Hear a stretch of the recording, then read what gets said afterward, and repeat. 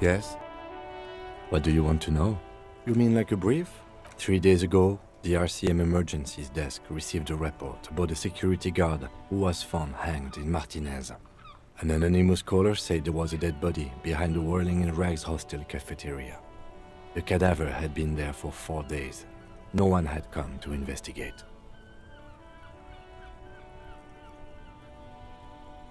During that time, the victim had been stripped of his belongings.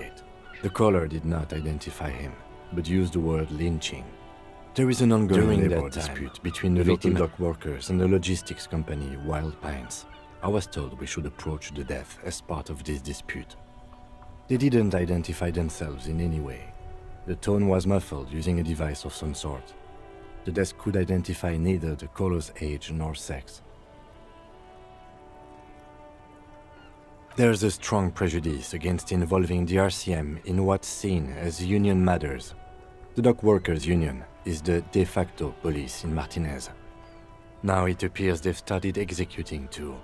We cannot allow that.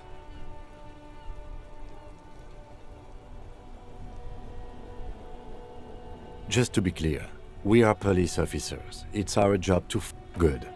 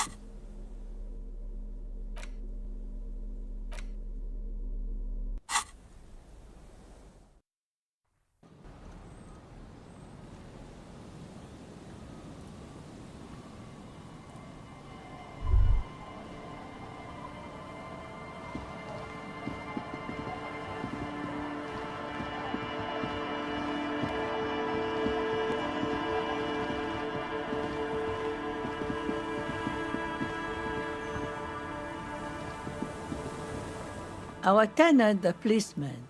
I hope the waves don't keep you up at night. What can I help you with?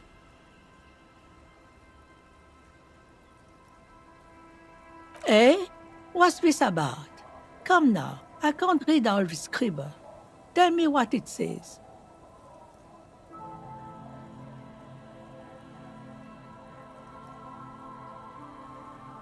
Huh, I might be half blind, but it looks like part of the village is gonna be a street.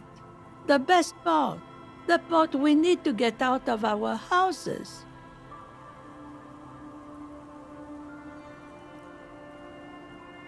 Have you asked Lillian about this? I won't even consider signing till I know she's on board.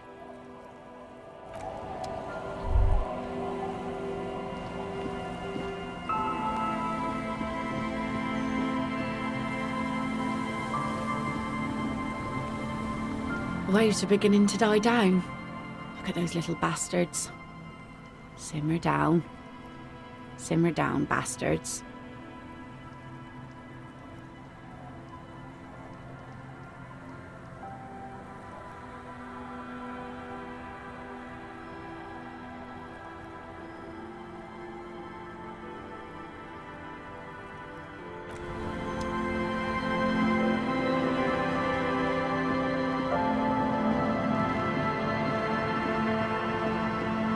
The scruffy-haired little boy kicks a stone. You're stupid.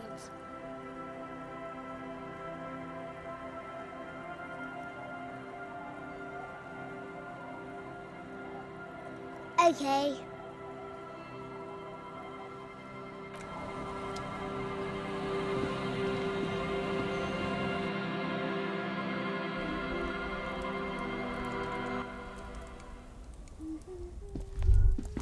Hello, mister. It's Lammy. He's my friend. Sort of. Like... Lambie is a stuffed lamb that, admittedly, has seen better days. One of the eye buttons is missing, and the fur is tattered in several parts. Yes. Very soft. Isn't he soft?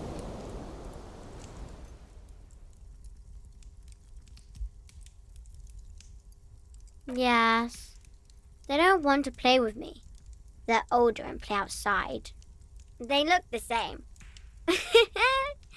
Sometimes I can't tell them apart. They look identical. Yes, I am. Little Lily. You know my mom? Uh-huh. Mom is great.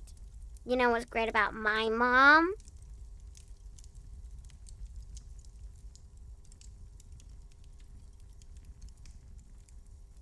Everything.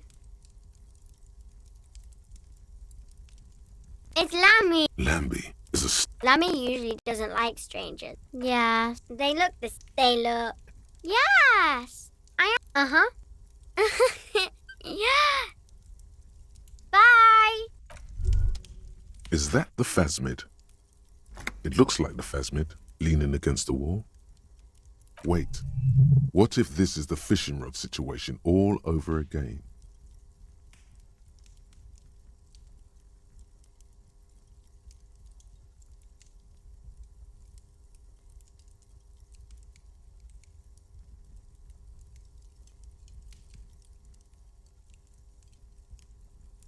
Fine. It's not a phasmid. It's not even organic. Just a fire iron resting by the fireplace. But where's your sense of wonder?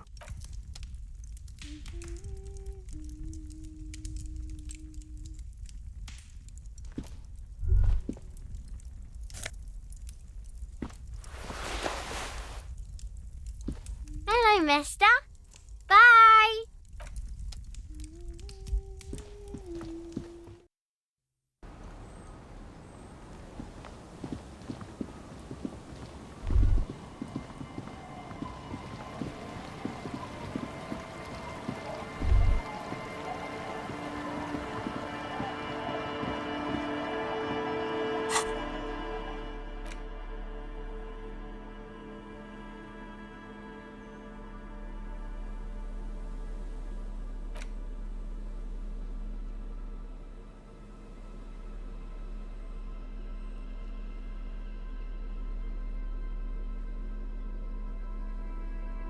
You take the legal documents out of the envelope, a 12 to 40 month construction period, and the zoning plan in the addendum.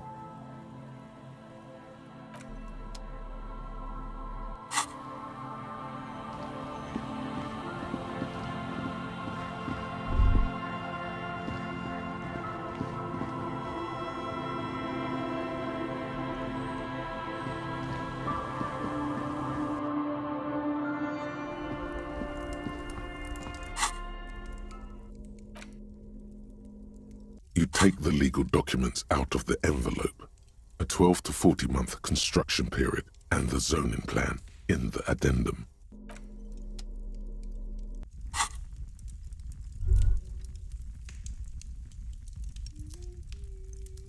Hello, mister.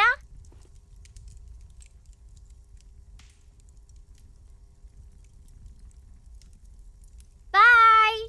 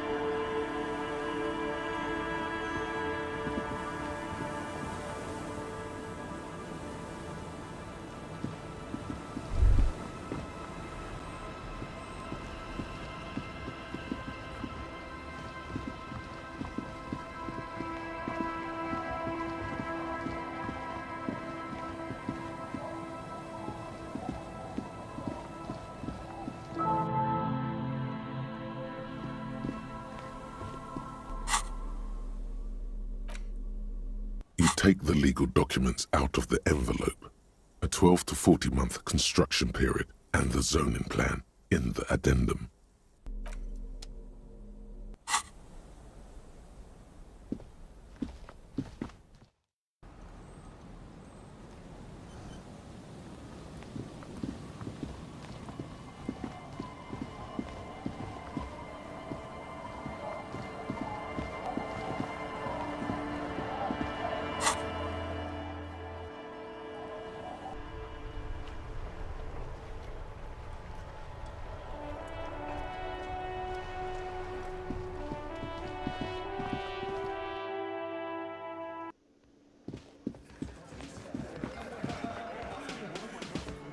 Looks like the circus left town, but the clowns are still here.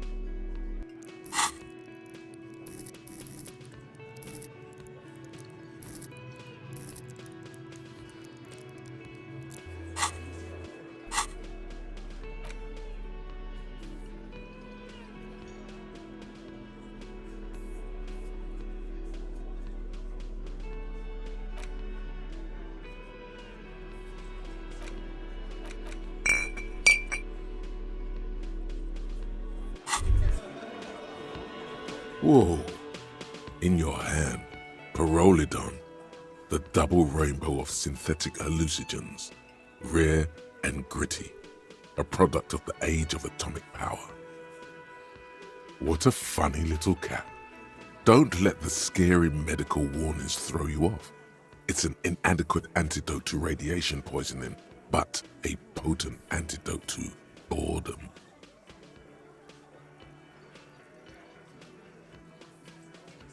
The container is warm to the touch, or is that just the anticipation? You screw the lid open and look. A little slit on the side lets you just slurp it up, like an oyster. Come on, slurp it. You suck a manly dose of the extremely chemical-smelling liquid into your mouth. There, it seeps into your tongue. When you swallow, it's already almost all gone. It tastes like many things, all melting into one conflagration in the back of your throat. As you look around, the world slowly exists as it did before. Only now, gentle flames lick at its edges, as though it were a photo burning. No, of course not really. It's just a metaphor. The effect of that otherworldly drop of liquid is slower, more subtle than that of real flames, yet just as warm. This warmth, it makes you want to share your discovery with Kim.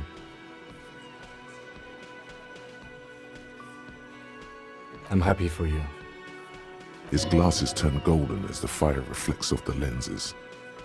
Once again, you are filled with the certainty. This man is your brother. Just don't mix it with anything, he thinks, looking you over. Thankfully, his sense of balance seems okay. Whatever, I'm not getting involved. Wow, Kim's badass. Or he's had a druggie partner. Whoa, that's probably it. He's seen it before. Look at all these guys go off like fireworks as information pours into you about the lieutenant's simple remark. I'm happy for you. Already you can tell you're going to be slurping a lot more Pyrrolidon. This stuff is going to give you insight into that little flickering light hidden in all human beings.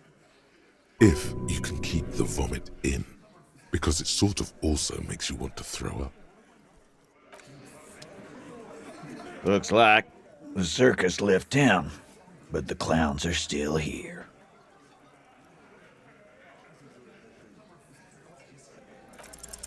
As you look around this room full of sweaty men, swearing, drinking, spitting out tobacco, does this look familiar?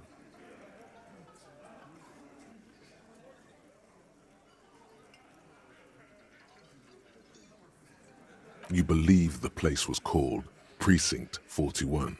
It was also filled with, almost exclusively, men, sitting on desks, talking shit and wasting time. Huh?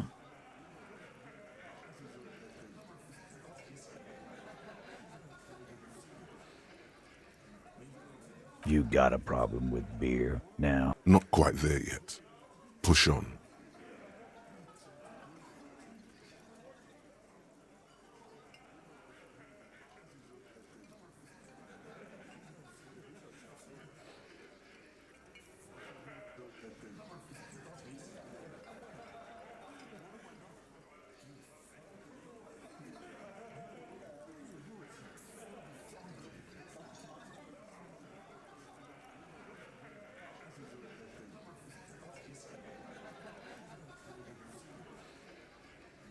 Speak for yourself, buddy. I've been running this outfit for 10 years now. You should have seen Martinez before it started. It was like jam rock now. They didn't see shit, man. Kids getting shot. We had 3 shootings a week. Fucking graffito everywhere. You cops haven't shown up since the 30s. Congratulations on the graffiti removal. All I see is you sitting around talking about Monica's titties while there's a rape victim. So what? What do you want from me? We took care of that fuck. Don't let him drink that. One more push, quick.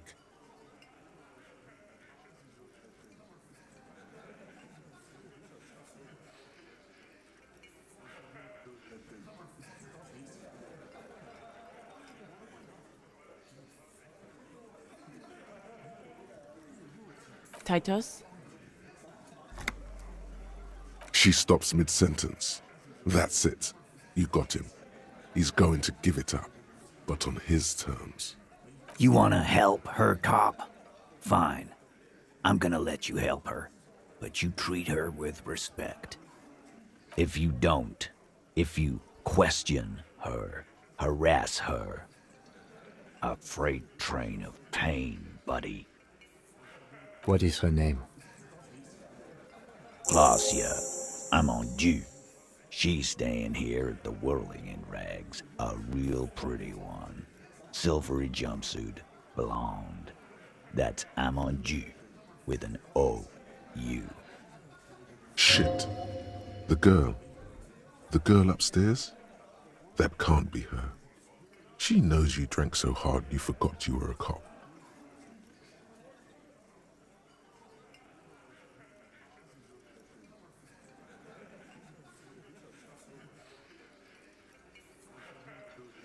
Yeah, blonde, tall, 2 rooms over from yours.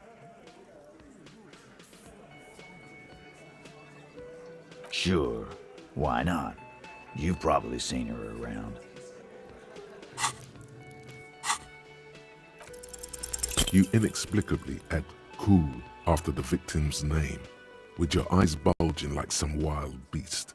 Your fingers are fidgeting and sweat starts forming on your brow as Titus looks at you oddly.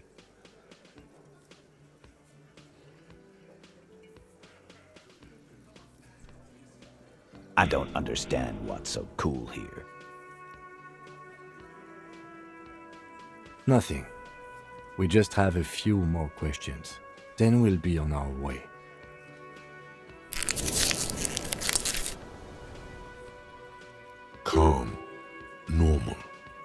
Try to forget this little hiccup.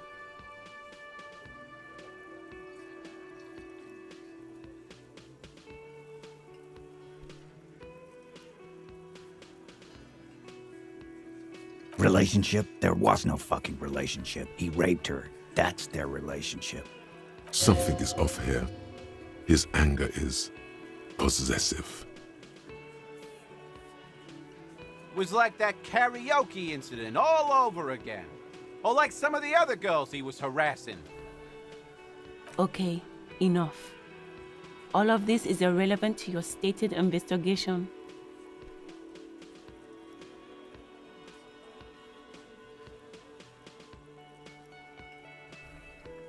He did it before we killed him. He's not gonna do it again. So what does it matter? It would help if we establish a timeline. All right. 2 weeks, maybe? I don't know. I need another beer.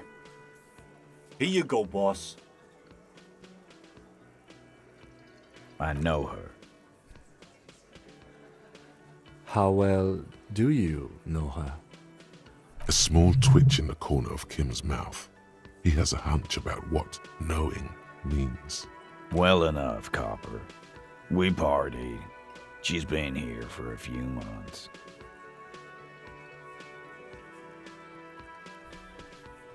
You mean Revachol? Nah. Our Miss Aranye disco dancer is an immigrant or a drifter of some sort. Been staying over here over the winter. Don't you give her any more trouble. She's just had some bad luck, that's all. Shut up, Angie. She doesn't need your help. Titus gives them both a look. They fall silent. What's with all the silences? It's like these guys don't know how to feel about this. You should keep picking at it. And what was up with the partying she and Titus did? It sounded fun. What do you think I meant?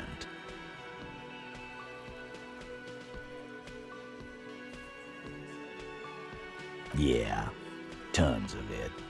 All the songs. No, we just fucked. That's all. I'm not gonna give you any details if that's what you're after. So put your dick away. He really went out of his way to seem comfortable with this topic. That's all you're gonna get for now.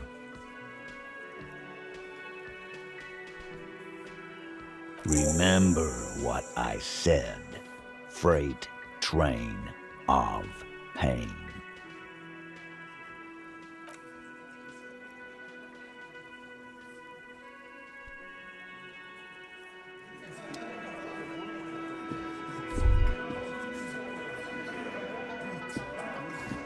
Behind the dockworkers, a ceiling-height window.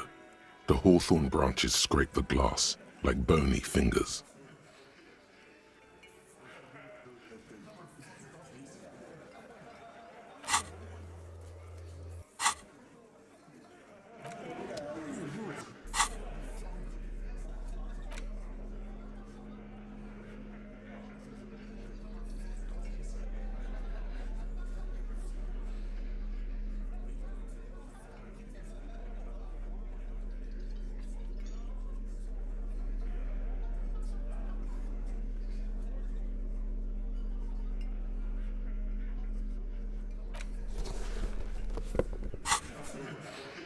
Behind the dockworkers, a ceiling-height window.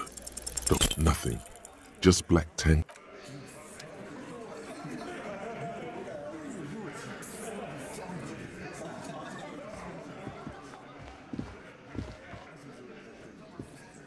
Officer, what was that? You looked strange when he mentioned the assault victim's name. Do you know that woman?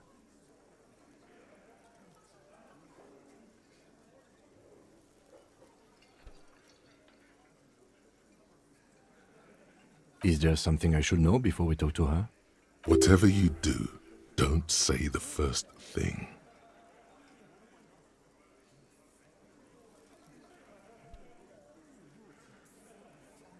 Understood. You were not in good shape on Monday. Okay, that's manageable.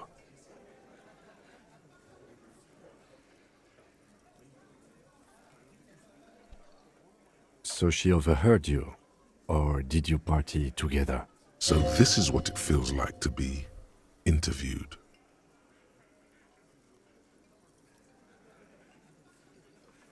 What if you do, but you just don't remember that you do? You'll get through it.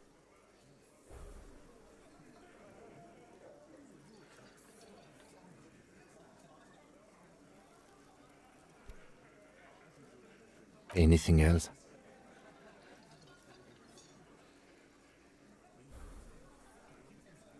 That's clearly your interrogation technique. Anything else?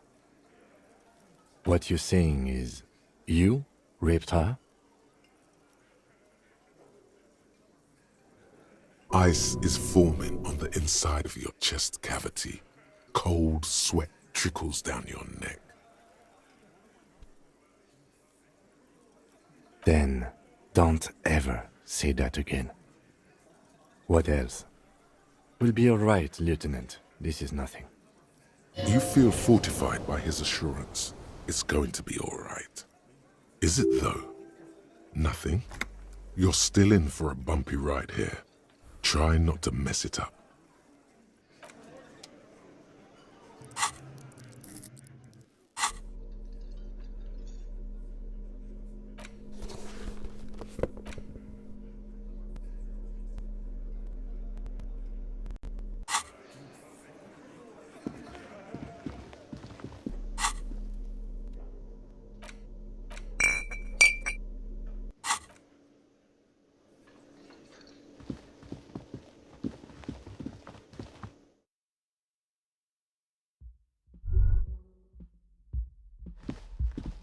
The door is closed.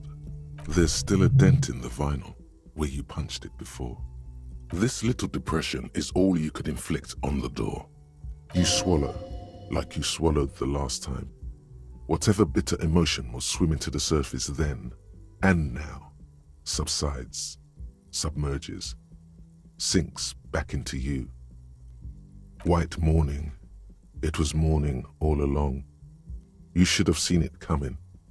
It was right behind her eyes. The words still echo in the hallway. The door feels cold. Who is it? This is the police. Can we come in? Come on up. The door is open. Sounds like it's coming from upstairs somewhere. You could snoop around before going up.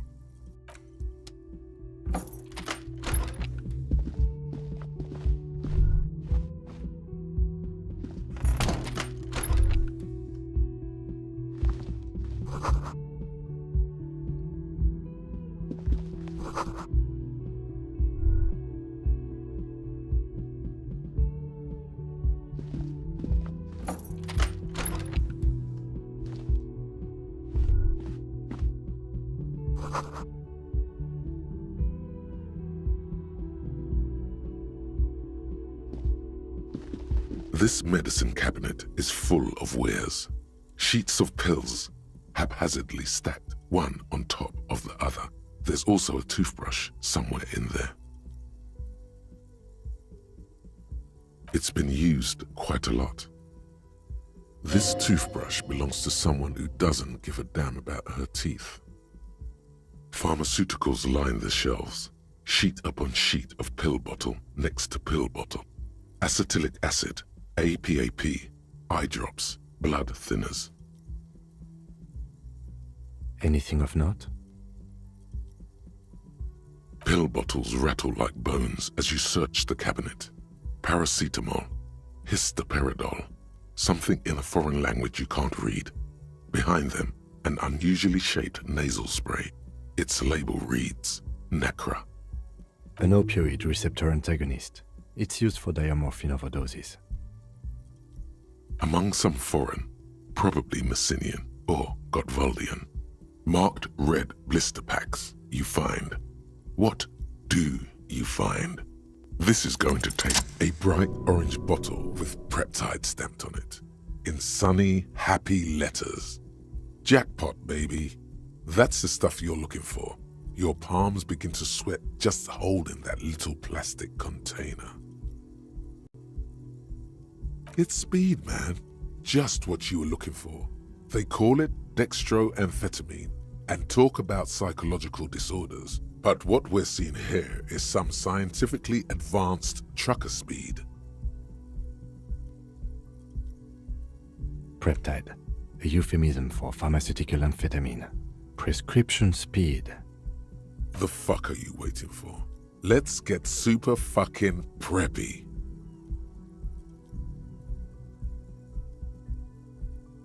The lieutenant looks toward the door as if he didn't see you pilfer that sweet peptide. He did, though. He totally did, and now he thinks less of you. Should have kept it sub rosa. Who cares, man? This medicine cabinet is stocked with drugs. Pill bottles rattle like bones. The lieutenant glances.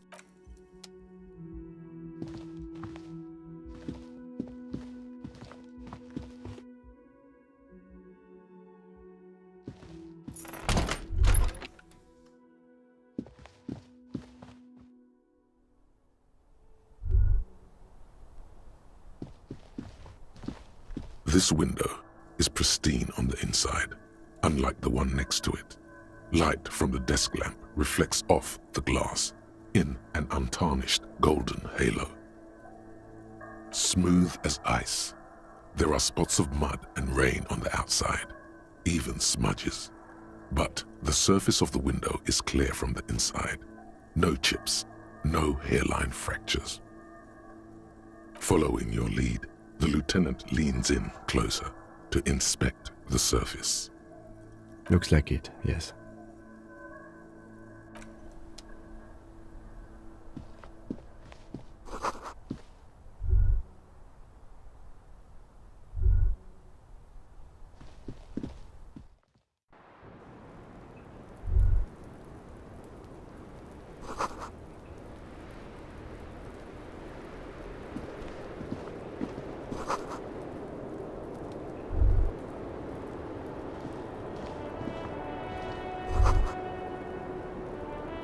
Just as you look at the flowers, a gust of wind raises them from the roof, picking them up in the air.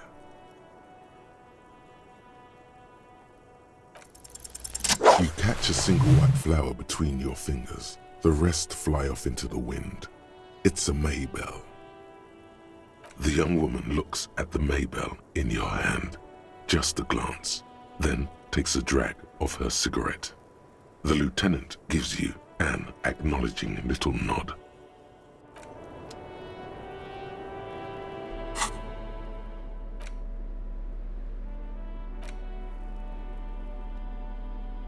Six crumbling petals rest on your palm. They're white, a bell-shaped crown. This is the Insulindian lily, called Maybells or Lucille's tears during the Revolution. Girls used to pin these on soldiers before sending them off to battle.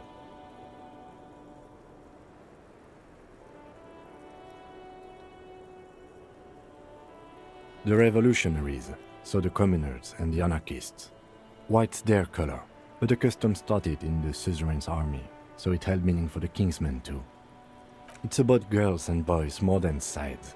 Girls sending off boys who are going to their deaths, then also dying themselves in the ruins from dysentery and consumption. It's a symbol of the Civil War. Yes, but not this early, not to my knowledge. It looks dried, preserved. Maybe, maybe not. We'll see. The petals feel dry and fragile in your hand.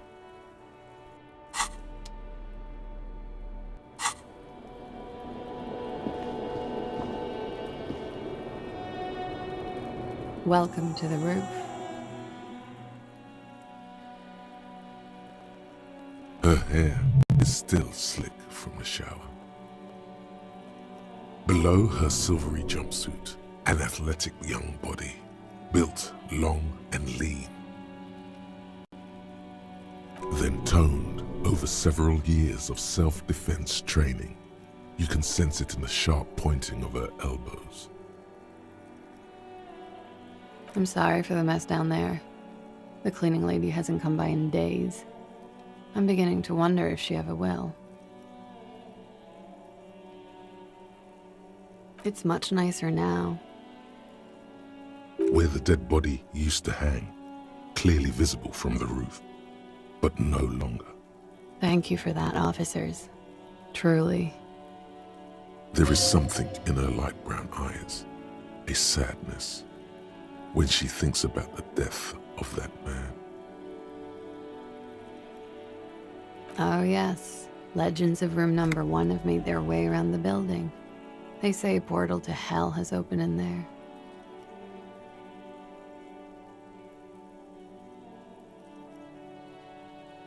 They also say that's why the cleaning lady quit, because of the infernum.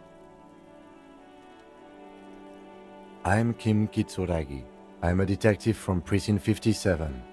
I believe you have already met my colleague from Precinct 41. Have I ever? This is the biggest fan of ostentatious orchestrations I have seen in my life. And I have seen a few. Oh yeah, life gets hard, but we go on.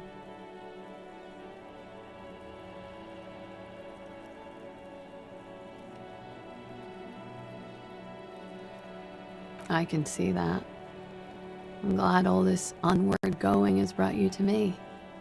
Miss, we are investigating the murder of the man down there. The people who put him there have asked us to talk to you. Huh. I see.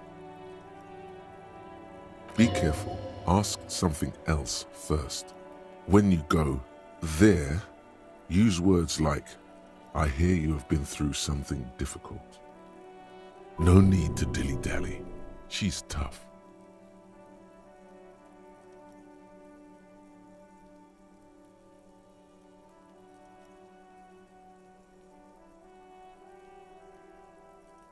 Good on you, boy. She can take it. Clasier Amondu. Vredefort, Republic of Oranje. A bad memory, officer. Of lilacs and lightning. Parks, glass. Duraluminium. Vredefort is a conference city. It's always autumn there. A night. At least it was for me. What's so bad about that? Nothing. If you're no longer there. The conference centers are filled with people who get angry at you if you do something wrong. Sooner or later, everyone does. I'm 28.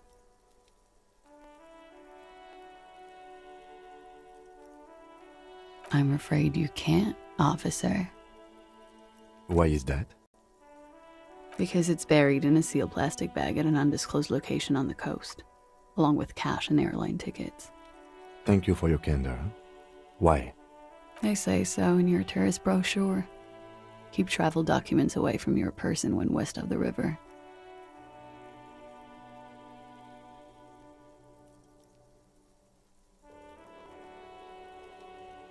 Look, officers, I like this place, but I don't want to be stuck wandering the city like a ghost after being robbed of my travel documents.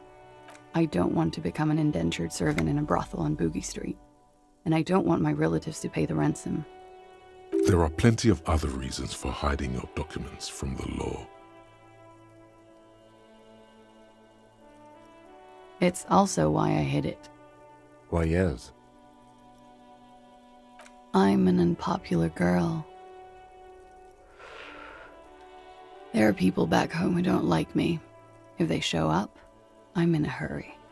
The kind of hurry where you can't afford to not find your documents. But don't worry, this has nothing to do with your investigation. I would love to change the subject. It's not important. Unless I'm some kind of suspect. Phew. Playfully, she doesn't seem to be overly distressed, or distressed at all, really. If I were to lie to you, I would come up with a more mainstream name than Clausia Mondu. Okie dokie. Something stupid. Oranese lit. Oranese literature. It's what I studied at the university. Fear of failure, fear of death, how it sucks to be Oranese.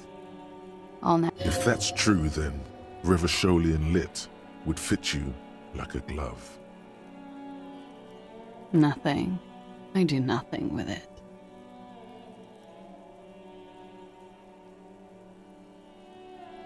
Cool.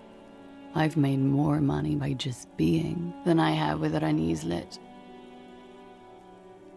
Many things. A roller skating instructor, a secretary, Miss Oranje 37. It's the world's most tired smile. Miss Oranje, now there is something you should linger on.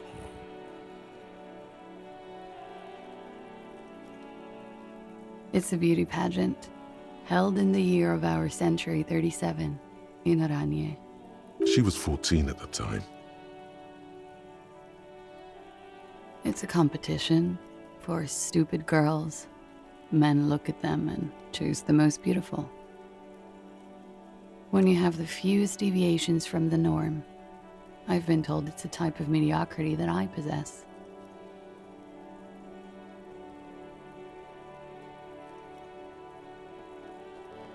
Yes, and for that I got a crown and a sash, and a scepter, and a scholarship to study Oranese lit. Indeed. Her voice is indifferent to the number.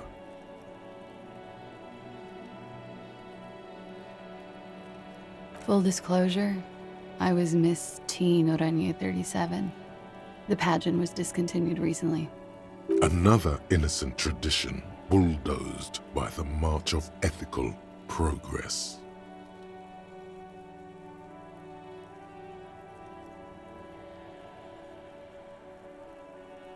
The record, so official.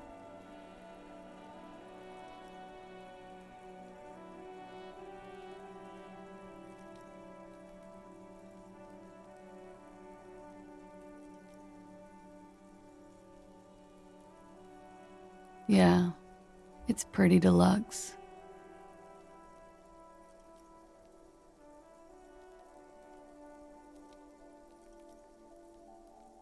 I'm wintering. How long have you been staying here? About 4 months. I came in November. Here in the Whirling, here in Martinez, or here in Revachol? Because it's the funkiest building in Martinez. And because all the other buildings are bombed to hell.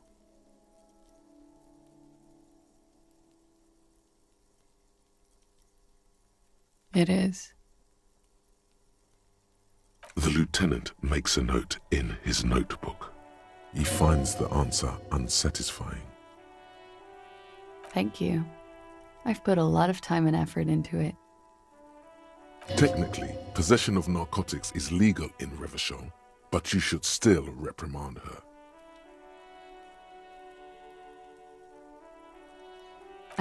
What did you say?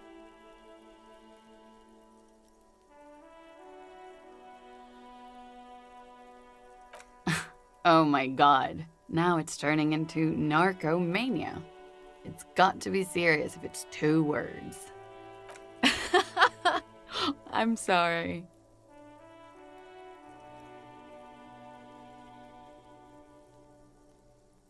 Comes in handy when you've done too many opioids.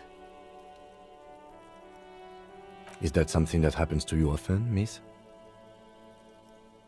Better safe than sorry. Oh, yes. One of my favorites. It cures many ailments. Like not being able to stay up for 36 hours, not being happy. It cures those ailments. It's just a merit speed molecule, basically.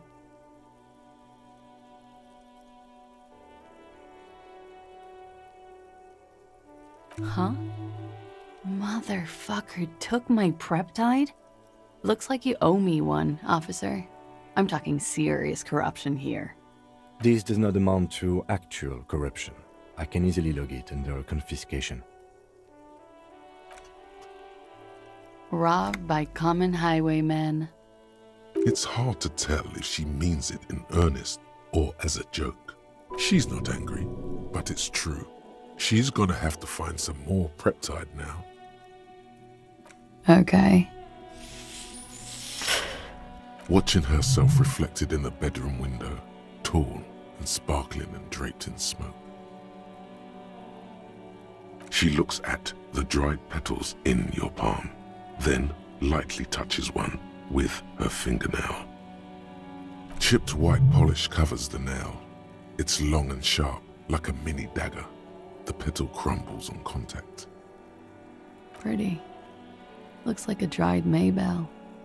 Is that the one you caught? Sambo style? Why was there a flower on the roof?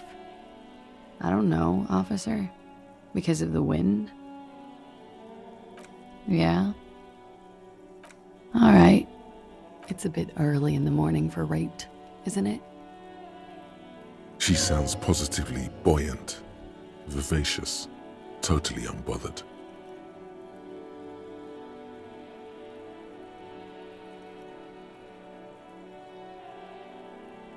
She looks around. The sun has risen over the sea. People are rushing to work below. It is.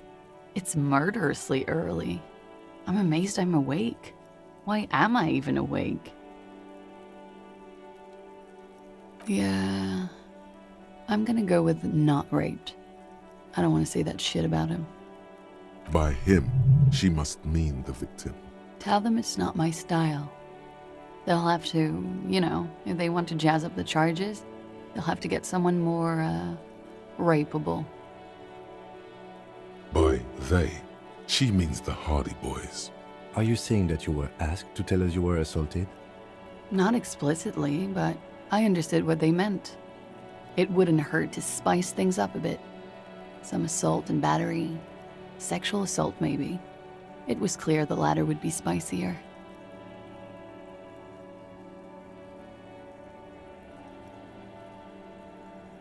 Pretty much. Warming them. She must be very cold and exhausted of this life. I'm 89% sure.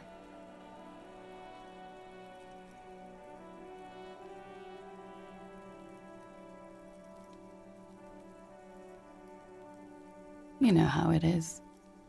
Do you? Maybe you don't.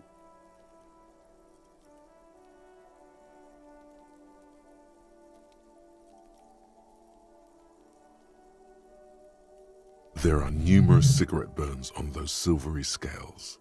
Easy to see now that you're closer.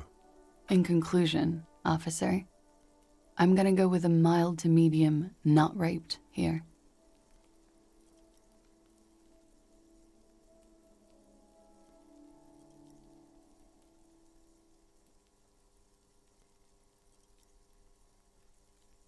Serious.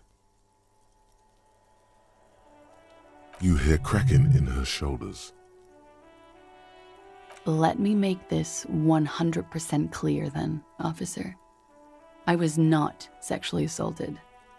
Would I be this flippant if I had been?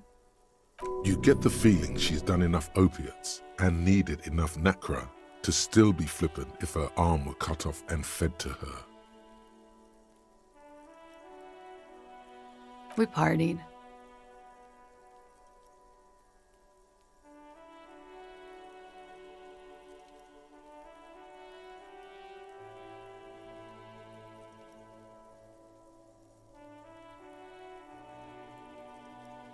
With all due respect, sir, I think we partied a little harder than that.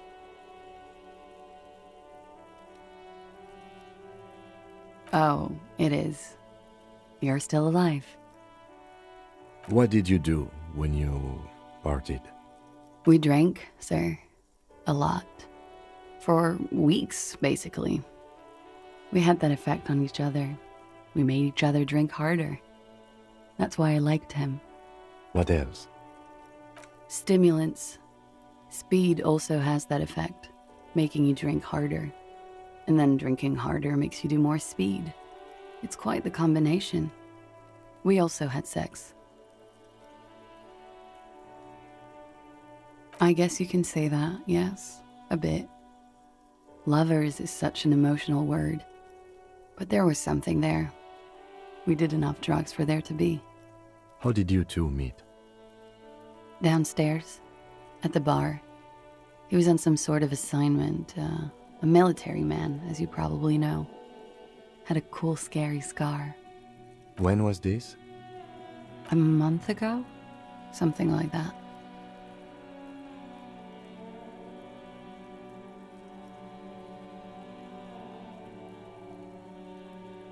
Oh yes, I've had a great view. From the roof, out of the bathroom window, in my dreams. A bitter cringe. It hurts. You look to the lieutenant.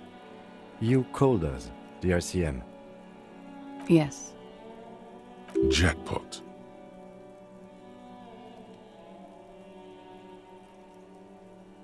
I made it. And I would appreciate it if you didn't tell everyone. In Martinez, they call it snitching. Reporting crimes is confidential in Ravachol, miss.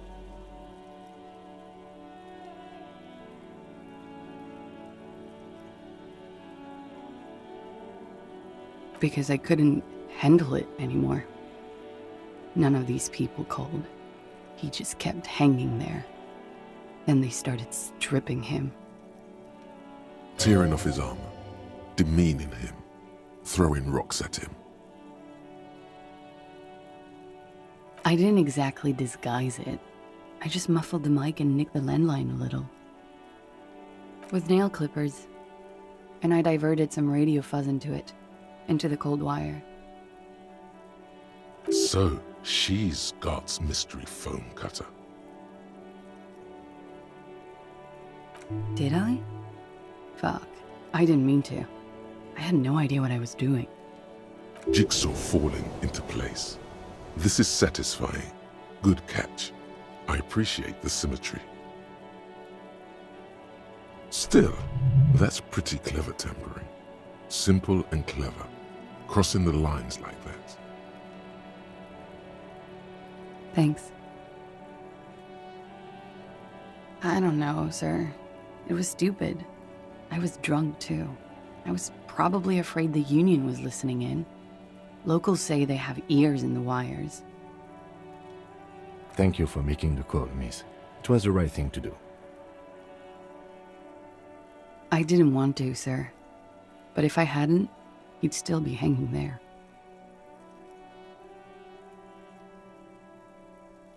I'm sorry, I can't do it. Not right now. Later, maybe. I keep seeing him, like he is now. I can't talk about his, I don't know, hair. I know it's difficult, miss. We can return to it later. He had something to do with the strike. One has been roiling since I got here. Rotten timing. But you probably know all about it. And his role in this strike was what? I think he was in a security detail. He was ex-military, worked for Wild Pines, and against the Union. We didn't discuss work much, if you know what I mean. But I understood it was dangerous. And they lynched him for it? She nods. They're frequent guests. Downstairs, they have a booth for Union members. They're probably down there now. Over drinks. It's been a long, boring winter. A little, yeah. Like you partied with the deceased? No, not as hard. I'm sorry to have to ask this, but have you had a physical relationship with any of the Hardy boys? I have. Which ones, sir? I don't remember precisely. Titus, obviously. But as I said, it's been a long winter. She breathes a silvery sigh of relief and weariness. The air on the roof feels humid. Should we head by downstairs, officer? We may have things to discuss there. She nods. Silvery cigarette fumes disappear into her mouth. Not my favorite topic, but how about we, change the subject to something more lighthearted now? Why not? You made the right call there. It feels good. Pure. I'm talking about your zero-tolerance policy toward the mania of narco. You're in the right there. Powerful stance. Would you like to take it up a notch? Would you like to become an anti-narcomania zealot?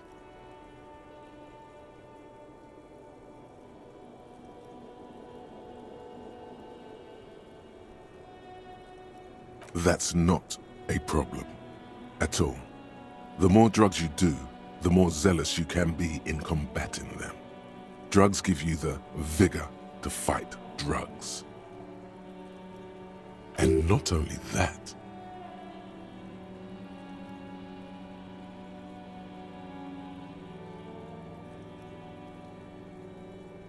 yeah, sure.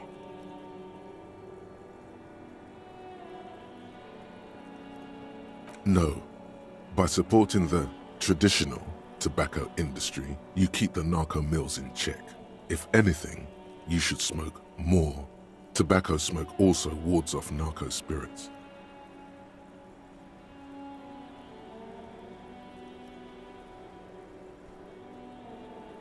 That's good to hear.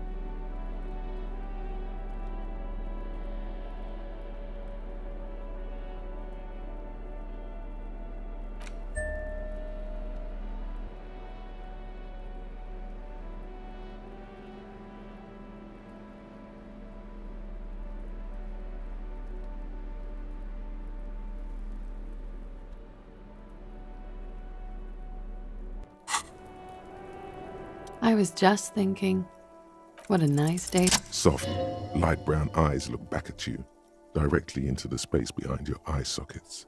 You see the smoke rise from between her painted red lips. She's beautiful. I have bad news for you. You know these guys? Who, me? Yes, he's talking about you, you sinewy idiot. You too. Me? What have I done this time? These guys are compromised. She's got them singing along to her tune. The little bleeps and bloops you trust for info, you can't trust them anymore. Believe it.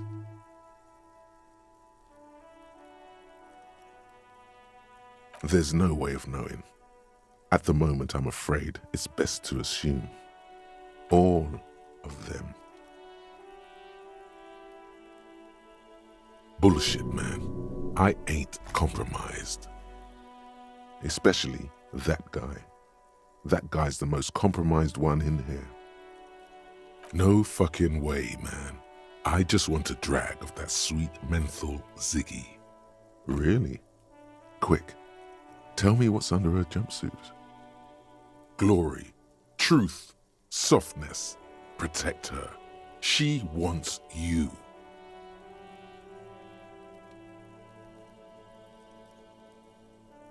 How it always does, through subtlety. There's nothing you can do about it. You are how you are, and she is how she is. Things will go as they do. No. It's better to know you're being played than to be played without knowing it, is it not? I think it's safe to assume, yes, Mr. Thespian here hasn't been speaking up. If he were, I suspect there would be paeans to her truthfulness, like this. She is a lady, most fair and just.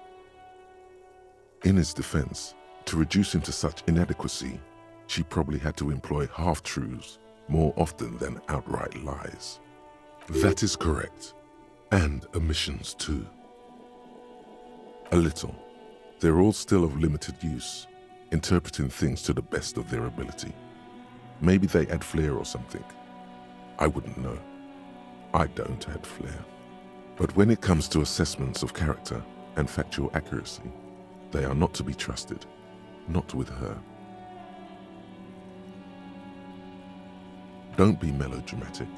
You can trust them, just not with Miss Orange Disco Dancer here. You can't draw a sound conclusion. The one he usually does says, she may want to control the information rollout, not to become a suspect. See? It's oddly moderate, probably compromised.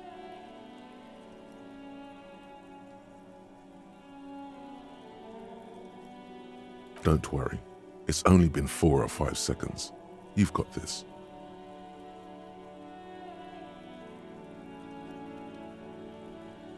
For a second, her face disappears from your cornea. Only a silvery negative remains. Still smiling, a tired smile.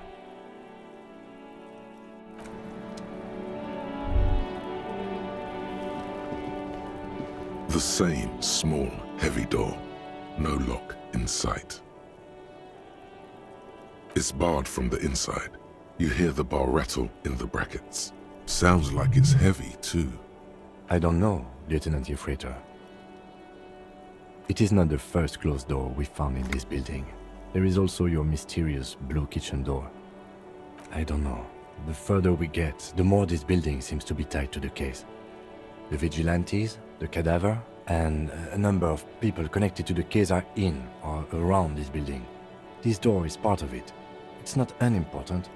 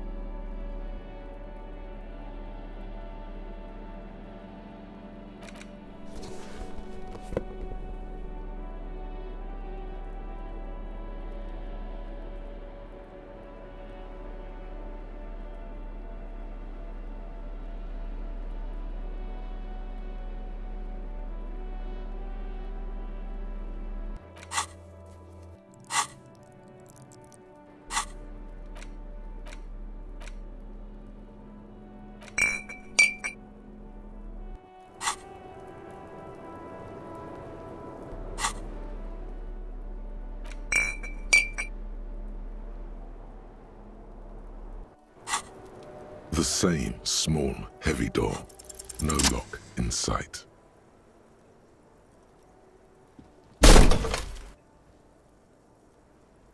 Something cracks inside. It is an unbelievably satisfying sound. Nice. Filling you with a belief in your own body. Sounds like the property damage wasn't in vain, at least. Would it hurt to look in? I don't know about that. It totally was.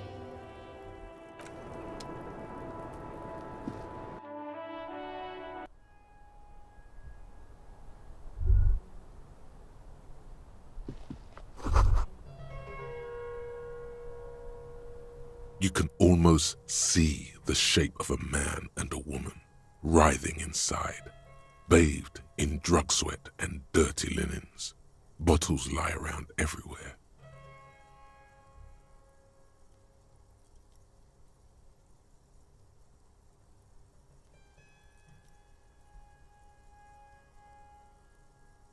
You lean closer to the peephole instinctively.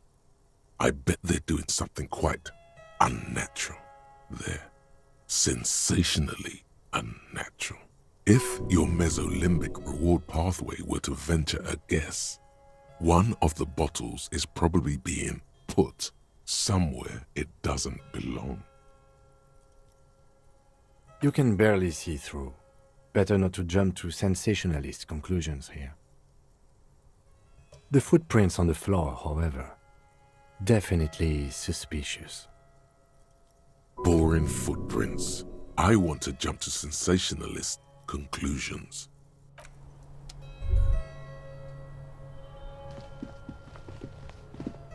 You clearly see footprints in the downy carpet of dust covering the workshop floor. Jackpot. These, unlike everything else here, are new. 3 weeks maximum from the dust coverage. It could easily have been 1 week too. You know, officer. This is good. He likes it. There's a little smile there, in the dark of the workshop. This isn't bad at all. It was a good idea to see where that door leads. Commendable work bringing us to this place.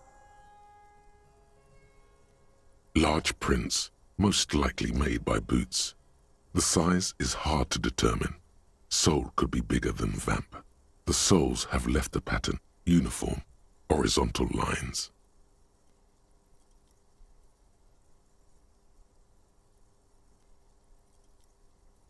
The size looks about the same, actually. They're not the same shoe, but they could be the same person.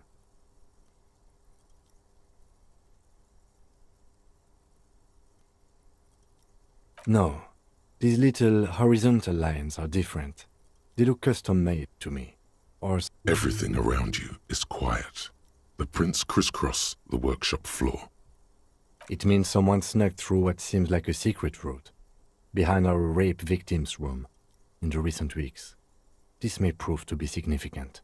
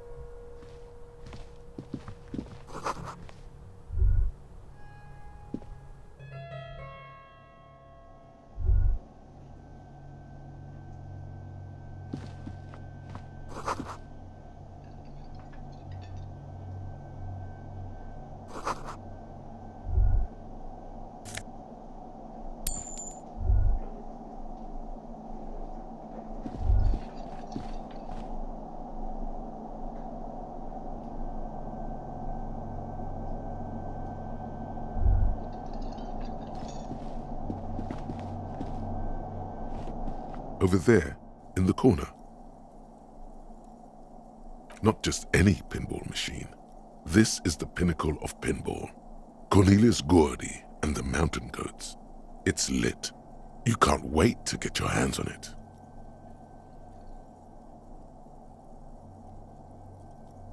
The pinball machine. Gordy's Goats, a classic.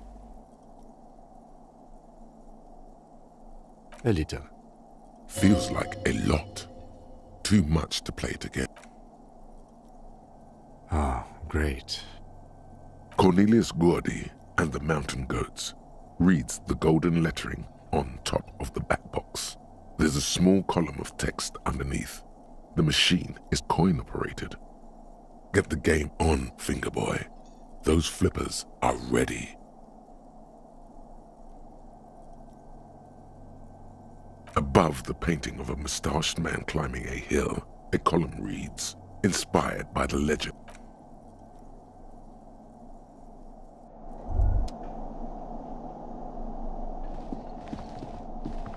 This small elevator is dimly lit by a bulb that's been glowing for ages. The latticed cage is open, inviting you to step inside. Smells of nougat and sweat. Your head brushes up against the ceiling. There is a control panel to your right, and just enough room for 2 people to fit in. The maintenance card under the control panel reads, Last maintenance, 10th July, 88. This elevator must have been used to transport pinball machines to and from the upstairs workshop.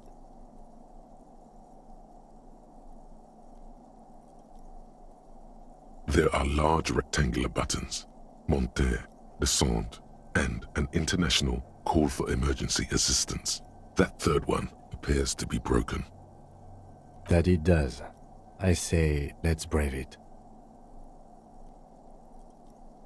No, it was maintained in 88 of the previous century. No, I think the bureaucrats just forgot about this backroom elevator after the revolution. Seems so, although it's pretty quaint for a freight elevator.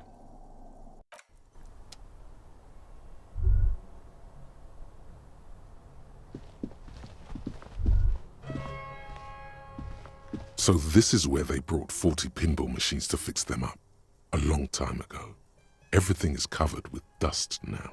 The lieutenant looks around the dusty, crowded room, inspecting the tools on the shelf.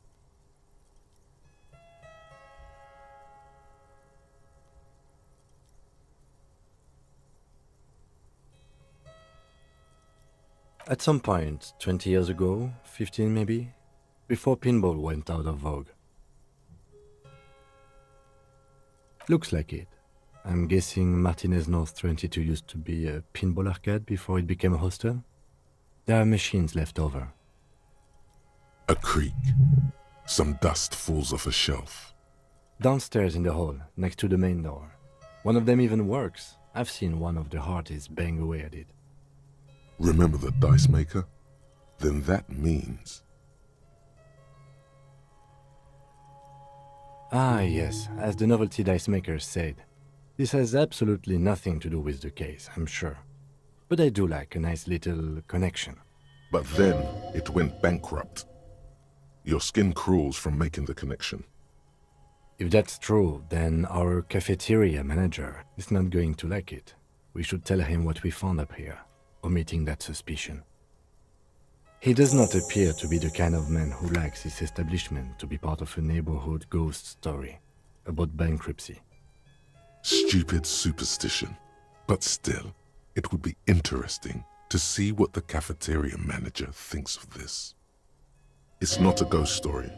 It's a curse, and God ought to be made knowledgeable so he can perform counterspells.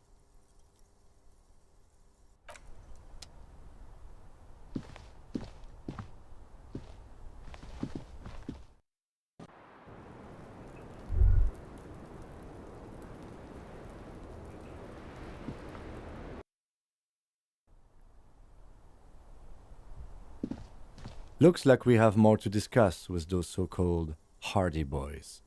Half their reasoning just went out the window. Nothing will make them respect the RCM, but it will disrupt the game they prepared for us. We just stripped off one layer of whatever it is. Her decision to not corroborate their story was definitely not part of the plan.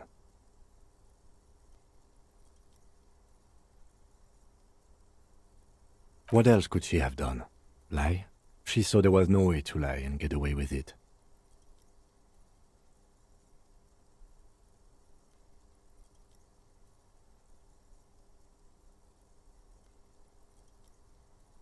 If not you, then me. It was a smart move from her.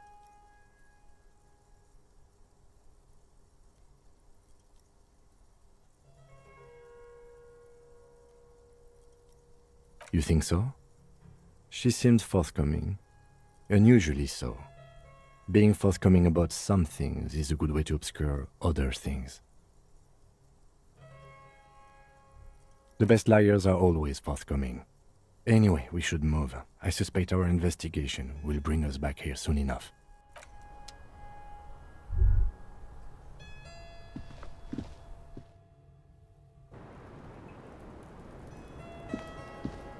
Officer?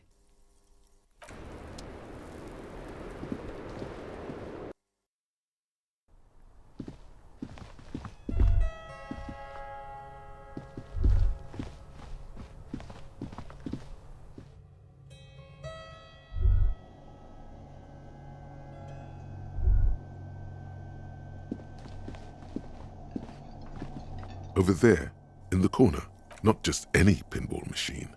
This is the pinnacle of pinball. Cornelius Gordy and the Mountain Goats. It's lit. The pinball machine. Gordy's Goats, a classic. Ah, great. Cornelius Gordy and the Mountain Goats reads the golden lettering on top of the back box.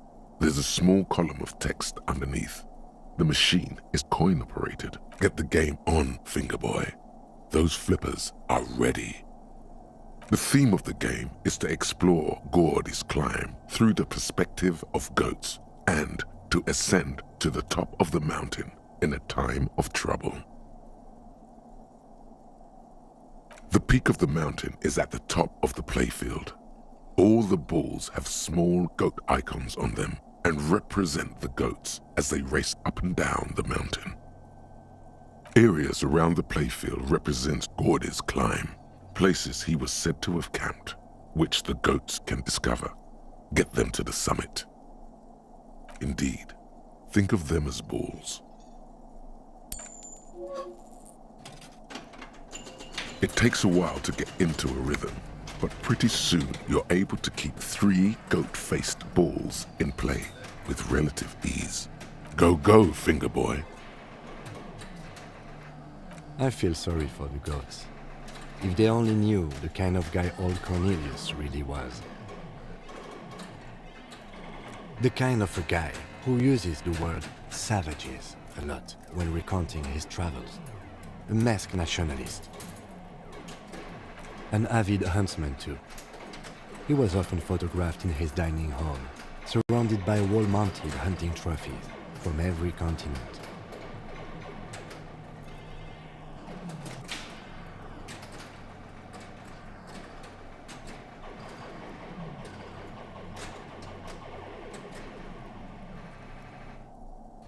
He also hit his wife and kids, other people's kids too, sometimes pets. Hateful little man. But you seem to be having fun. Your game is definitely improving. The jolly goats are flying all over the board, and although a few plummet to their deaths, you're never left with less than 3. Suddenly, a special passage leading to the summit slides open at the top of the board. This is where the balls need to go. Maneuvering a goat ball into a position for a perfect hit isn't easy. More fall to their deaths. But finally, the opportunity presents itself. One of them gets through. The words "Pale Rupture" light up on the speaker panel, and the machine starts filling with a thick, milky fog. Something's happening. Congratulations. This is where the game ends. It's a cheap way of getting more money out of the players. A stupid, nihilistic finale. There's so much fog, you can barely see anything. Some is actually leaking out of the machine, and one by one, your goats start slipping, disappearing into the milky nothingness. This can be navigated. The balls leave almost imperceptible disruptions in the fog. Use them to calculate where they hit next. You're down to your last goat, going mostly by sound. Eyes are useless at this point. But that goat is... I am. I've seen it before. Played it too. You will eventually make a mistake and then it's all over. How, if you can't even see it? The last goat plummets into the fog with almost suicidal glee. There goes nothing, finger boy.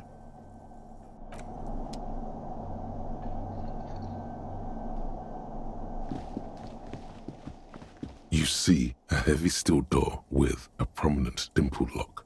It's painted blue. There must be a key somewhere. Probably somewhere in the whirling.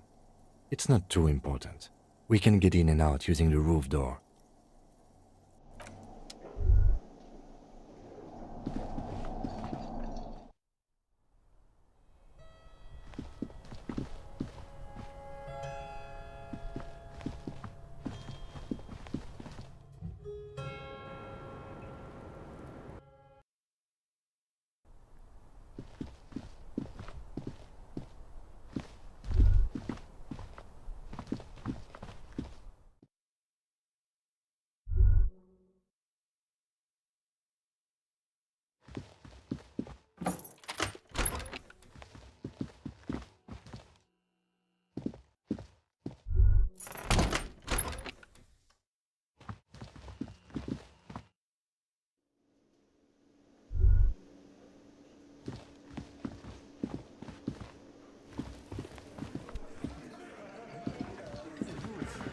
The clowns are still hanging around.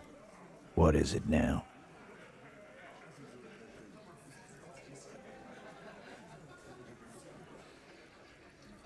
Again? Seriously, man. Fine. Fire away. You don't know her. Not the way I do. Yeah, whatever. Fuck! I knew that fucking whore couldn't be trusted. For the record, Titus Hardy did not explicitly specify the victim as a whore, nor did he say anything about trusting her. Oh, shut up and stay out of this, Liz. He raped her. He was out of his fucking mind. You have no idea. She's just in denial, asshole. You don't understand the traumatic experience. She's shutting down, and she doesn't fucking trust you. Yeah, she's crazy, you know. A crazy bitch. You know the type. She's fucked up. This is a diversion. Stay on track.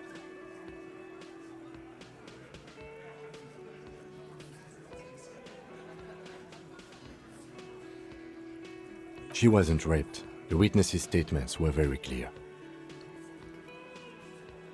Lawman, I'm at the end of my goddamn rope with you. I fucking told you not to push her.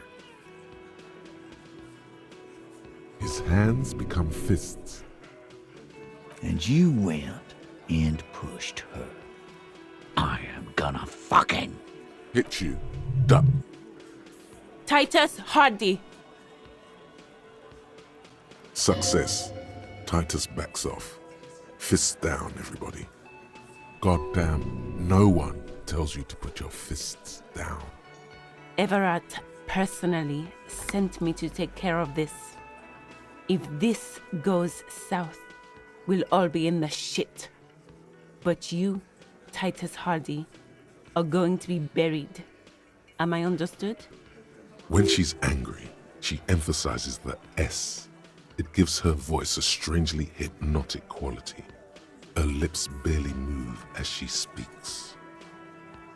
Frankly, it's a bit terrifying. Someone has to rush in to break the tension. The second in command. Look, Copper. We know that that fuck was a rapist and a killer. We got him confessing to it on tape. Show it to him, T. What's the harm, right? Here, jerkwad, listen to this shit. And then come back and tell me the soldier of the apocalypse was an innocent man. This is their last play, this tape. Their story is in tatters, a mess. It might be nice to listen to, but at this point, you don't need to. You think we go into this shit deaf and dumb? You RCM aren't the only ones who know how to bug people. There's no university degree for that. We have machines. We're in logistics. How do you think a harbor works? It's advanced stuff. Understood? You've listened in on their communications. How long? Since way before their chief started taking swing lessons. Things got nice and quiet after that. It's not advanced. You just hold up in a coop all day, writing down what they say. It gets hot as hell in there. Don't put yourself down, Angus. It's important work. Yeah, man. You're like a radio genius or something. Those notes are some in-depth stuff. Don't forget your tape, lawman. Compliments of Titus Hardy. You do that. Oh.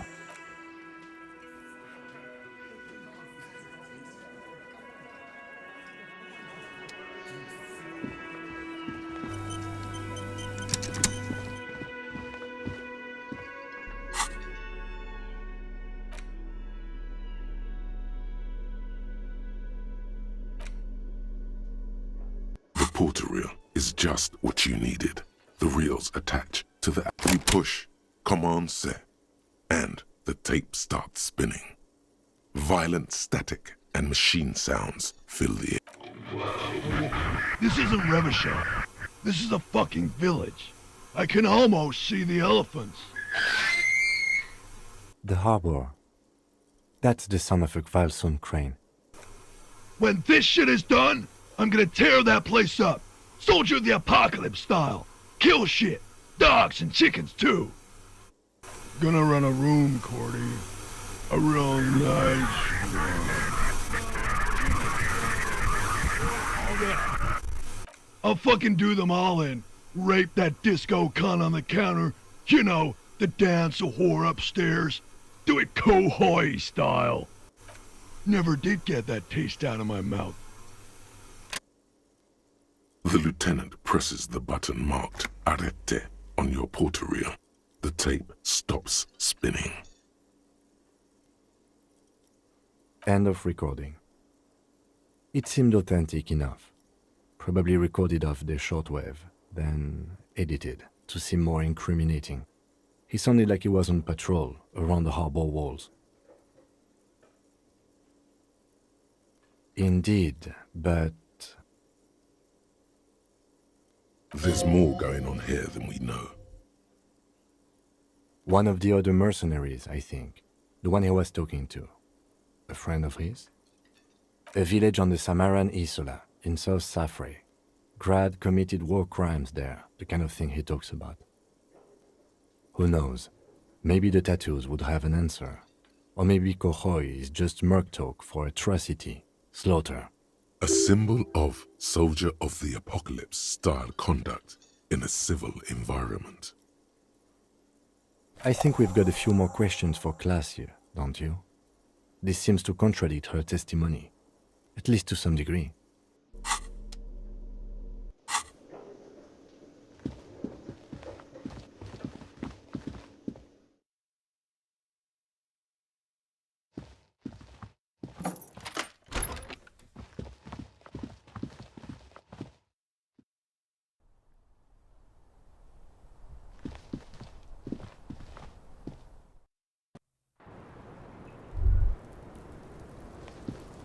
Officer, what brings you up here in the rain?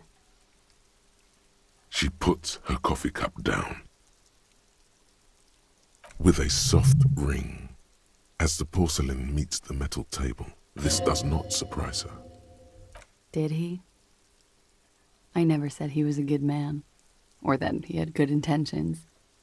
Only that he was never bad to me. She doesn't care. If anything, she sounds amused.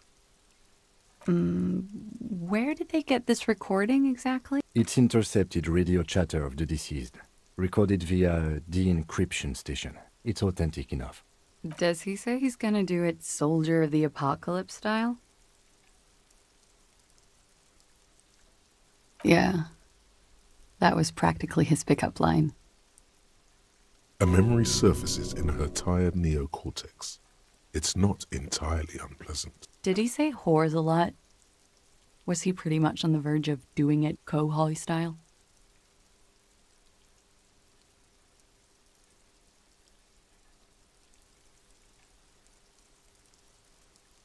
He wasn't actually there. He didn't do a tour, or at least didn't tell me he did. Would have been overkill anyway. He lived his own little Kohoi. It wasn't his everything.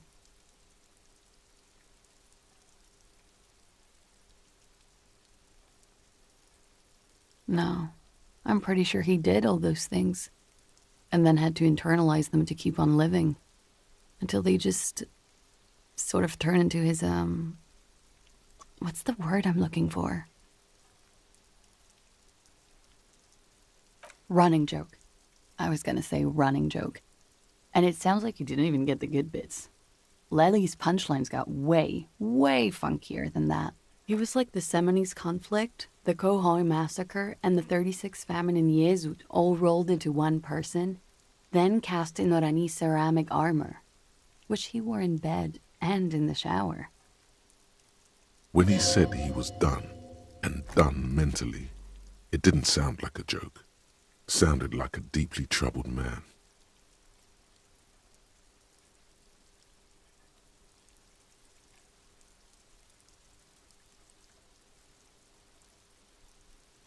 We're all scraping up any happiness we can find, officer. Going around with our little scouring sticks. You, your first love, Mr. Kohoi here. Did he tell you he had actually done any of those things? He and Martinez, I mean? No.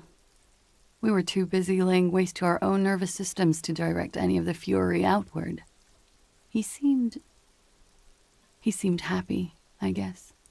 At ease. As much as a man like him could be. What kind of man was he? Before you go, ask for details. She seems okay to talk about it. Thank you for clearing that up, miss. Whenever you're ready. I'm interested to hear what Titus Hardy has to say now. She takes a very small sip of her coffee and smiles.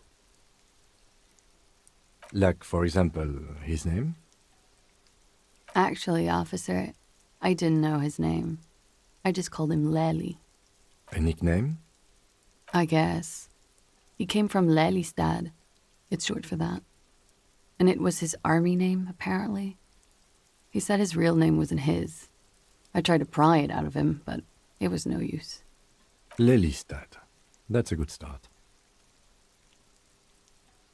We have a few questions you can help us with. A few things a field autopsy alone can't answer. The young woman cranes her neck, trying to catch a glimpse of the page the lieutenant passed to you. On it is a list of autopsy observations recorded neatly in blue ink. The last missing pieces of a puzzle of flesh. In Oranje, officer. It's, I think municipality is the term. A nowhere town there. You were almost right, officer. That means his race was Occidental, not Mondial. I'll update the form. Yes. We were compatriots. Did that bring you together? No. He was too old for that. And from another part of Oranjenrek. I didn't even understand his accent. What brought us together wasn't Oranje. It was bad habits. Sex, alcohol, speed, probably also sildenafil. No love for Mother Oranje. But wasn't he a soldier? This could be worth pursuing. The young woman is smiling, still, about their bad. He was 42. 42? Are you sure? I would have had him above 50. He had many scars that made him appear older. But no. We even celebrated his birthday, like, some weeks ago. It was a funny 2 days. He had little reason to lie to me. Looks like you were right, officer. Points are good. Have one, you old dog, before we all die.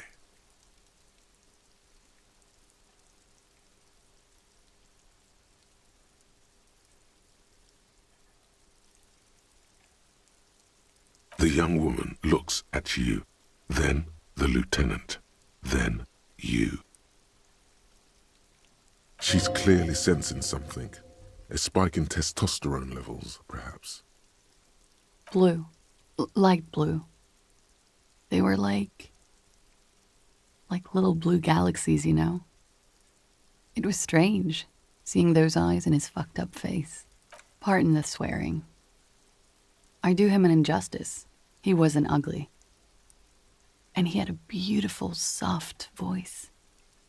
Very surprising, what with all the scarring. It was quite something, watching him speak. He had a combat wound on his chin and mouth? Yes. Severe. It made him look like half his face was cracking away in some strange smile. That and those eyes. It's clear she was very much attracted to him, and still is.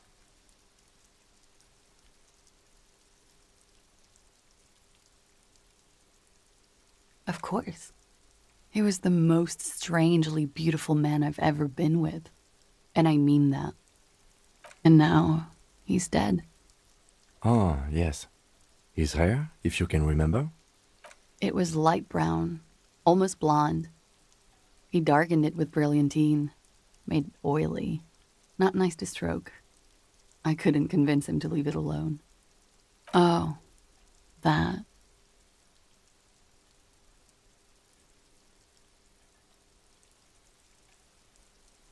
It was a map of his life and the places he visited as a soldier.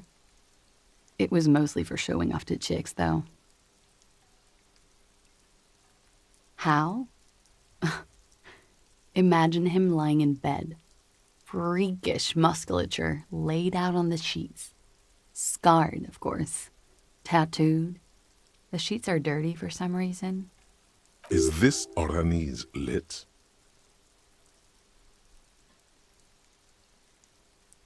Yes.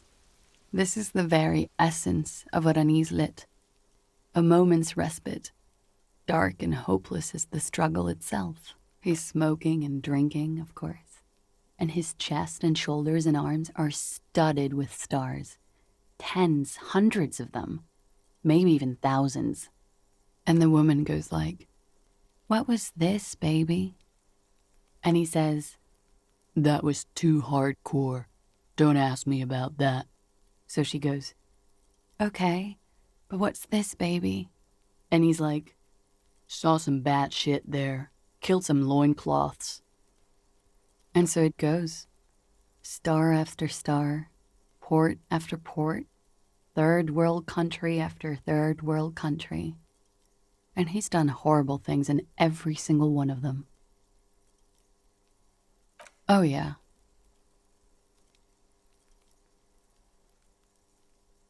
No, thank you.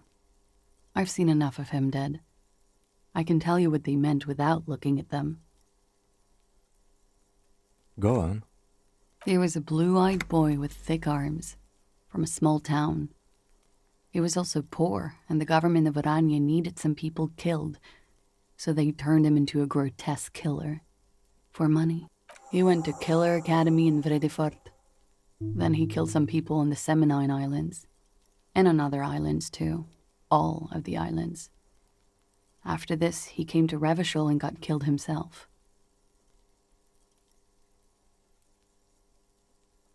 Change of topic, perhaps?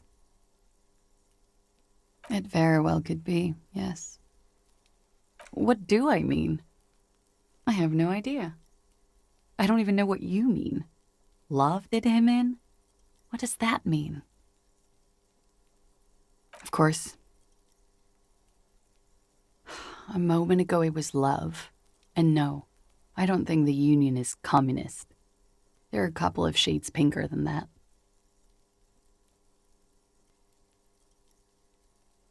They're not hardcore in that way, is what I'm trying to say. What are we talking about anyway? This politics shit is a lot in the morning. Is it even morning? I think she's just tired. She doesn't know what you meant by that. And can you blame her? You could blame her, a little. It was a pretty straightforward question that she refused to answer. The lieutenant blinks. His expression does not change. All right, let's see where this is going.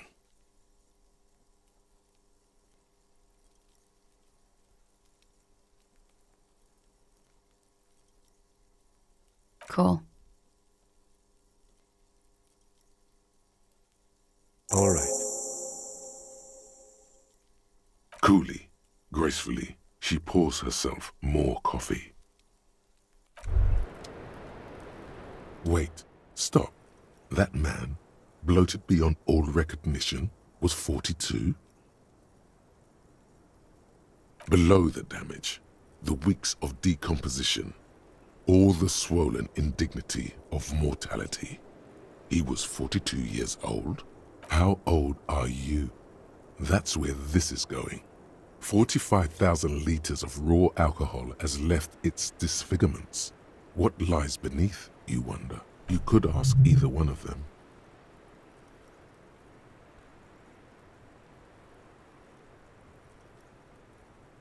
Huh. How old do I think you are? She's buying time to formulate the best answer. Look who's finally awake. I don't know. 40? I was like 9 when OO peaked. That was what, 19 years ago? I liked them when I was 9. You couldn't have liked it when you were 40. Let's say you were 20-something. 25. A good disco age. 25 plus 19 is 44. I'm gonna say you're 44. Wow. Look, at the end of the day, age is just a number, you know? Yes, miss, but for him that number is 56. Wait. This requires scientific measurements. To the laboratorium.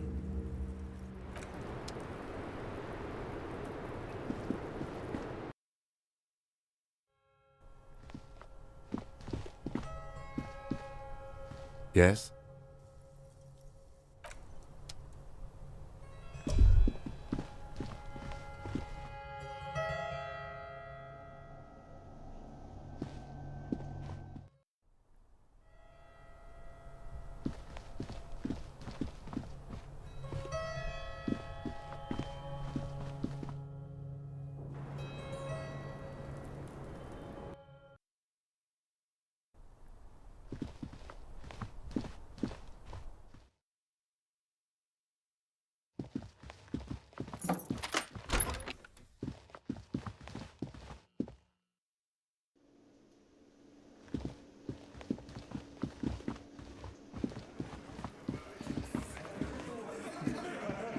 The clowns are still hanging around. What is it now?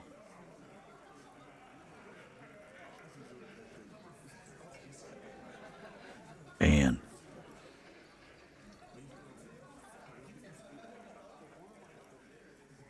The fuck do you mean you'll get back to me? No. Tell me she said she was raped. He completely blew his fuse there. The calm act is completely gone.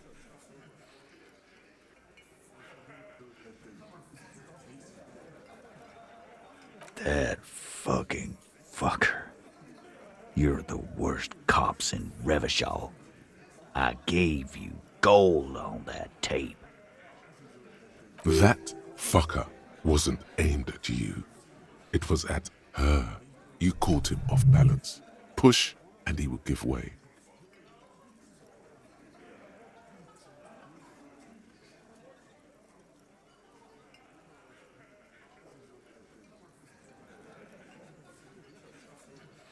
Dark. Dark is when you start a goddamn death rock band. He said he'd rape her. What did she have to say then? Fine by her?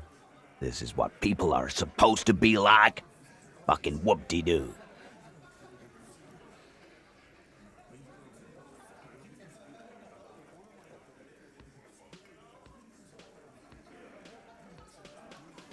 Yes, In fact, I think she thought it was a little funny.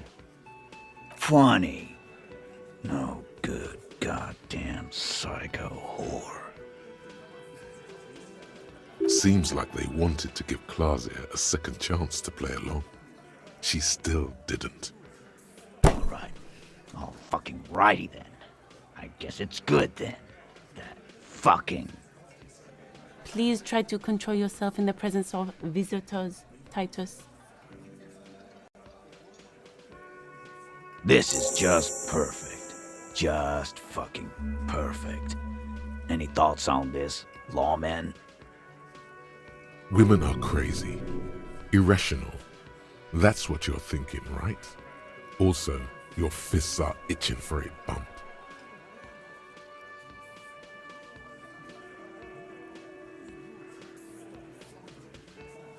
I already told you. We fucking hanged him. There's less gusto in his voice now. His men too are growing increasingly silent. Come on, Titus. It's been a long day. I'm tired of running back and forth between you. I can see you're tired too. Why don't you just... You know what? I am tired. I'm tired of you and the whore upstairs. Next time you see her, tell her Titus said, "Fuck off!" This is the petulant rage of someone who's at the end of their wits. That lying, scamming. We're done. This is over. You understand? Your little investigation is over. Yeah. On the floor, beer drips out of the can into a small puddle. No one does anything about it. What is this quiet funeral shit? All we need is some beers in us. Bartender, 20 beers for the Dock Workers Union. Why do we make it 40, huh? Why do we make it 100 beers? You're not loud enough. 100 beers? Now we're talking. Hoppity hop over here, cafeteria manager. The window might be closing. The more beers they get in them, the less cooperative they will be.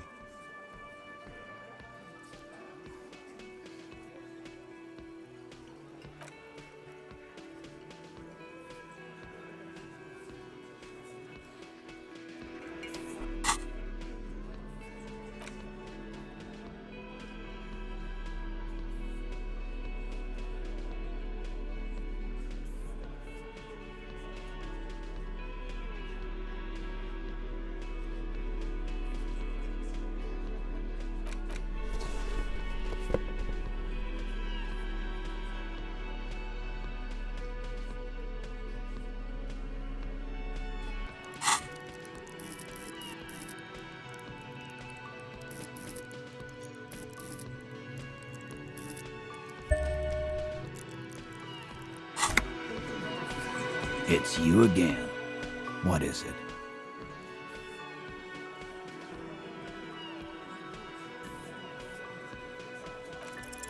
Convince Titus he's being manipulated. You should know by now. Titus Hardy will never falter.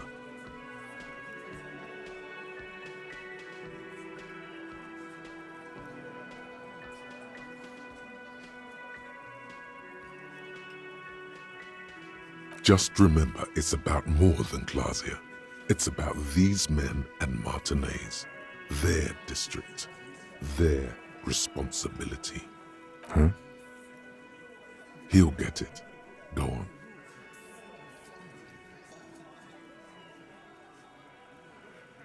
Got it. Kill you because they don't like you. All because...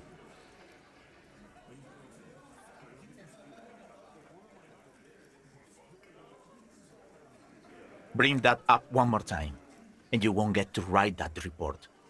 The man's fists under the table are balled. You can tell from his neck and shoulders. He means it. Yes, I understand, Alain. That's your name, right, Alain? You'll kill us. That's what they do in the wild north.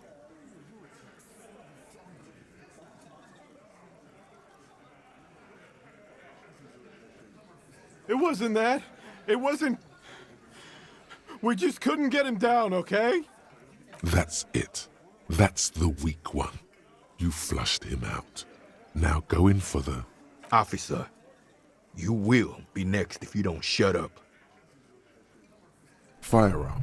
A Glass 08 or a 38 caliber pistol. Either is small enough for you to have missed. He's onto you. He knows what you're trying to do. Steel yourself. Push on. Just ignore Theo.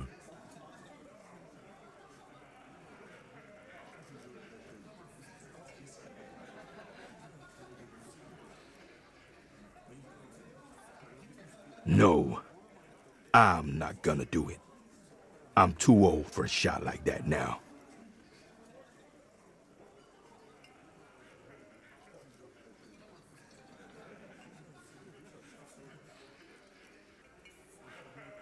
Suddenly, there's an awful ringing in your ears. Your body temperature spikes. You're burning all over with fear. The most terrible fear. Bigger than any before. To your right, you sense the air move. The lieutenant draws his firearm. You only manage to perform one more movement. An instinctive jerk to your left. Then, no sound. No one screams. It's impossible to say where it comes from. More dead cops. Sad news from the district of Martinez, as the bodies of 2 police officers are found floating in the canal. It is believed the officers were pursuing a murder investigation, but got caught in the dock workers' strike and were gunned down under unclear circumstances. Such needless loss of life is truly tragic, a local union leader, Everard Clare, commented, and added that although the event is truly horrid, we can expect similar incidents to follow if right-wing vigilantes are allowed to run around uncontrolled and try to wriggle their way into well-organized neighborhoods.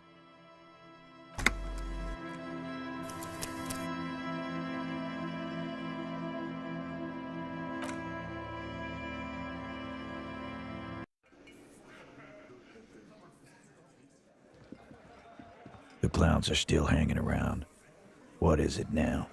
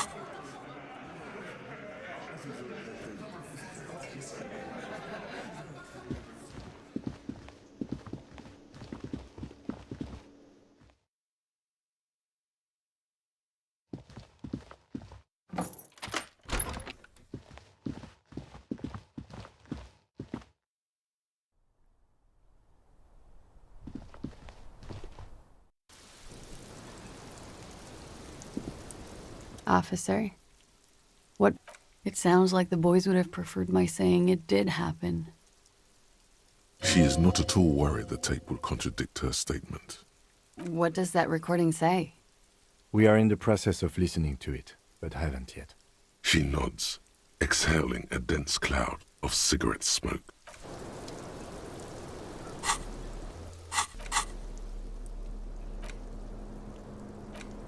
The porter reel is just what you needed. You push, command set, and the tape starts spinning. This isn't Revachol. This is a fucking village. I can almost see the elephants. The harbor. That's the son of a Kvalson crane. When this shit is done, I'm gonna tear that place up. Soldier of the Apocalypse style. Kill shit. Dogs and chickens too. Gonna run a room, Cordy. A real nice one. I don't give a shit. I'm fucking done. I'm done mentally. I'll fucking do them all in. Rape that disco cunt on the counter. You know, The dance a whore upstairs. Do it Kohoi style. Never did get that taste out of my mouth. The lieutenant presses the button marked Arrête on your... End of recording. I think we've got a few more questions for class here, don't you? Officer? She puts her coffee cup down with a soft ring. As the porcelain meets the metal table, this does not surprise her. Did he? I never said he was a good man, or that he had good intentions. Only that he was never bad to me. She doesn't care. If anything, she sounds amused. Where did they get this recording exactly? It's intercepted radio chatter of the deceased, recorded via a de-encryption station. It's authentic enough. Does he say he's gonna do it Soldier of the Apocalypse style? The phrase was used. Yeah. That was practically his pickup line. A memory surfaces in her tired neocortex. It's not entirely unpleasant. Did he say whores a lot? Was he pretty much on the verge of doing it He wasn't actually there. He didn't do a tour, or at least didn't tell me he did. Would have been overkill anyway. He lived his own little... No, I'm pretty sure he did all those things. Running joke. I was gonna say running joke. And it sounds like you didn't even get the good bits. Lely's punchlines got way, way funkier than that. He was like the Seminese conflict, the Kohoi massacre, and the 36 famine in Yezud all rolled into one person, then cast in Orani ceramic armor, which he wore in bed and in the shower. When he said he was done, and done mentally, it didn't sound like a joke. Well, maybe I pieced him back together with my magical personality. Afraid of what? That tape the Hardy Boys recorded? Your mother probably never told you this, but girls are evil. Had I the physical robustness and social support, I'd be in Kohoi. I would be tearing it up Soldier of the Apocalypse style. She wouldn't. She doesn't have the full Hoi in her. Did he tell you he had actually done any of those things? He and Martinez, I mean? No. We were too busy laying waste to our own nervous systems to direct any of the fury outward. He seemed happy, I guess. At ease. As much as a man like him could be. What kind of man was he? Before you go, ask for details. She seems okay to talk about. Thank you for clearing that up, miss. She takes a very small sip of her... Like, for example, his name? Actually, officer, I didn't know his name. I just called him A nickname? I guess. He came from Lelystad. It's short for that. And it was his army name, apparently. He said his real name wasn't his. I tried to pry it out of him, but it was no use.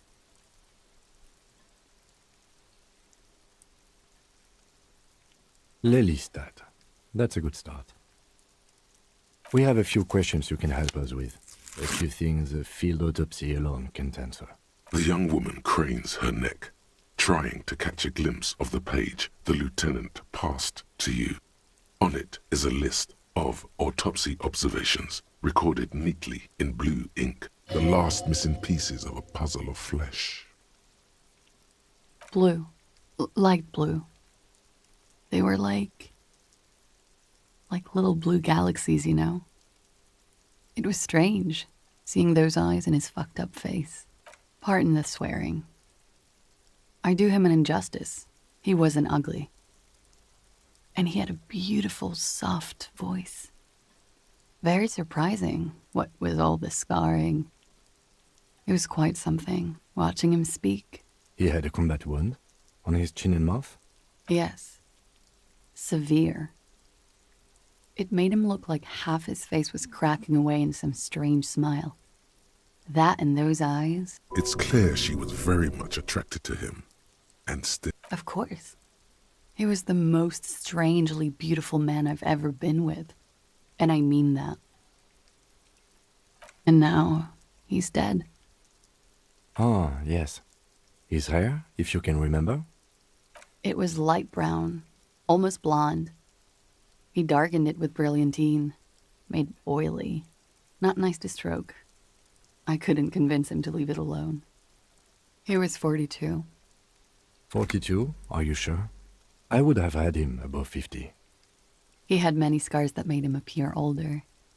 But no, we even celebrated his birthday like some weeks ago. It was a funny 2 days. He had little reason to lie to me. Looks like you were right, officer. Points are good. Have one, you old dog, before we all die.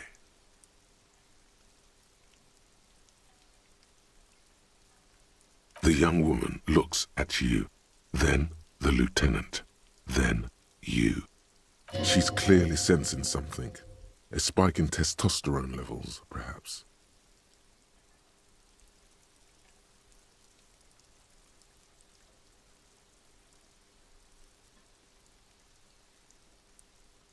Oh, that.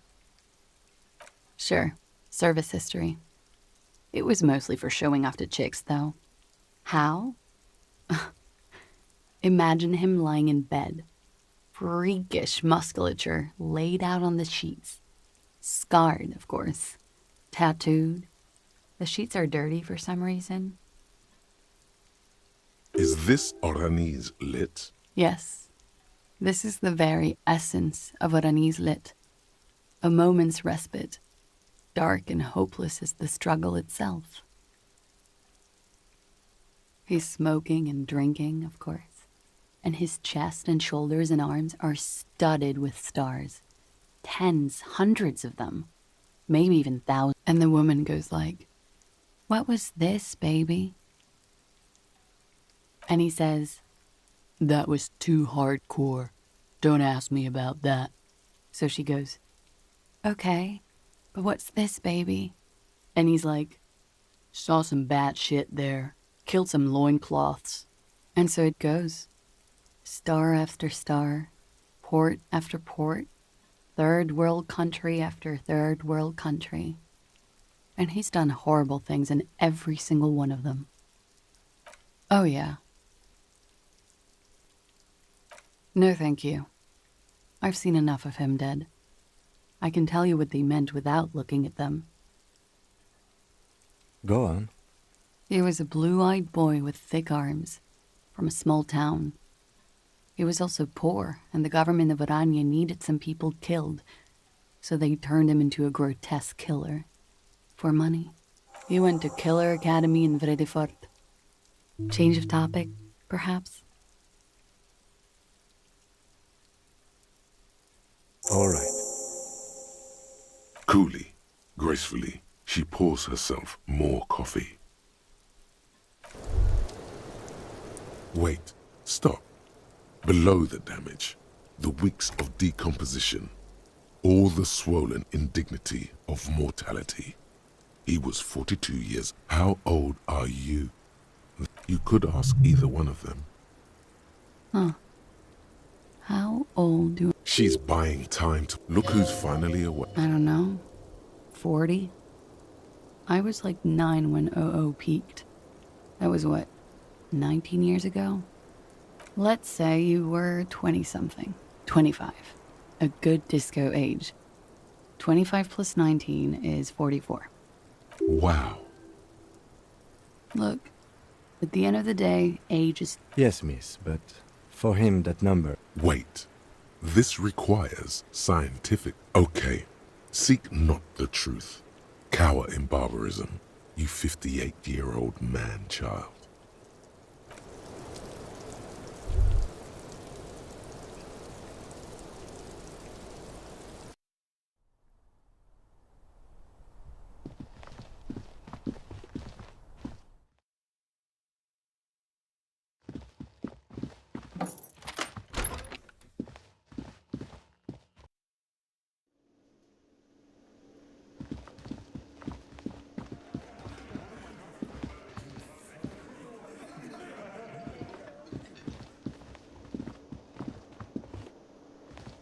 Again? Yes?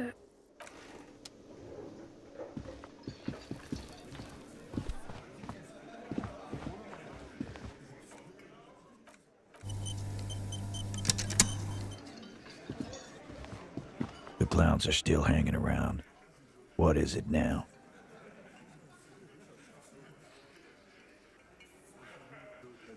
And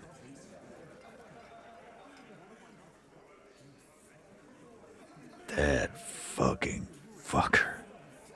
You're the worst. That fucker wasn't aimed at you. It was at her. You caught him off balance. Push and he would give way.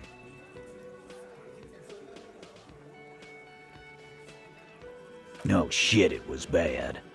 The fuck did she say then? It's all fuck-a-doodle fine. This is what people are supposed to talk like?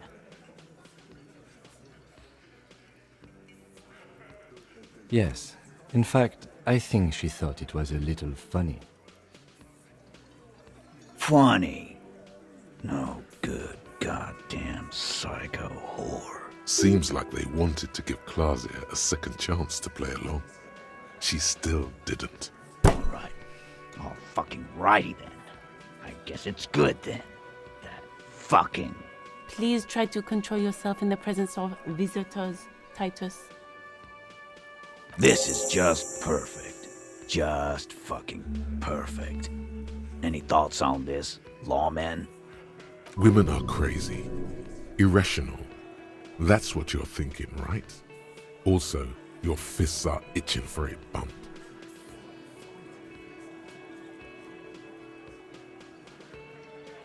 Yeah, maybe. That is a possibility. I already told you. We fucking hanged him. There's less gusto in his voice now. His men too are growing increasingly suck. Come on, Titus. It's been a long day. I'm tired of running back and forth between you. I can see you're tired too. Why don't you just... You know what? I am tired. I'm tired of you and the whore upstairs. Next time you see her, tell her Titus said, "Fuck off!" This is the petulant rage of someone who's at the end of their wits. That lying, scamming.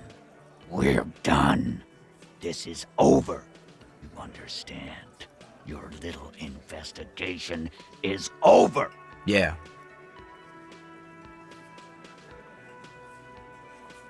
On the floor, beer drips out of the can into a small puddle. No one does anything about it. What is this quiet funeral shit? All we need is some beers in us. Bartender, 20 beers for the Dock Workers Union. Why do we make it 40, huh? Why do we make it 100 beers? You're not loud enough. 100 beers? Now we're talking. Hoppity hop over here, cafeteria manager. The window might be closing. The more beers they get in them, the less cooperative they will be.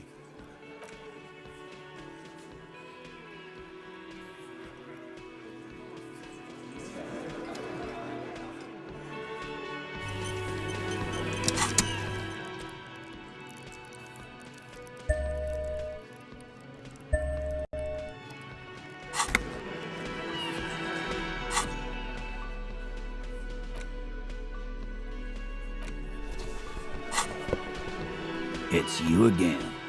What is it?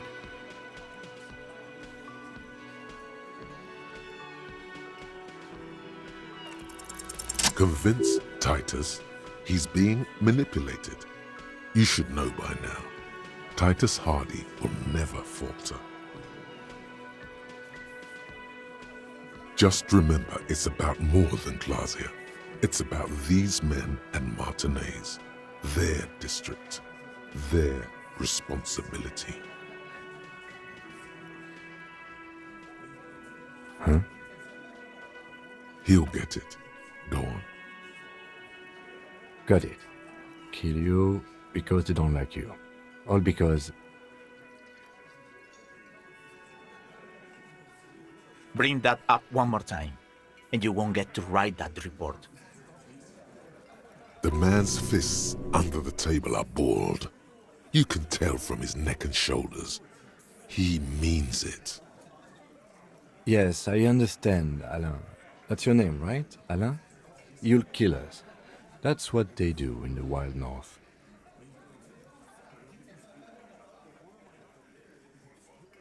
It wasn't that. It wasn't... We just couldn't get him down, okay? That's it. That's the weak one. You flushed him out.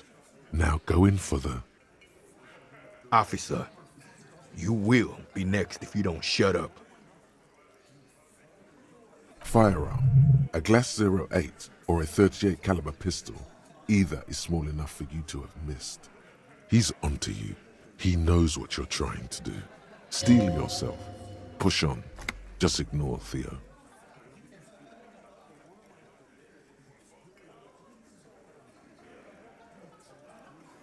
The lieutenant has put down his notebook.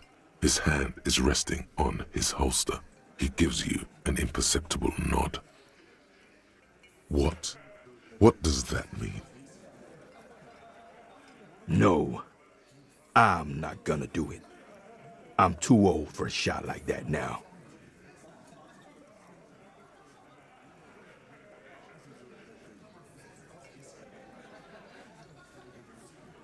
The most terrible fear.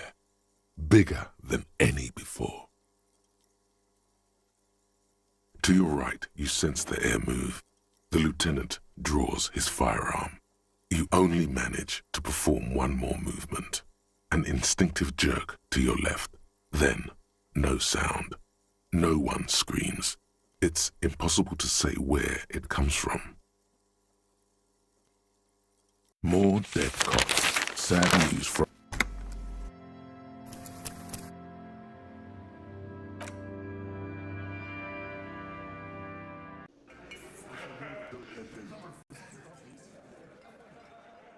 It's you again. What is it?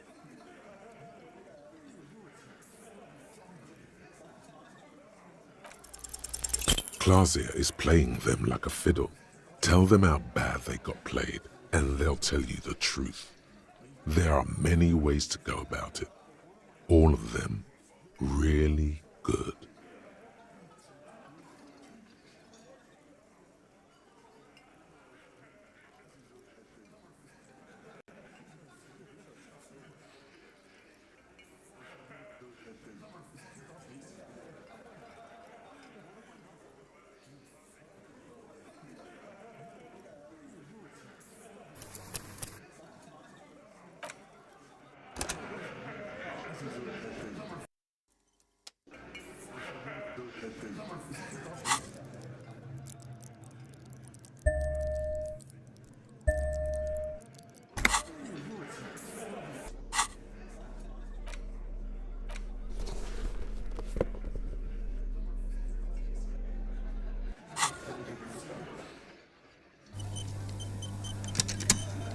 It's you again.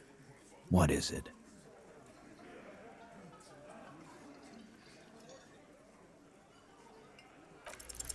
Convince Titus he's being manipulated. You should know by now. Just remember, it's about more than Clausia. It's about these men and Martinez, their district, their responsibility. Huh? He'll get it. Go on.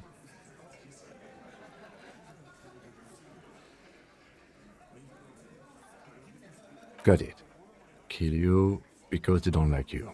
All because... Goddamn right. Don't come around if you're not from around.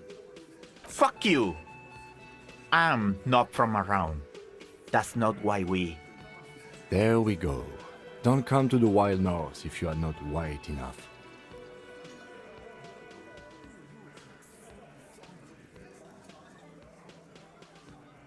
We didn't light him on fire. No one pissed on him either. That's it. That's the weak one. You flushed him out. Now go in for the... Officer, you will be next if you don't shut up.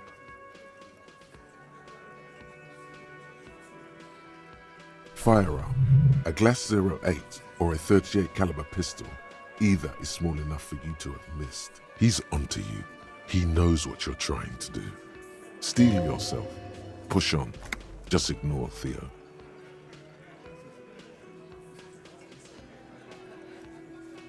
The lieutenant has put down his notebook. His hand is resting on his holster. He gives you an imperceptible nod. What? What does that mean?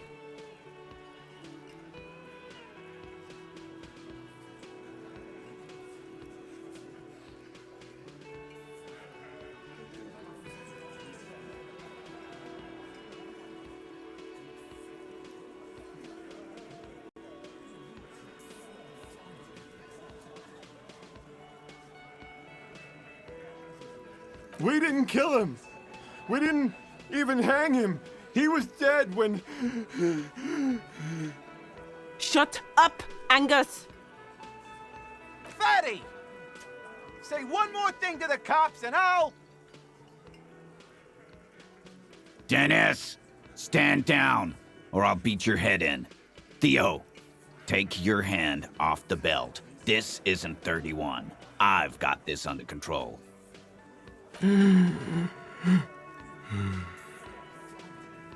Angie, where's your goddamn inhaler? You sound like you're dying. I left it home. I can't get it. I'm too fucked. I'm sorry. Why are you so fucking fat, Angus? Now it's all pointless. Because of you. You wasted my time. I told you, Titus. I told you just give her up. Lizzie, your help is no longer needed here. Go tell Everard. Fine. I'll tell him. After a long walk along the coast. You're in. He's all yours. Questions?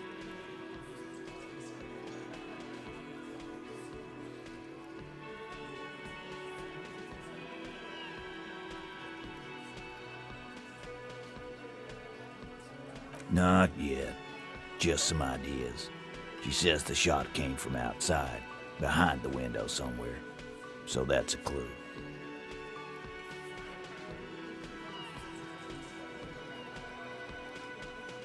I'm thinking someone's past caught up with them. Either hers or his. Hers, you mean? She's got one of those checkered pasts. The shot could have missed. Could have been meant for her. I like that. Been thinking the same thing myself. My dude. One of those mercenary buddies of his could have done it. They got guns, training, years of bad blood, probably. Or it could have been someone else from Crenell. Tell you what I'd do. Check out the coast for vantage points. Maybe consult with a ballistics buddy of mine. That's what I'd do. If I wasn't too busy doing this clown dance with you. He's calm now, threw all that turmoil away, and became himself again.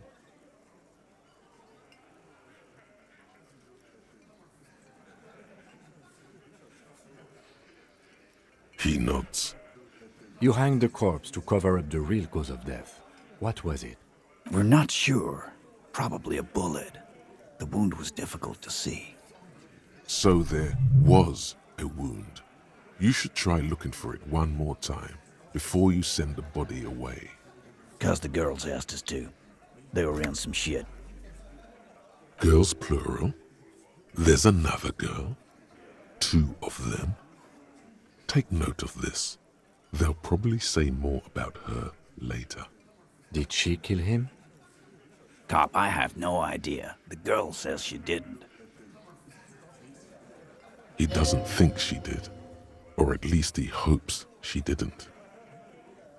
Classier came down. She seemed really out of it. Drugged up, even more than usual. Bug-eyed and gurning, you know?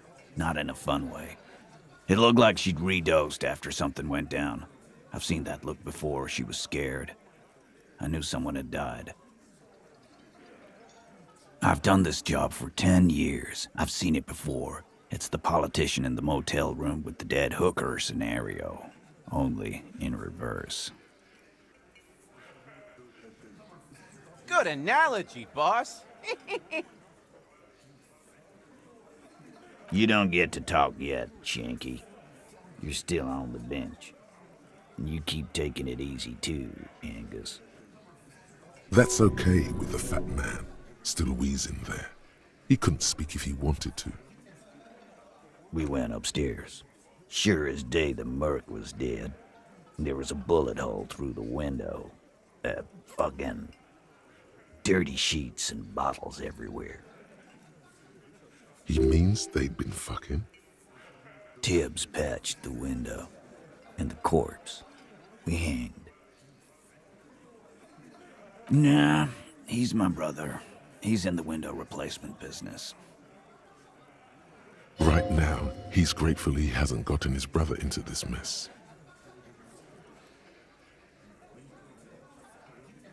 You may have noticed our girl's in some shit of her own.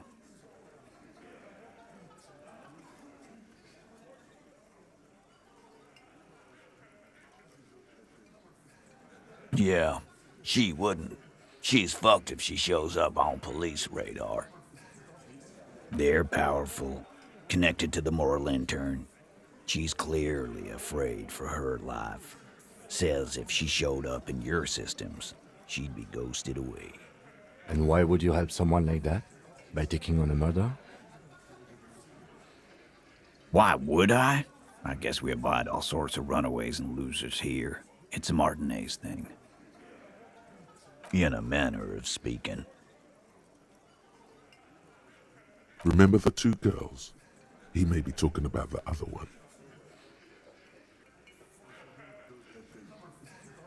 That's right. It was her idea to hang him. I liked it for political reasons. It sent a good message. The big guy turns to Glenn, who's about to say something. The blonde shuts his mouth before a word escapes. I'll say it again. All the Hardy boys are right here, cop. That woman is just affiliated with the Hardy boys. You don't know her, anyway.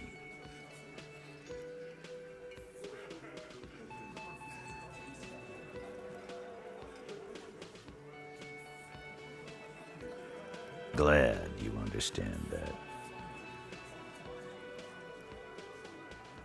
Me too.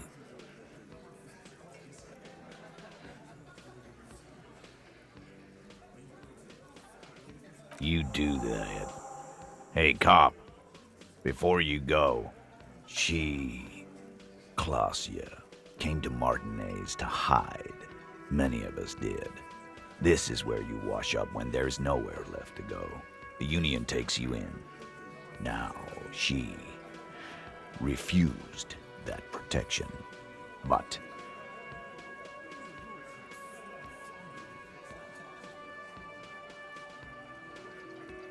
that's right.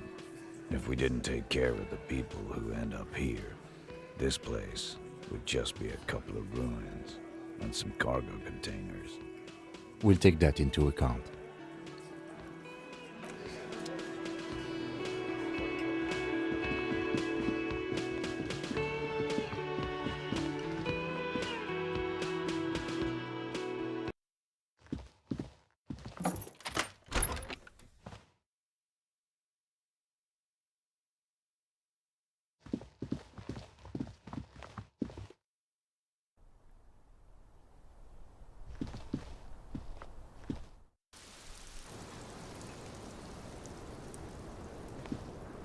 It's always good to see you. Something in her demeanor has changed. She's... I understand.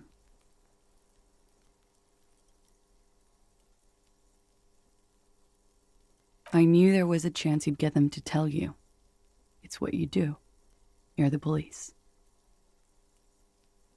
For what it's worth, I'm sorry for wasting your time.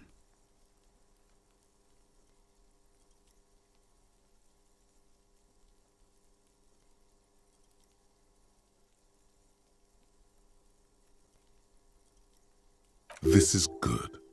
Clear the air first, between you two, then move on to questions. No, it's not good. It's the opposite of that. This will let her dictate the terms of your...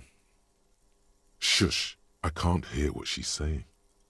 Let the mist speak. She's tall and thin and tired. A twig trying so hard not to break.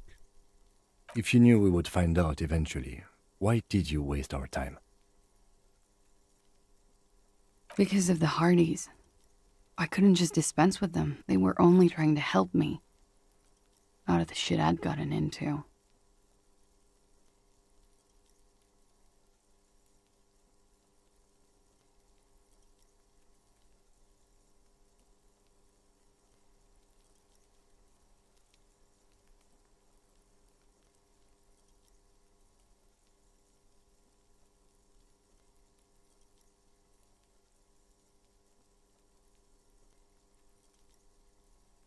I am not.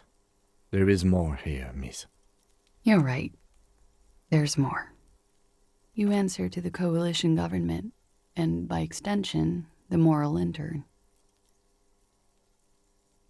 Briefly glancing over her shoulder to the sea, as she's done time and time again.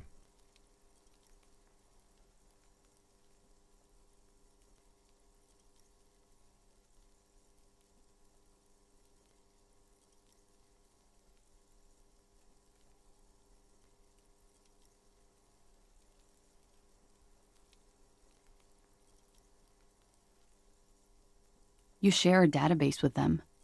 You send people to their courts.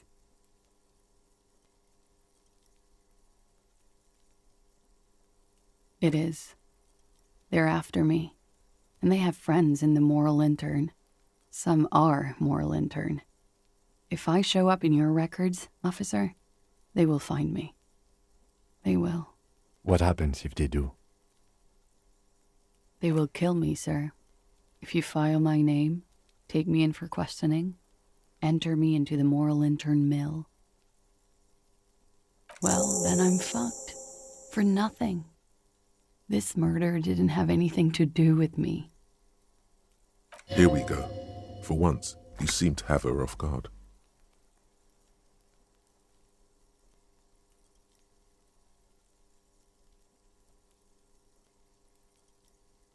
Actually, this murder did have a little to do with her.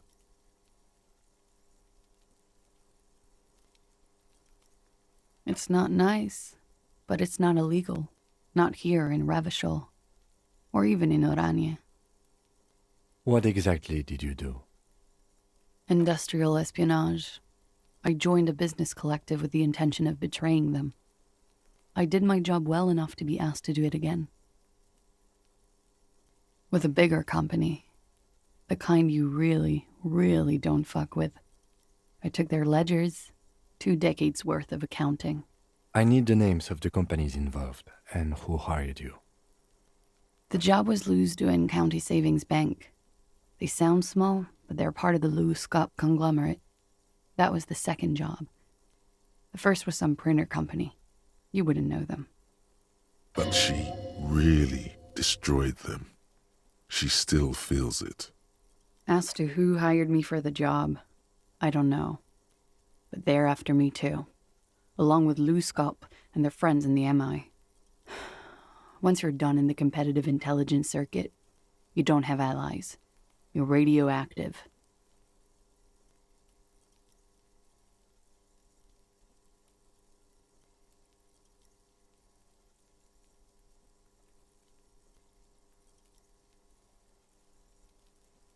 It is. Many people lost their jobs. Not just C-suite. Ordinary people. What I did to get to accounting, a lot of people got hurt.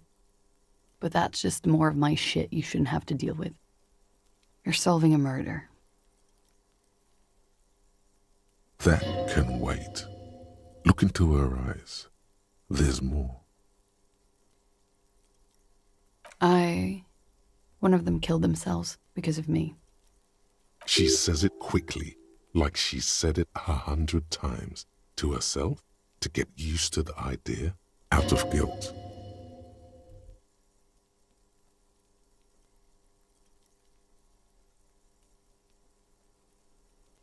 How do you deal with anything? It's all just... How do you do it?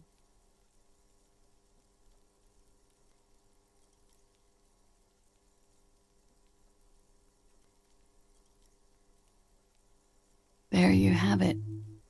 The way of the warrior.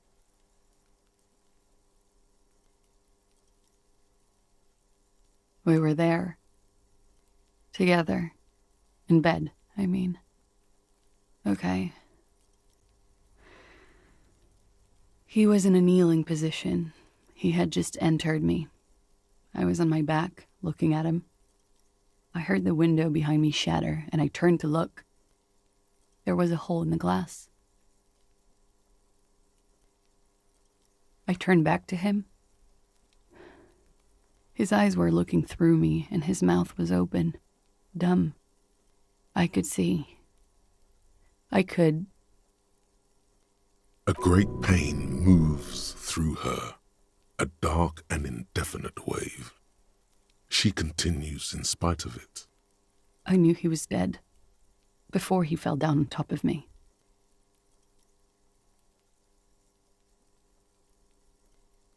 He was heavy. I pushed him off and he fell to the floor. There. He only had his boots on. I bit the pillow, not to scream, then ran downstairs. I waited for the second shot to come. For me. I thought there would be one. It never came. She's forgotten about her cigarette. The butt has burned right down to her fingernails. Oh.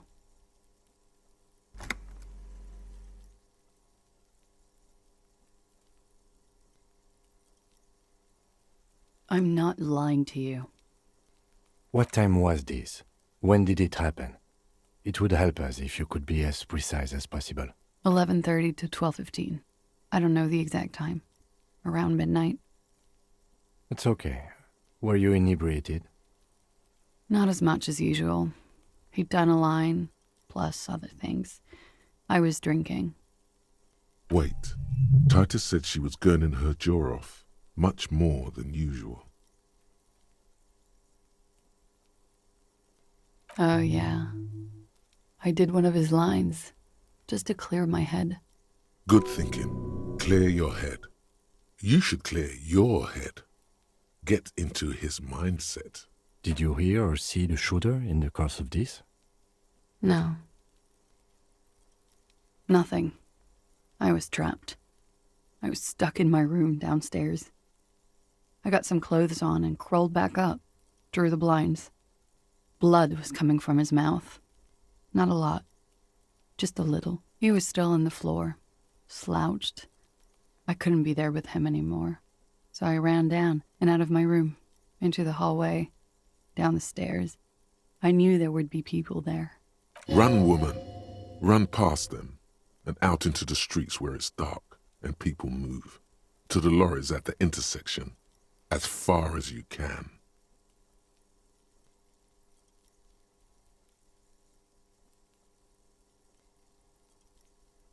I already ran. I ran from an entire Isola. I can't run any further. Not with these people. This is as far as it gets. When he was shot? I may have. I don't know. I couldn't hear anything over the glass exploding. That's the first thing that went through my head when I heard the glass break. I thought they'd found me. They've killed him to punish me. All last week, I've tried not to talk to anyone or be seen with anyone so they wouldn't be hurt. I've come to understand, however, this is paranoia. What happened didn't have anything to do with me.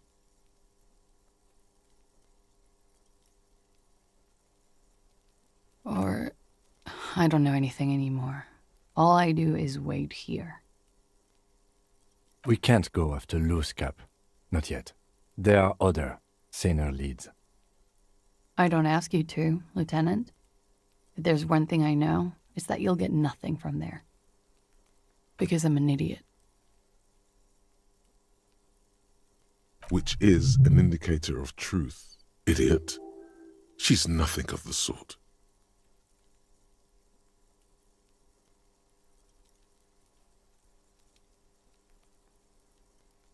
You have to understand, the people around here, No one was making the call, and he kept rotting. And then they picked his clothes off, and that little fucker threw stones at him. He kept throwing stones at him for 3 days. I could hear the thud, thud. So I called you. I hope with all my heart it's not the last thing I do in Ravishal. Oh God, that was a lie too. Who made the call then? She did, of course.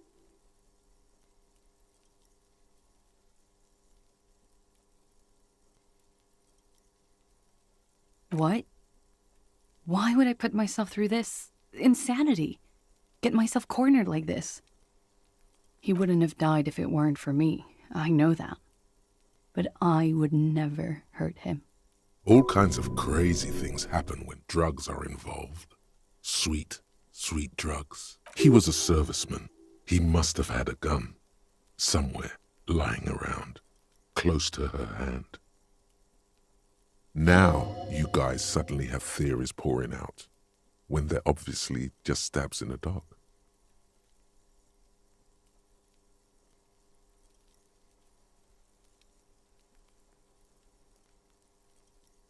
I did not kill him to defend myself from rape. I told you before. That wasn't what happened. What does that mean? Do drugs make you aggressive? No. People don't take drugs to kill each other. They take them to feel okay with each other. I thought Ravishal would be more enlightened about this, especially since you've taken them yourself. The lieutenant gives you a sideways glance. It's not one of respect. You may want to add a clever retort to this one.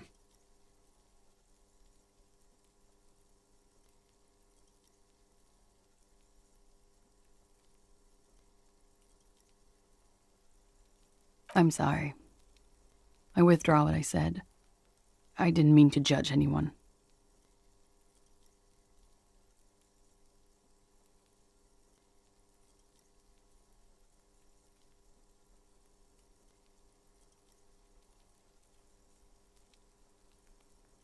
No, I specifically asked him not to carry firearms when he was with me.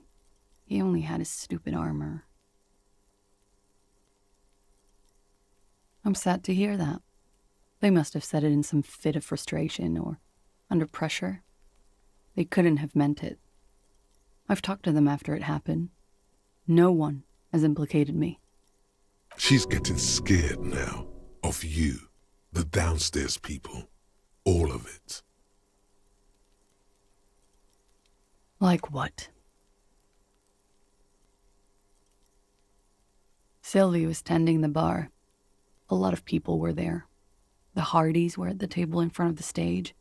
I think the Union box was full. Ruby was there too. They were having such a good time. I sat down and they all welcomed me. I didn't even have to say anything. Ruby knew something was wrong. Ruby?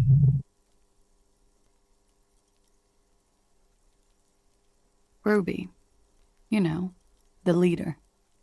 The leader? Of what? The Hardy Boys.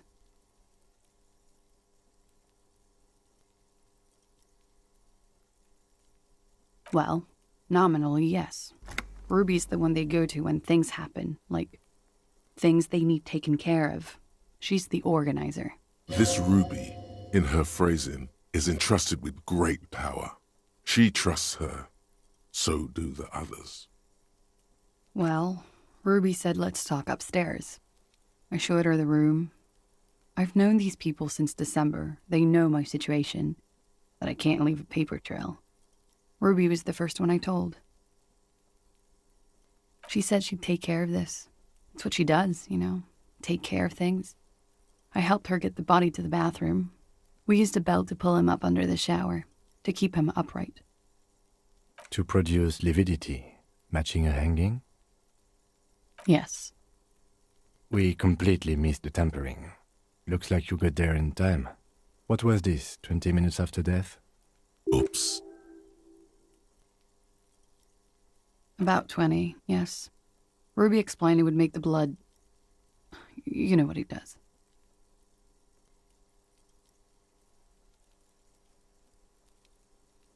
Ruby went outside to talk to Titus and the boys.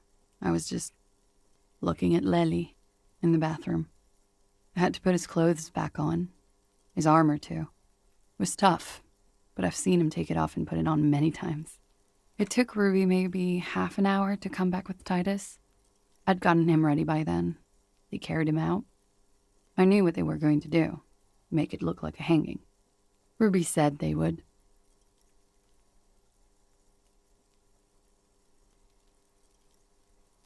Ruby said to wait here.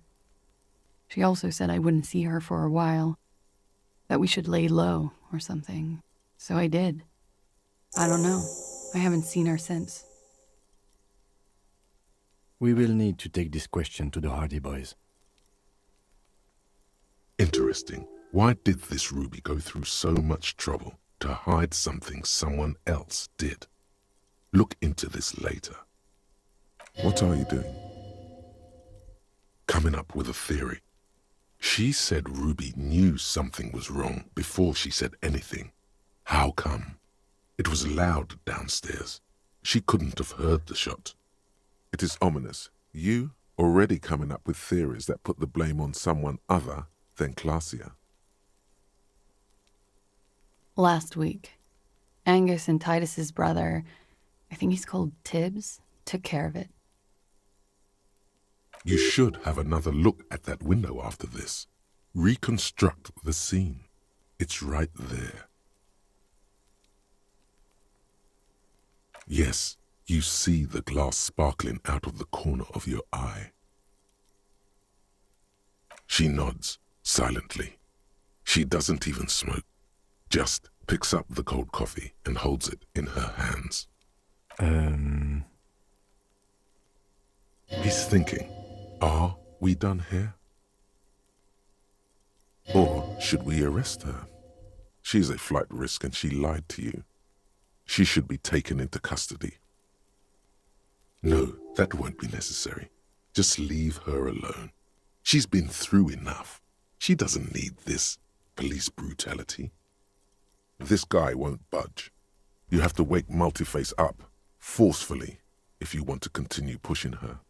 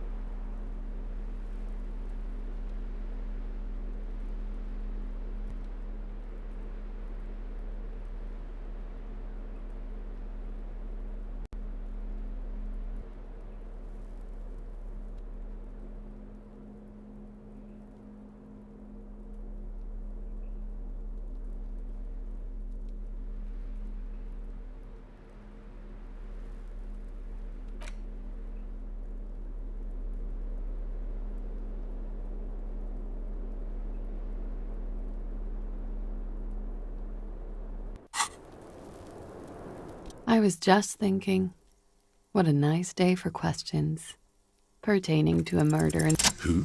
What? Dear Lord, you've been lied to. She could have killed her lover and lied to everyone. She's not the most fair and just at all. She's smoke and mirrors and will-o-wisps. She probably didn't give you her real name either. Why would she? Arrest her immediately, before she further entangles you in her web of lies. Take it easy. Don't overcompensate with this course correction. Ask questions first. Yes, start at the top. Choose at the bottom. It's how we've always done it. No rush. See?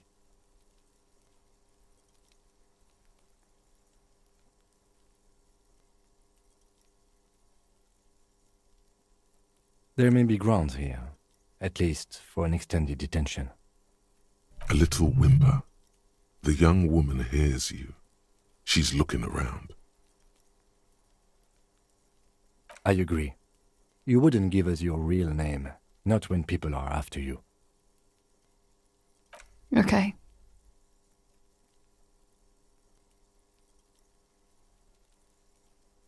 Okay, it's not.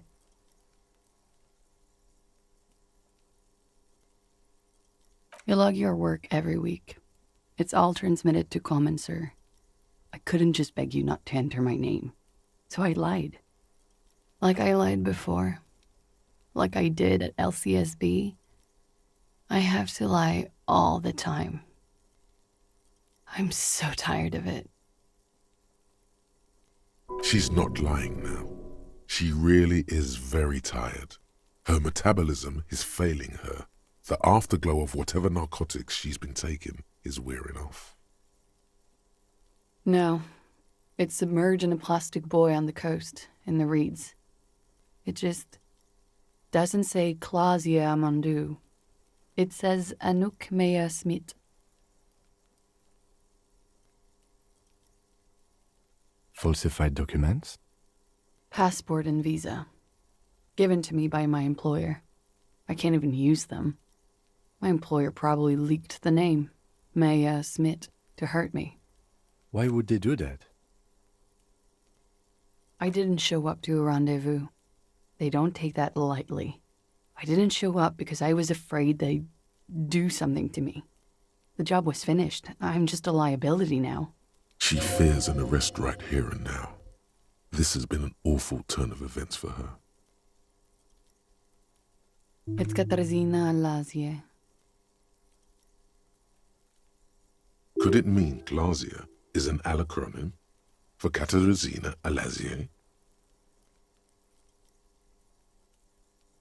It was a sentimental thing.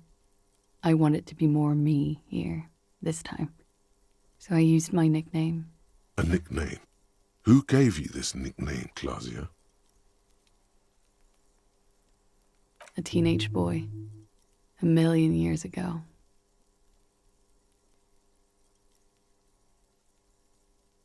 She nods. Her round eyes meet yours. They seem moist from the wind on the roof. I am. They can never take my sash and my scepter from me. Yes, they can, for lying. West of the boardwalk, in the reeds, on the coast there. I put it there when I first arrived. Haven't been there since. I'm not sure I could even find it now. It's useless.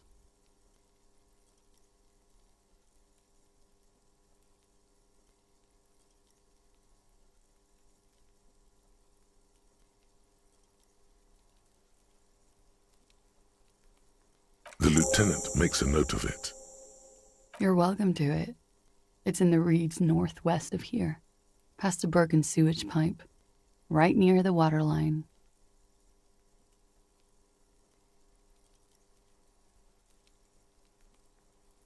She nods, her back straight, ready for whatever is next.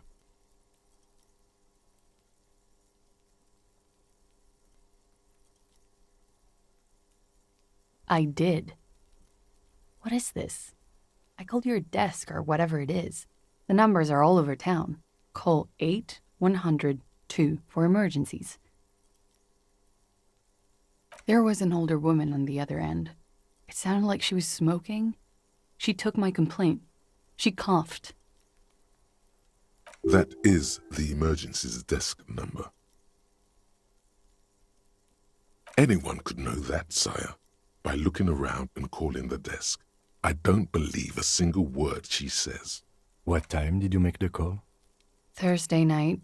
It was late, sometime after 12. It checks out.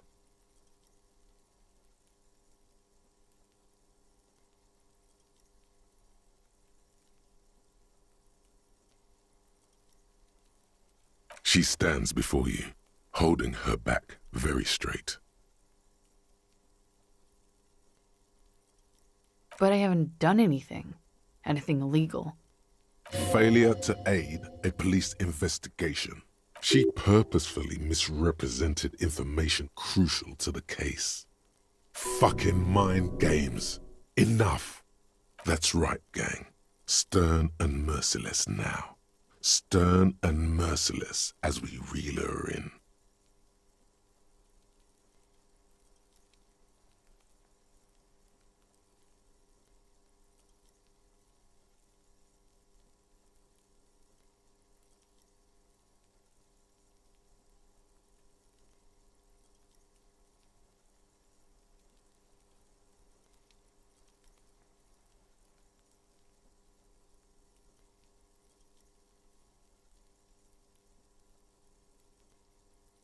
lieutenant produces a pair of handcuffs.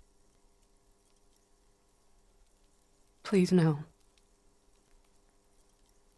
But there's nowhere to go. A 2-story drop to the Plaza Mosaic. If she could, she would have run before. Fragile, unshielded. Her voice is thin and tired. I think I know who did it. I know who shot Leslie. You know it wasn't me. Why would I do it? I have no motive.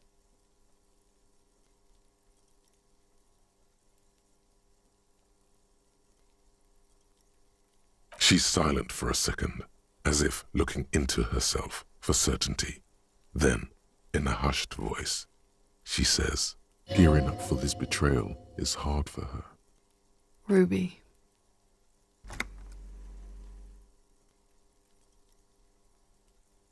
She has this thing for me, ever since I met her and the boys downstairs.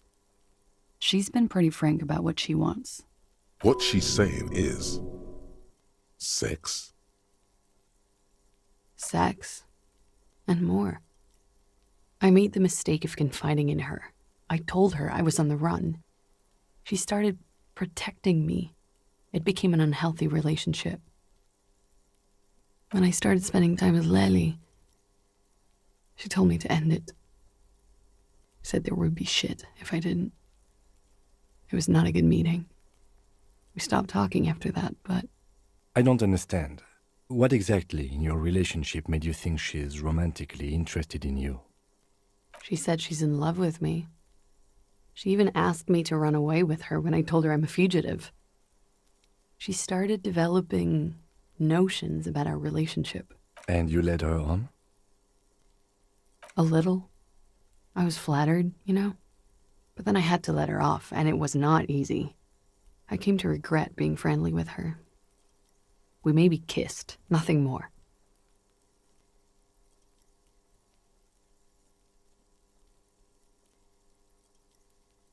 I know what this sounds like. That's why I didn't want to tell you before. But she knew what had happened when I came downstairs. Somehow, she knew Lely was dead. She wasn't surprised at all. When we came up here, she was calm as a stone, too. She cleaned it all up like she had a plan. This is a familiar theory. You had it too, remember? Could it be that Ruby was covering up after herself? The lynching? Yet again, you're coming up with this. The worst thing is, it may be true.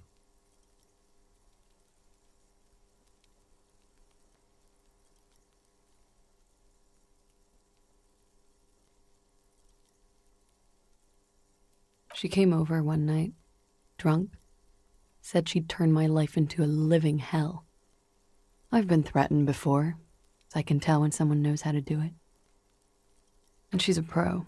She must be. To keep the Hardys in line. I tried severing ties with her after that. I thought it had worked, but... Some of that fear is still with her. She exhales sharply. What are you talking about? She's afraid you'll arrest her.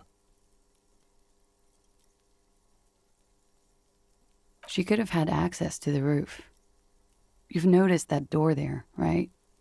Maybe it leads downstairs. She could have come to the roof through that, then taken the shot right here, where I stand. It was dark outside. I wouldn't have seen her. Then slipped back downstairs without anyone noticing. That is possible. Interesting theory. Did she know that door exists? Had you been out there with her? Yes, of course. She's been up here many times, jacking private stations off the ring antenna. She used to come here to drink on the roof with me, before it got weird.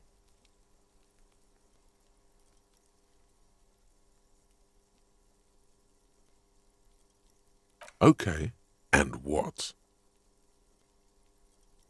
Arrest the liar now. Why?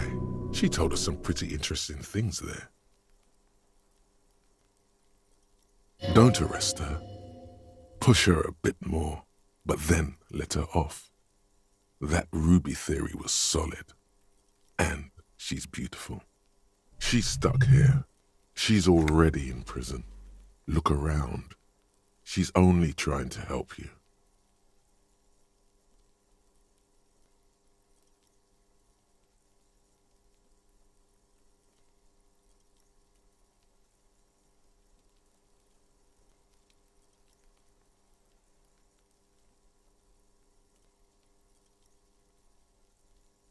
Her.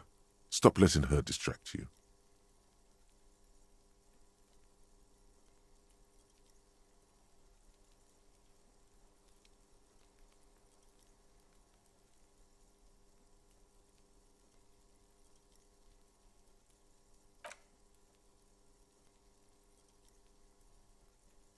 Thank you.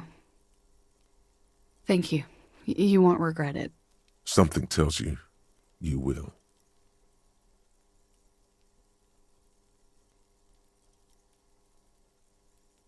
She nods. Okay.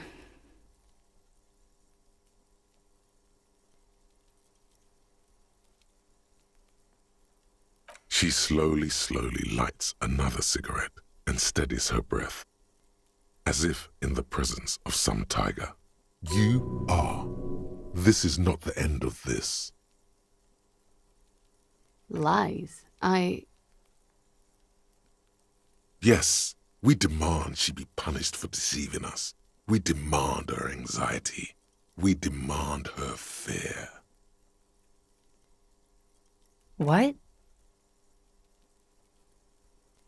She slowly lights another cigarette and steadies her.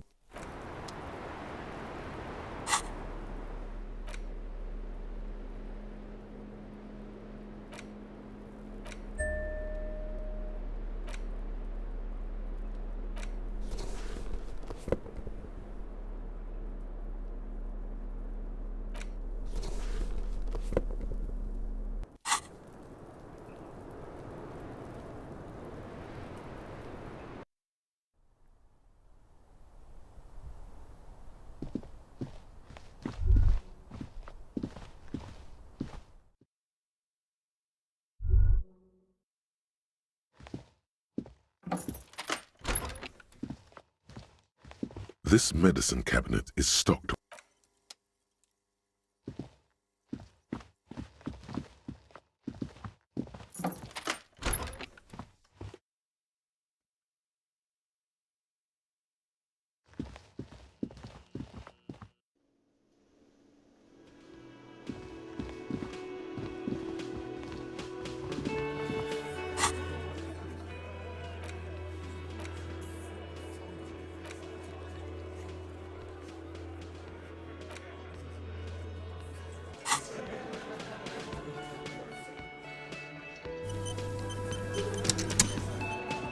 It's you again.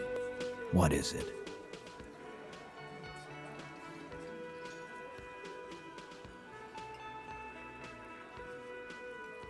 Why?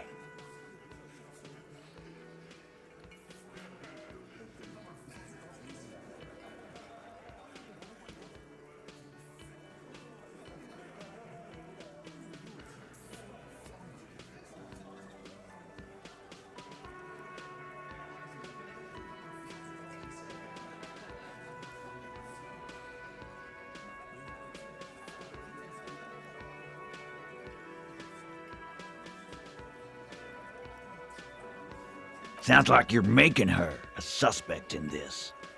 Not on my watch, you're not. Ruby's one of us. We're not gonna throw her under your moral intern steamroller. Fuck that shit. And fuck you too, moral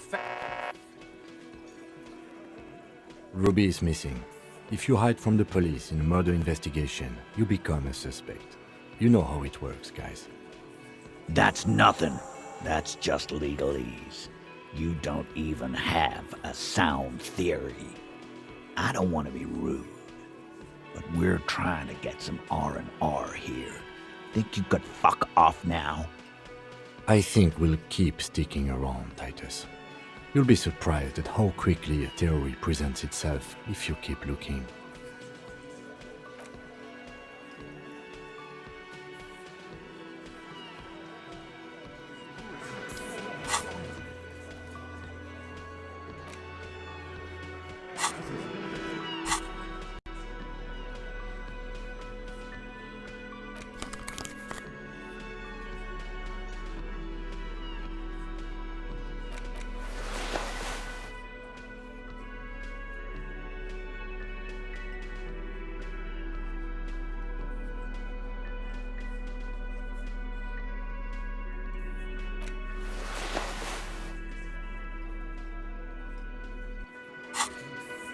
It's you again. What is it?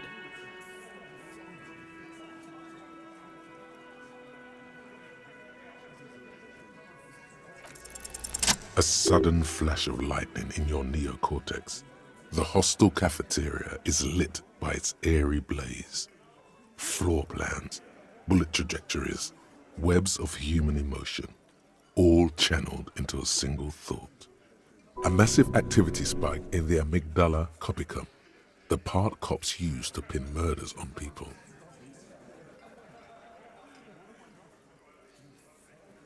Because she was here, all night, with us. He's cobbling together shit so he can put her away. It's Cop 101. She was here all night? 11:30 to 12:15? She was here during all that time? Yeah, with us, drinking, near the stage there.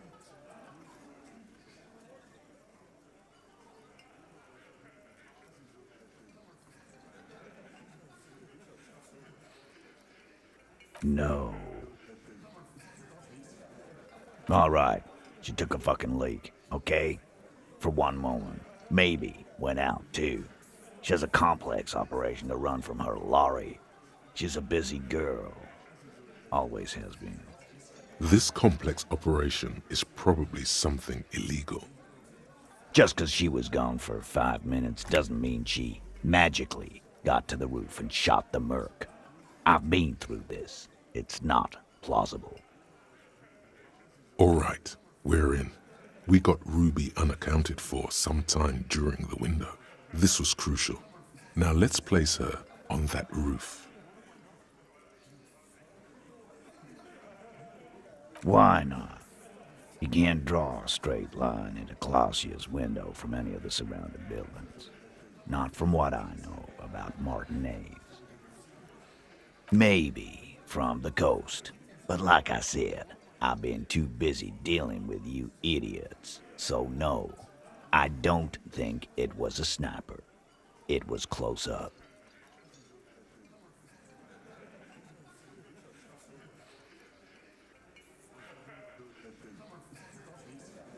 Garbage.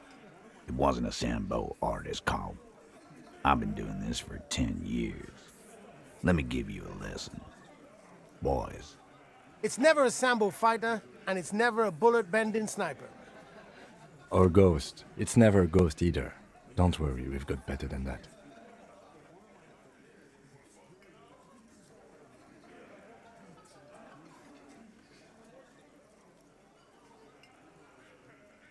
How?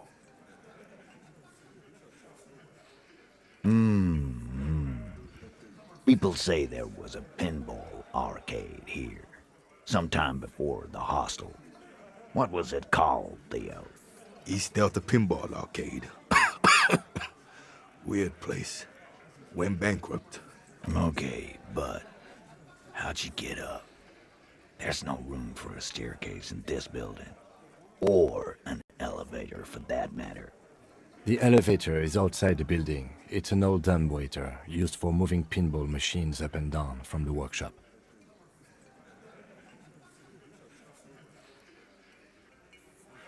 Thank you. The lieutenant is glad he got the floor plan right there. Ruby could have gone up, shot him, come down. All under 7 minutes. That's quite the theory.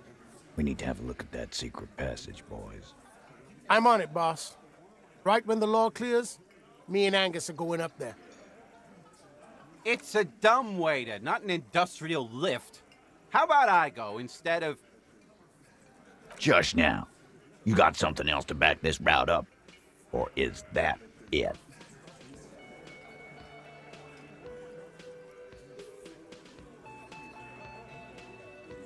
I've seen the winch. I'm not blind. You saying it's part of the elevator she used to get up there?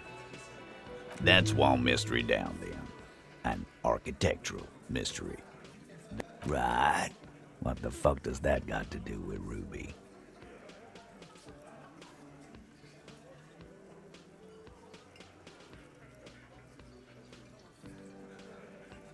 Wow, man, can we? I mean... That'd be awesome. I beat that royalist machine 20 times now. All right. We can get the barman to bring them down. What else? Footprints. Recent.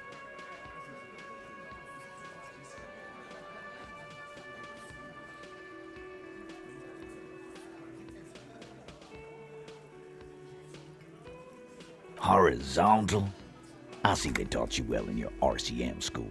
My old man, a hunter and a half-blind one at it, could have said that. Horizontal lines. Good news is, I'm still listening. He knows they had to be recent for those lines to still read. This wasn't a failure.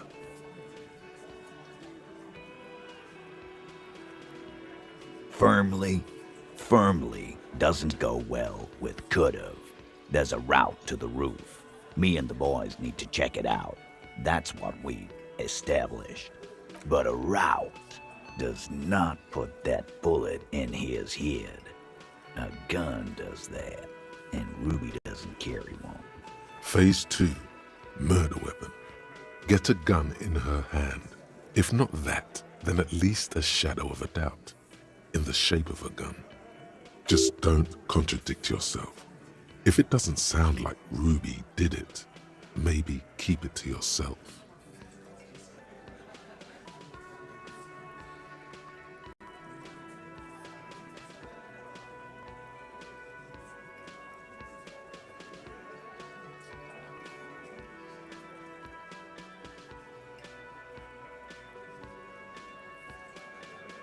Look, fucko. Ruby and I are pretty tight. She would have showed me the gun if she had one. She knows I love guns. Yeah, everyone knows Glenn loves guns. I don't know, Glenny. Ruby's a little secretive, isn't she? Wasn't like she told you every little thing.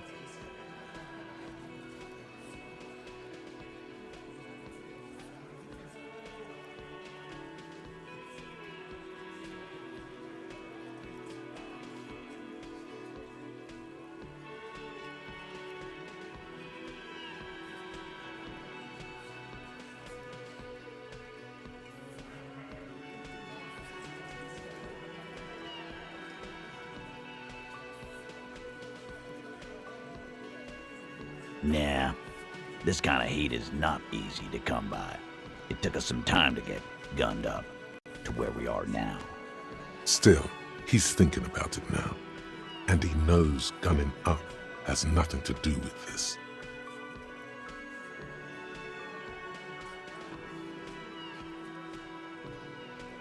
All right, Carl. Keep talking. I'll tell you when I've had enough. T, we're not seriously considering it, are we? Ruby wouldn't do this. Why would she do something like this? Phase 3, motive, the last component.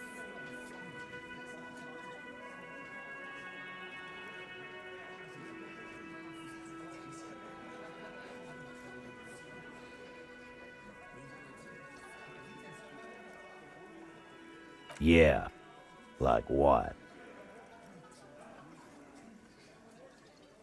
A thing, you mean? Behind his squinting eyes, dominoes are falling. Fast. It's all beginning to make sense to him now. Yeah, but they're both girls. Girls like girls too, Angus, sometimes. This is one of those times. She liked classier.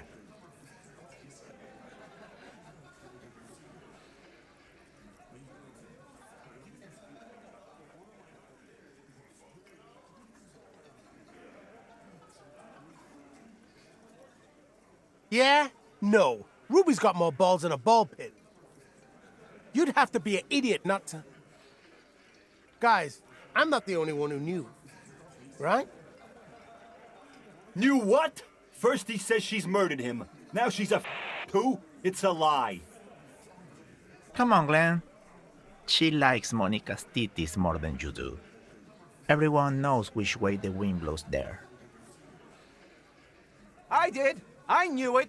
That's why she didn't fuck me at Fatty's birthday party. She didn't fuck you, 'cause you're 40, and you still live with your mom, Dennis.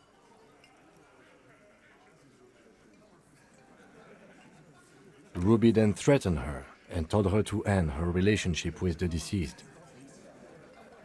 This is some sordid shit. It's also the kind of garbage our Miss Aronier puts out to cover her own ass.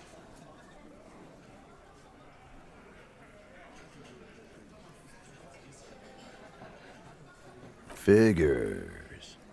But that Ruby is queer as cabaret, now that I start thinking about it. So there is some truth to it. And that's okay. Some are queerer than others. You can still be a Hardy. But if you bring your own personal shit into our outfit... If that's the case, then it's not right. But it's not the case, right? There are many pieces that fit together that way, Eugene. Face it.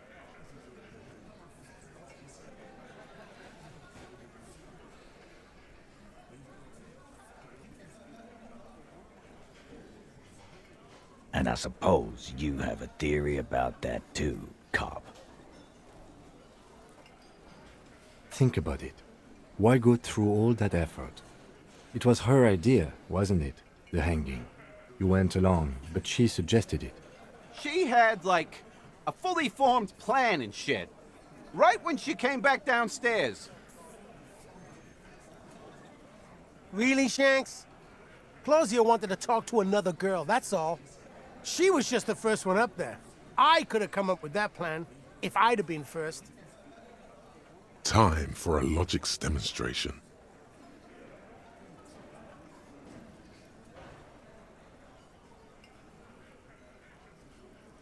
You're on thin ice here, asshole. It's a thought exercise, Titus. Think. You kill him. Get up there. Shoot him. Get down.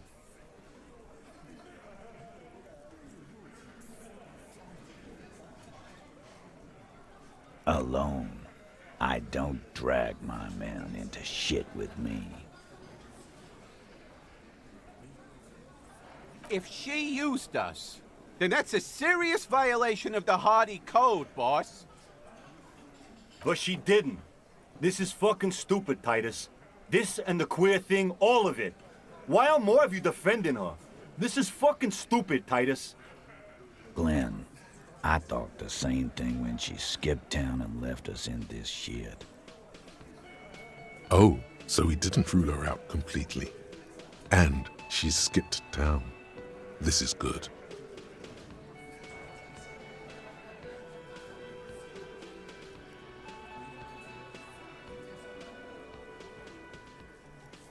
Nah, man.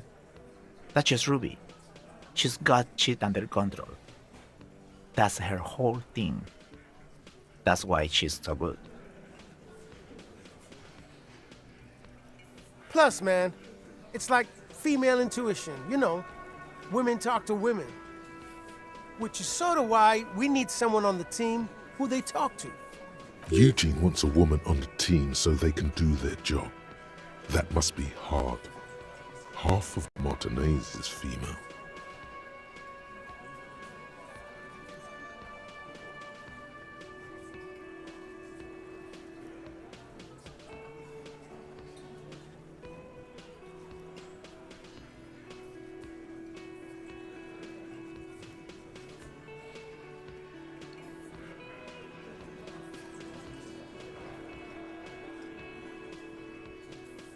Yeah.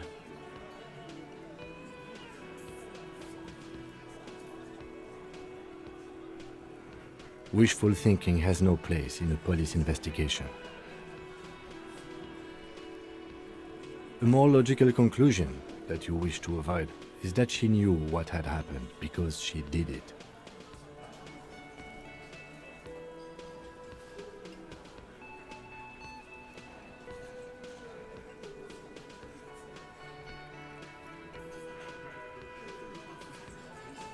There's no fucking leadership challenge. Just when I thought you were taking this seriously, cop, you put your head in your ass. Man, now he's just throwing shit against the wall to see what sticks. Okay, We ruled out infighting. That's how this works, by exclusion. Remember, all we need to do is rule Ruby out too. That's all this is. Silence. He looks around the room. The old man in the corner nods. Yeah, I see it. There's one more thing I've been wondering about. Ever since you asked me where she is. Add it to your list of suspicions, if you want. I don't know. I don't know where she went. She just got up and left. Got real scared, too. Wouldn't tell me where. However hard I asked. Wanna know why? She was afraid I would tell you. Maybe she was right. By now, I probably would. She knew there's evidence on her, and she knew we'd find it. This is typical suspect behavior, why fleeing is always incriminatory. Perhaps. Ask her if you find her. It won't be easy, though. She made sure of that. Friday afternoon, when you first arrived, I got word the RCM was in town. Then she came in to see me. Told me she was leaving. That's when we had our little conversation. I told you. You. No, you. As in the cop with the sideburns and the disco clothes.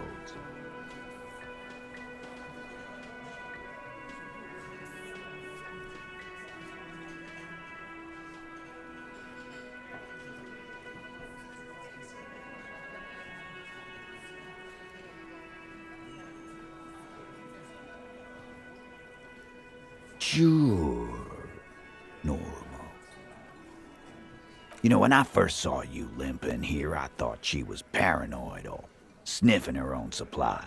But now I'm not so sure.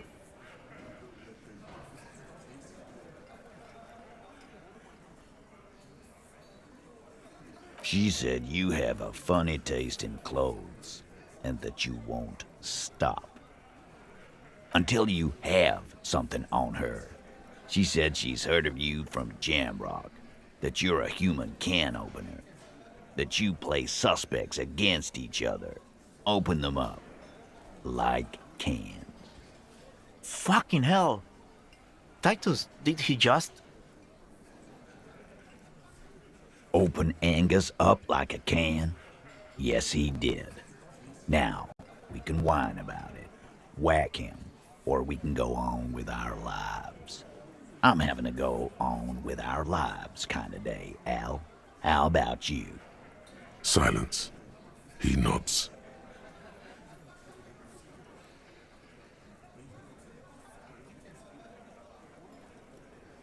You are insistent. Yeah, there was something else. She wouldn't tell me, though. I could see she wanted to. It was burning on her lips.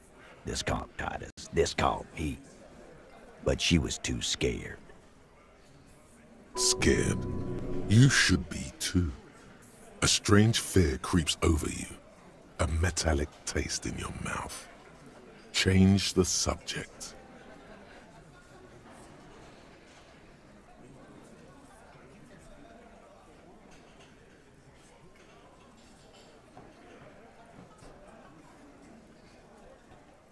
She's not far. We know that much. She didn't take her lorry, so she's on foot. Good fucking luck, man. She knows this place like the back of her hand. You'll never find her. Yeah, Al.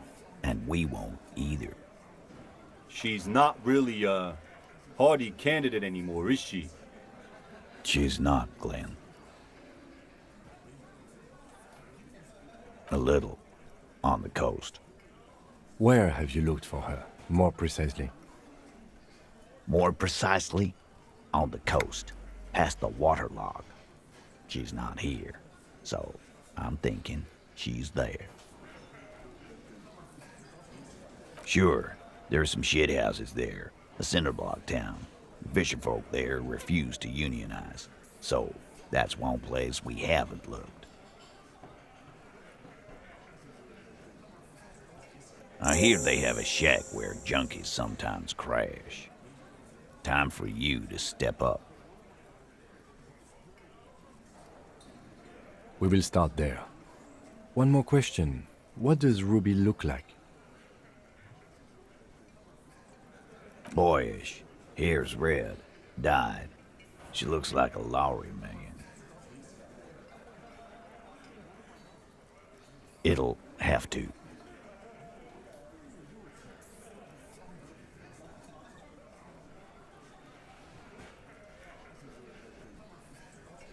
His grip is firm and reassuring, like holding a piece of unpolished granite. Not just granite, tightly packed RCM Sergeant material.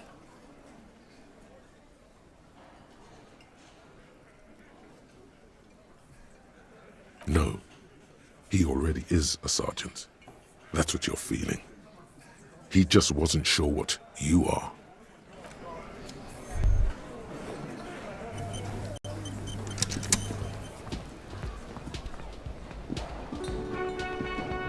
Ah, smallest church in Saint-Saëns, right?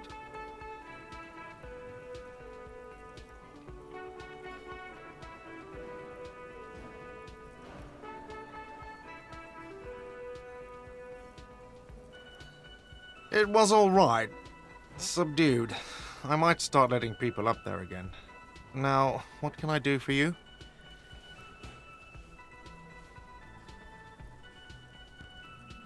What is this thing?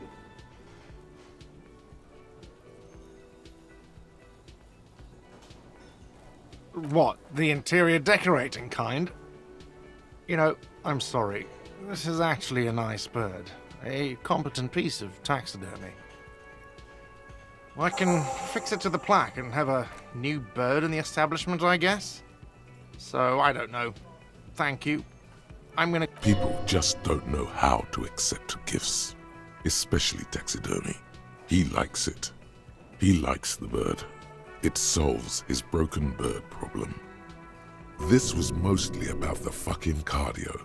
Massive cardio here. You'll live till 90, or you get a heart attack from running. I feel good about our work here today. It's all about the little things, like bringing people random stuffed animals. It's not actually about that, but he liked it.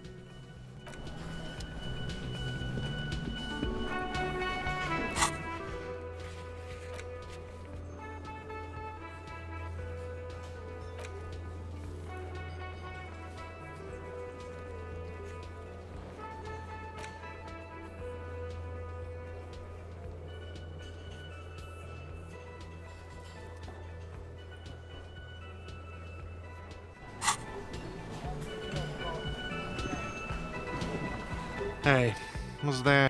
Well, bringing him that new bird. Another thing. Great. I love those.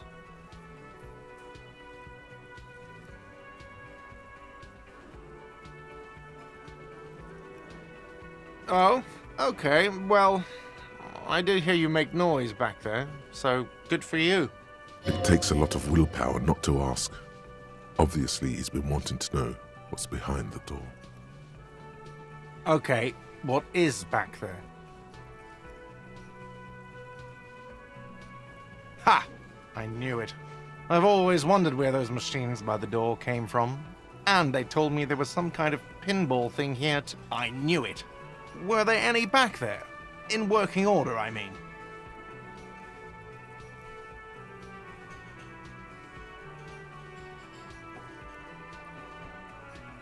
No, I was just wondering if you found pinball machines there.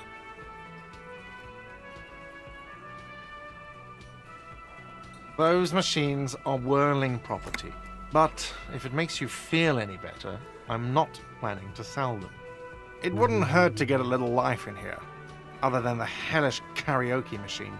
That one's always causing trouble. Yeah, those numbers he's adding up must be making good sense to him right now. Sounds like he cares about the place. He's not going to be overjoyed to hear that it's part of the doomed commercial area. He should still know.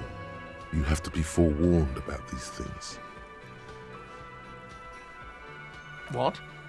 Why would you say that? We're at a completely different address from that whole thing. So he knows of the doomed commercial area and its address.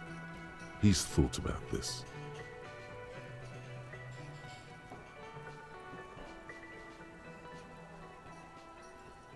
I've been working here for a long time, and that intercom has never been used by the Whirling.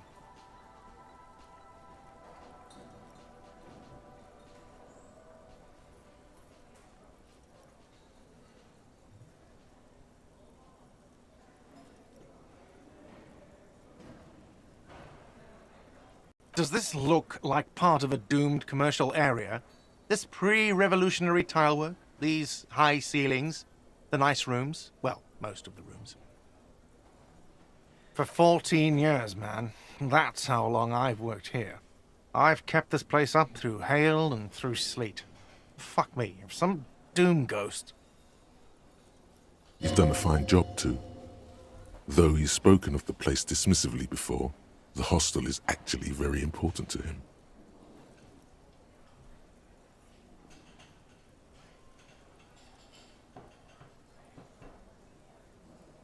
Yeah, it's slowly growing on me again. It's beautiful in its own way, especially for this neighborhood.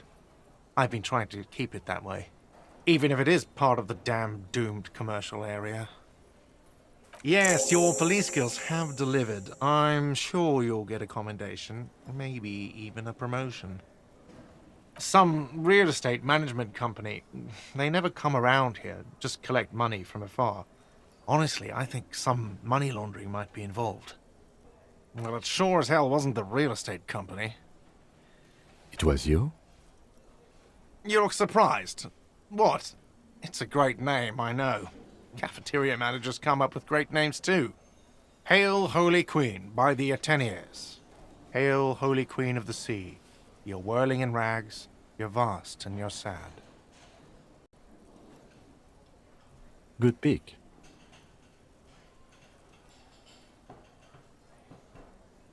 What about them? One is a basement dive frequented by chain-smoking communists. I can't tell you how sick I am of Kraz Mazov and Ignis Nielsen and all those old ghosts. He's hesitating, not sure if he should share this information with you. Encourage him. The other is a kebab cart. It's very successful in its way, but it's nothing like the Whirling.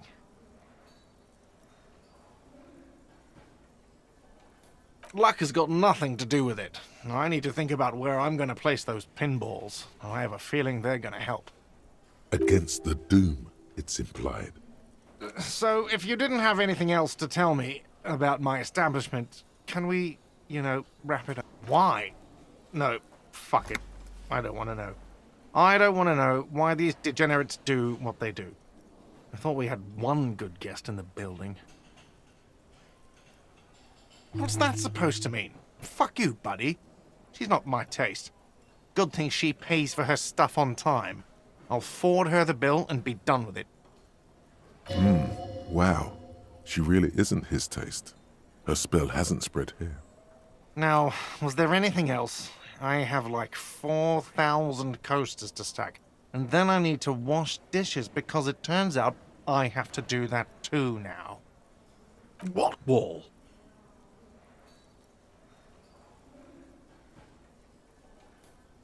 I'll have it fixed at once. Thank you for letting me know. I assure you, the Whirling does not abide spying on its guests. What a shame to fix such a good peephole.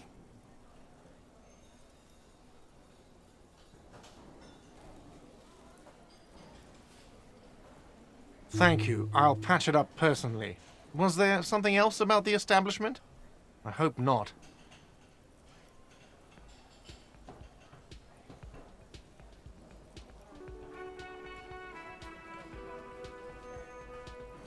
Yes? Got the 20 real? Then why are you... Wow, you work hard. hard. Oh, yes, you hustle. You're a provider. It's tough out there, but you keep it real and provide. Oh yeah, like a horse, a workhorse, for hard work. Look at yourself. You're a human pedometer. You must have walked 200,000 steps down cracked asphalt, mosaic, sand, and linoleum after you re-emerged. That is the sign of a hustler who never gives up. The world is harsh and people are evil. You didn't make it that way, and you won't let it break you. You ride.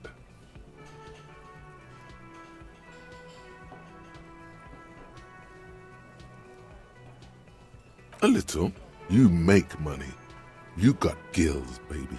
Got those black papers with the faces of the innocents on them. You bring in the Franco Negros and the Solas. It ain't easy, but you do it. Day in and day out. You didn't make the rules, but you won't lose. You're a cop and a sprinter and a money printer.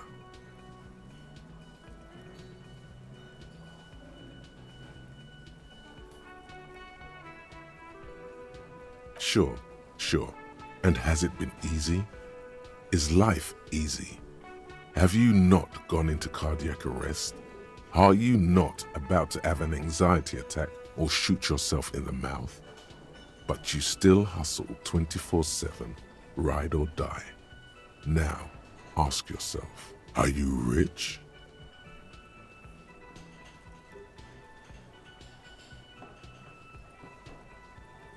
That's right. You work harder than anyone. You almost rode yourself to the grave and you're still practically a hobo. Why is that?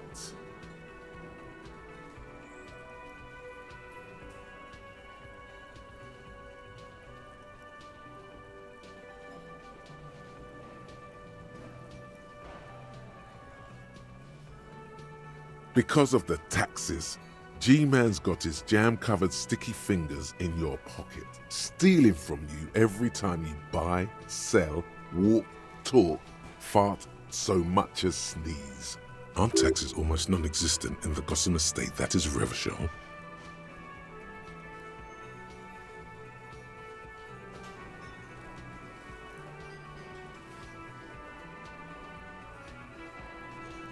You and I both. But they got those indirect modes of taxation.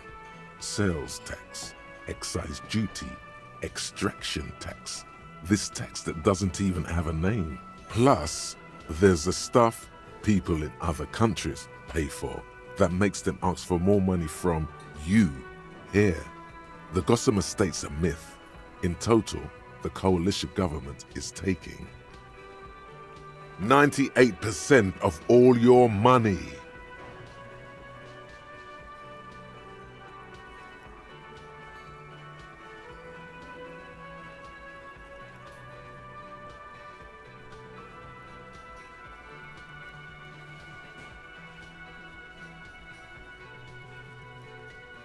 Here you go, hustler. Fight the righteous fight. Free the people. Keep it real. Keep it street. Keep foaming at the mouth furiously on the tax issue.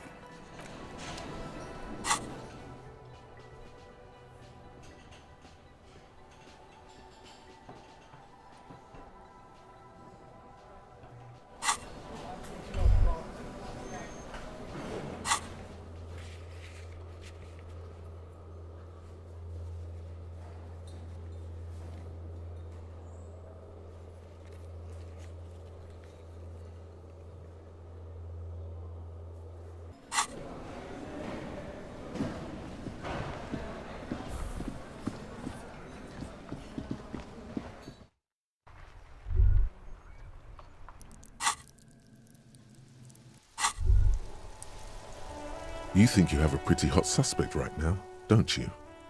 That Ruby of yours? Notice how it came together without casting too much suspicion on Clasia. It was nice and Ruby-centric in the end.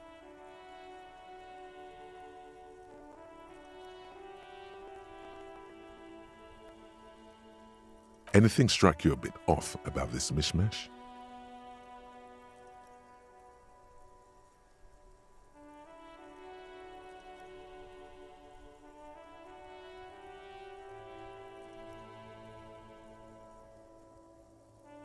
Notice how this hasn't come up at all. Even Hardy and his boys didn't mention it. Neither did you.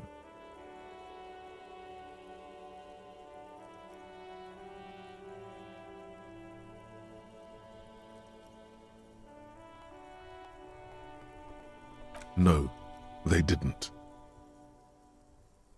That's right. Finish thought. Just finish it and conveniently go on. She's watching you leave right now, you know that. Free as a bird on that roof, lighting up a cigarette and thinking, am I glad Ruby's in this shit and not me? Don't listen to this guy. The theory was solid. He's just jealous. Move on. It's no use harassing her further.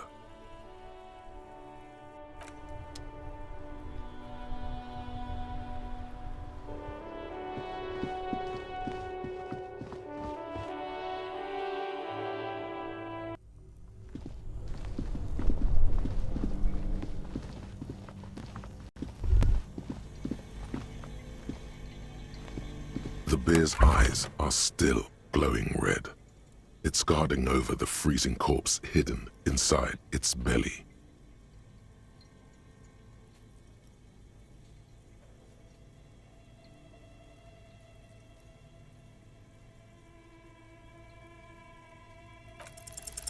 Your arms reach out and your eyes close, as if by their own volition. It's dark all around. You feel cold, slippery flesh. First with your fingertips, then under the palm of your hand.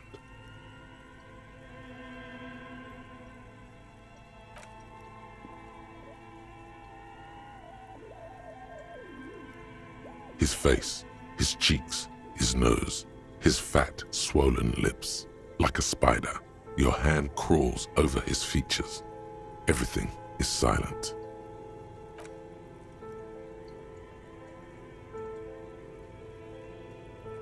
The oral cavity is cold and moist. A ball-like tongue attaches itself to the base of the mouth, lolling around like a scallop. You're on the right track.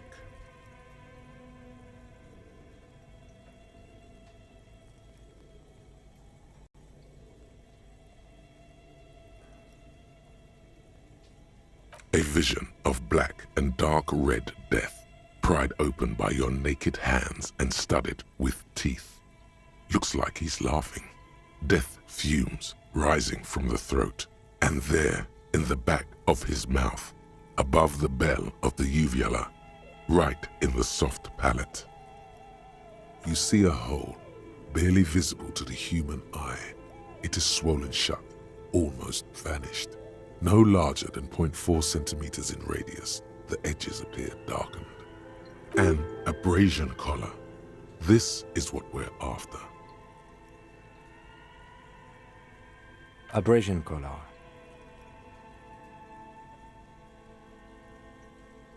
A black trickle of liquid runs into his throat from the wound. Your index fits right in there. A tight tunnel of flesh opens up.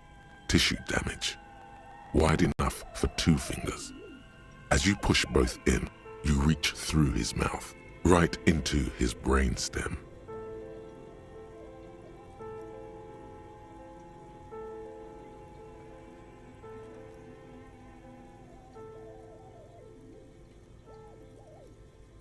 Yes, that's what this part is called. You've seen the drawings. You've studied them.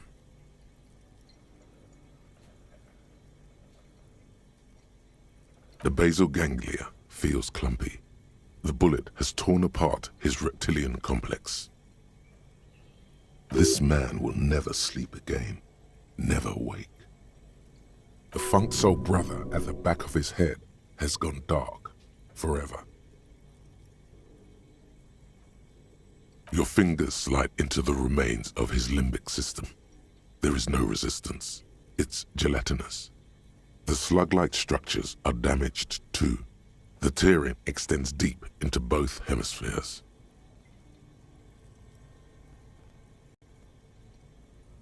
The lieutenant answers with the sound of his pen on paper. Your fingers are all the way in now, reaching toward the inside of his skull. The cavity goes further, but the entry wound isn't wide enough for the rest of your hand to follow. All the muscles in your body harden. Time to enter him.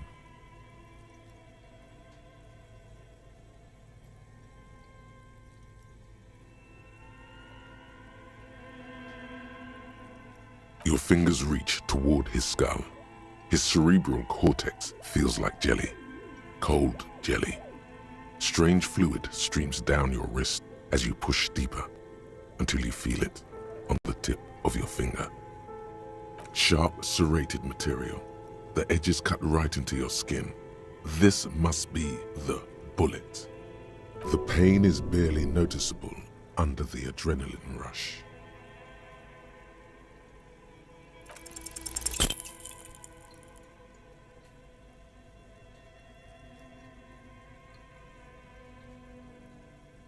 You push your hand further in.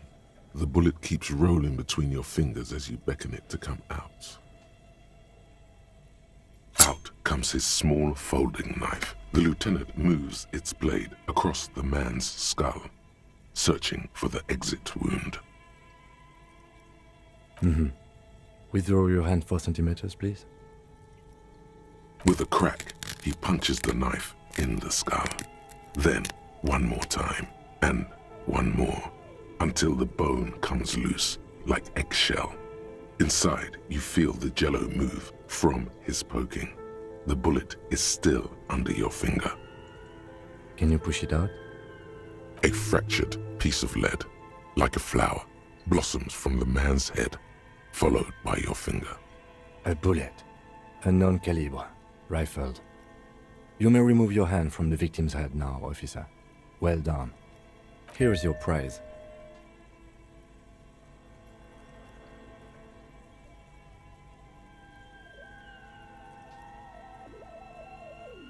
We need to add an item to the injury list. Injury number 4.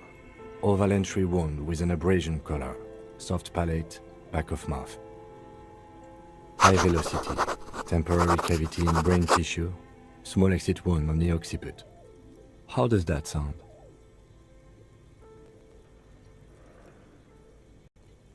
Opinion, fatal injury.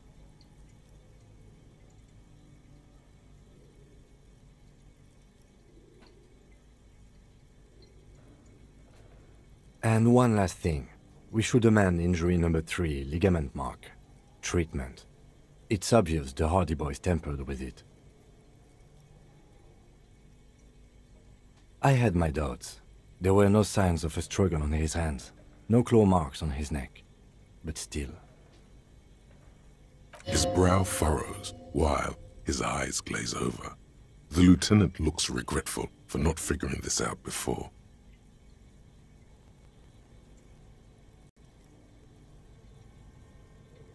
Oh, you really do.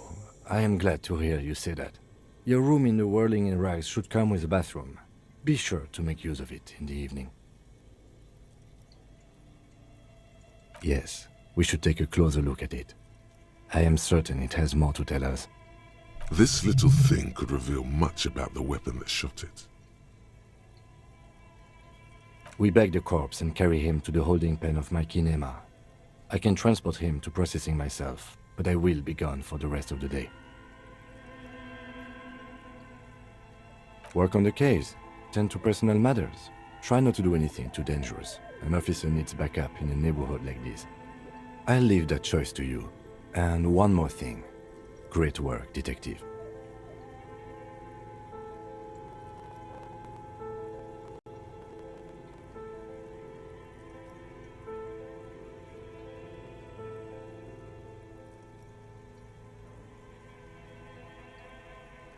Shoot, Looney Rooney.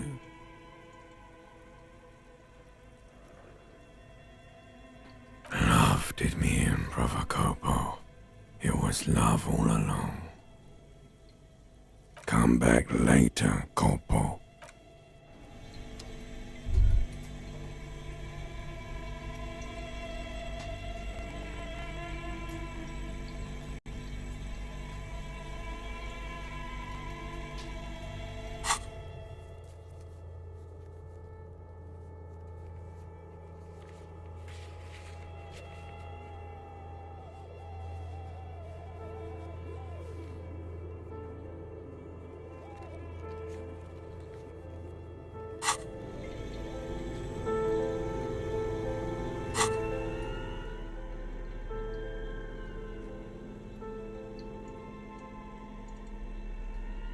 The bullet is safely sealed away in a plastic bag bearing the RCM stamp. Kim has filled out the label on the bag with the item number, case number, and date and location the bullet was found. Beside his orderly handwriting, the bullet looks especially sad, like a tiny, shriveled head of cauliflower.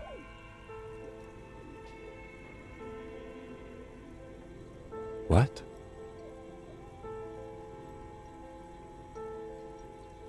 Well, if I was the bullet, which I'm not, I would say, find the weapon that shot me. If we find who owns it, we will have likely found who used it, possibly to kill our victim. In conclusion, the more we know about this bullet of yours, the better. The squashed bullet has some sharp edges where the jacket has split open. It feels cold, even through the bag.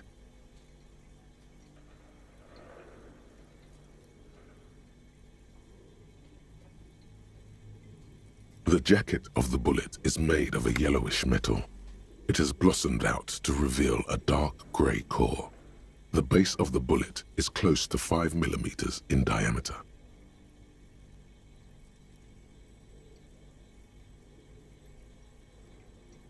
You can just about make out a few striations near the base of the bullet. Little hairlines, linear. It feels standard.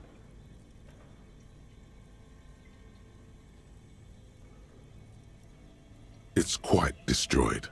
Some of the fragments are still lodged in the wound. What can you say about the bullet so far?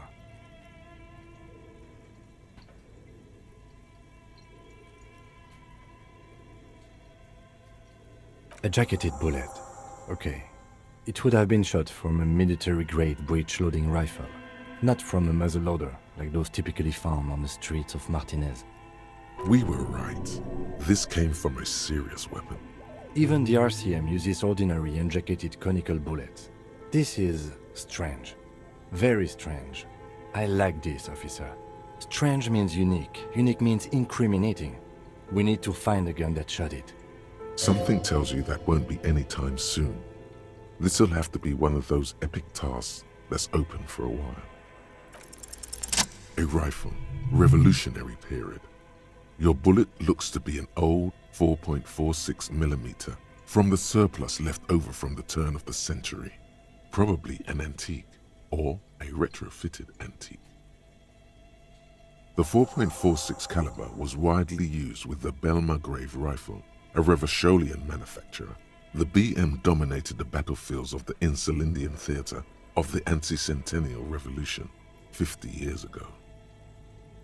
Incidentally, you have just such a rifle with you, the dusty old thing you found hidden in the basement below the commercial area. It's unusable, sadly. If it were, the bullet would probably fit the chamber. No, but Zeliger, a major firearm manufacturer, ended up with a surplus after the war, so there are still a lot of these old military rifles floating around, usually broken. The quality was appalling. Antiques enthusiasts, guerrilla fighters in distant countries, a few lucky jamrock bangers, you're looking for the same thing you found in that hidden weapons cache, only in working order. What are you thinking? Bullet? Okay, and? An antique. That makes sense. There can't be many breech-loading rifles floating around in Martinez, or anywhere in Ravachol, really. Sure, there's some arms trafficking, but the laws prohibiting the use of breech loaders we inherited from the monarchy have been effective, from what I've seen. Some new RCM recruits get impatient with their muzzle loaders once they've trained with military-grade weapons, but they realize it's worth it in the end.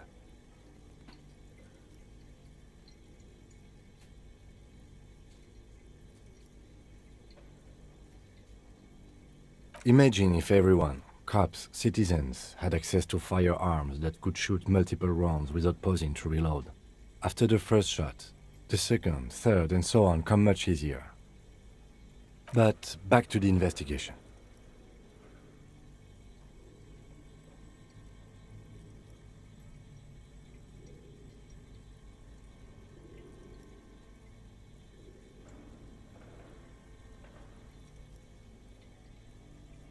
Doesn't seem that likely, but we'll check out all possible leads. Next step, finding the gun itself.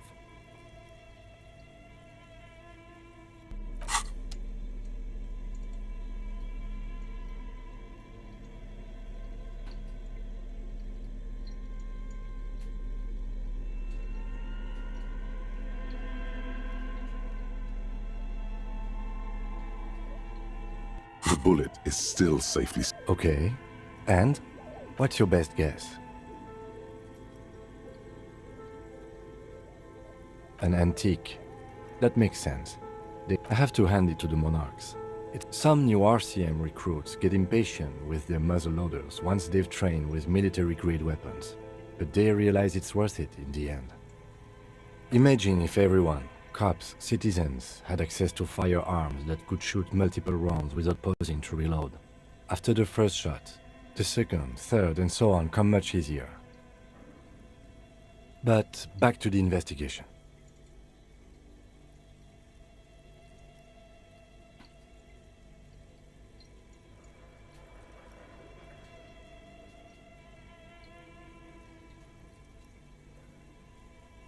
Mysterious.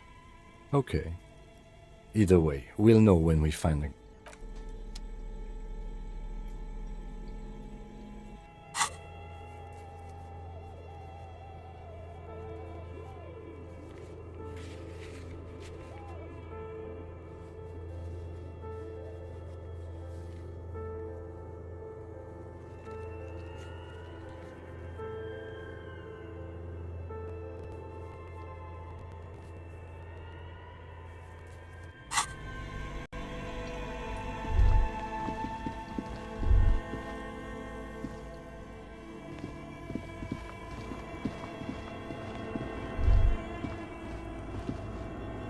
A few bricks have fallen off, revealing a compartment. Seems like an old bunker from the revolutionary period. It means there are firearms, breech loaders, still lying around in Martinez.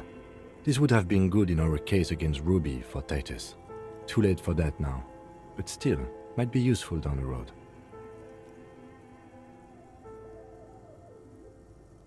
He likes this find.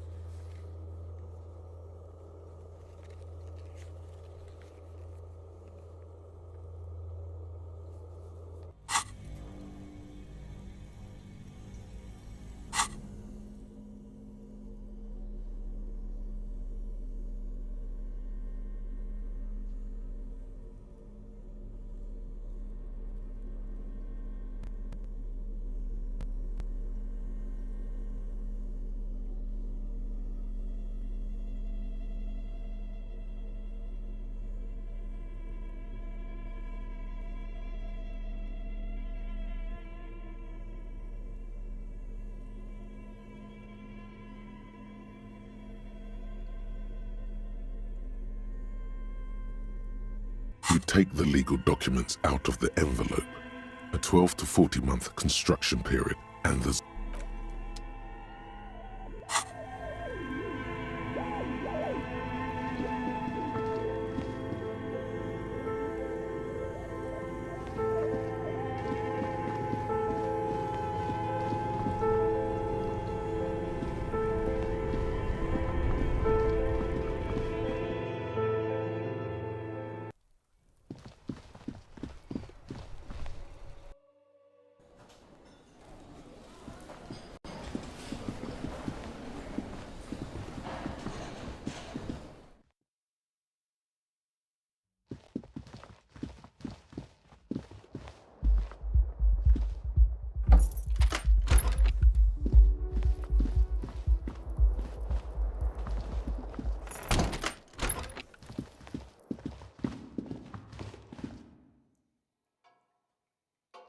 A mirror hangs on the bathroom wall. In it, your face, now without the expression.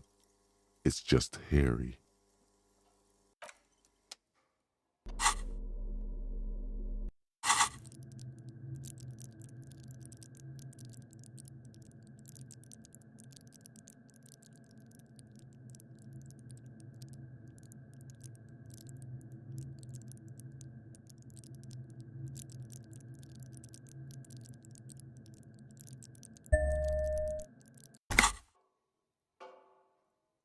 A mirror hangs on the bathroom wall. In it,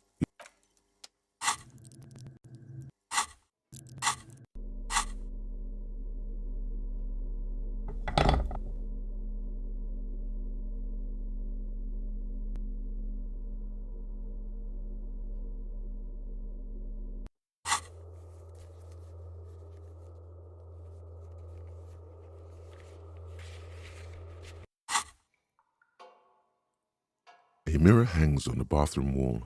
In it, your face, now without the expression. It's just hairy. The chain cutters slip out of your hands as you attempt to twist the faucet into...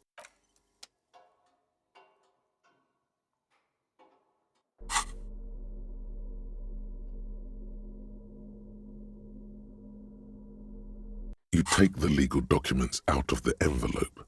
A 12 to 40 month construction period and the zoning. With a confident flourish, you complete your forgery. What do you see on the signature line? Indeed, they look distinctly different and very convincing. These might as well be their actual signatures. Good. Everett will have to start over with his scheming. When Isabelle and Lillian dispute the signatures, the document will be rendered null and void. Any halfway competent notary should be able to handle this. Not getting their actual signatures was probably the best thing to do. Now all we have to do is mail these. I think I saw a mailbox on the plaza.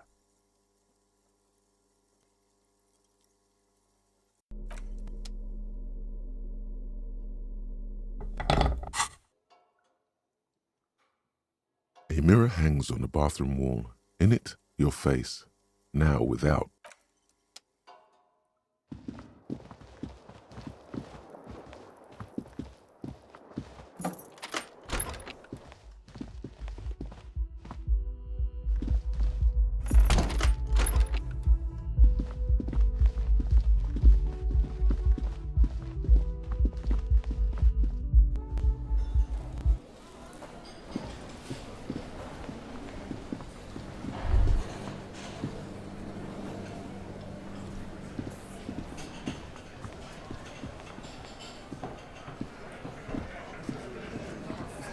Behind the dockworkers, a ceiling-height window. The hawthorn branches scrape the glass like bony fingers. There's a yellow ribbon tied to one of the branches, light yellow, faded with time. A tiny splash of color in the blackness of the thicket, hanging from it, a bronze key. Someone hid the key in the bush and attached a yellow ribbon to make it easier to find. It's close enough to the latch up there. One can slide it open and just take it. Surely not a coincidence. Huh?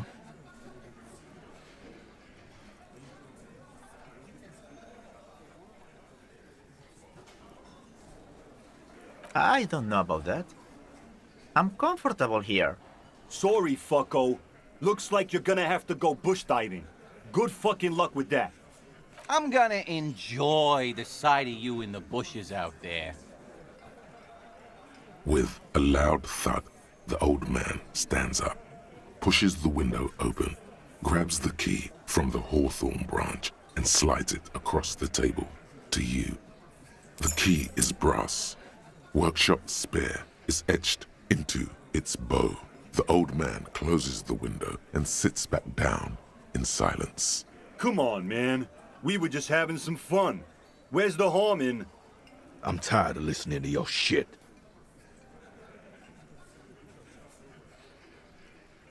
Didn't even know it was there. Boys. No idea. Never even seen it. Someone must have hidden it there before this room became our place. It's for the blue door in the kitchen. There was a note there that you missed. It said the workshop key is behind the window. Wild theory, cop man. The worst thing is, I like it. She's been... Boss, I don't want to make excuses for her, but... Go ahead, Glenn. Why did she put it back after she took it? Look at Glenny and his girlfriend. It's a solid point, Chinks.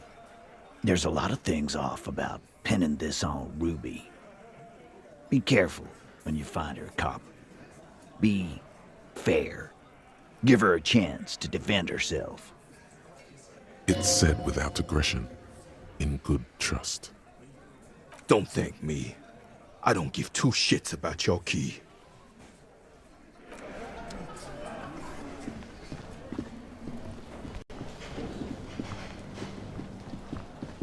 You see a heavy steel door with a prominent dimple lock. The key fits the dimple lock. It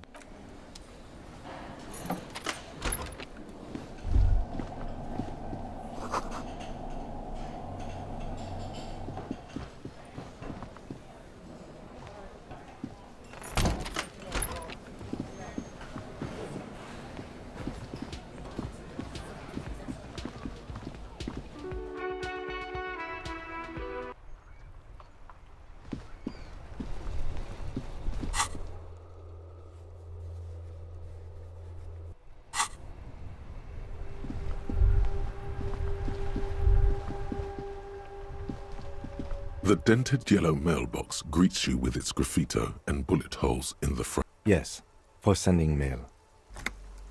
You drop the white envelope in the darkness. It lands with a soft thud on what sounds like a couple of letters. Probably did the right thing. You can't trust that slug, Everard. You know he's going to play you somehow. All right, let's go back to Everard.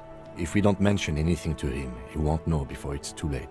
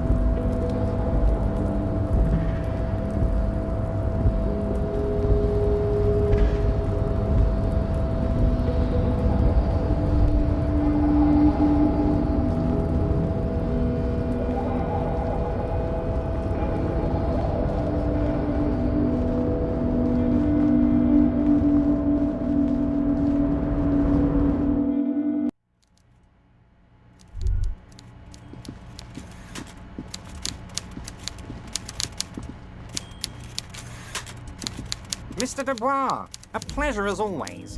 You don't have to sit down this time, since you've already sat on that chair. The Golden Boy returns once more. Wonderful. Simply wonderful, Harry. Of course. I already knew this.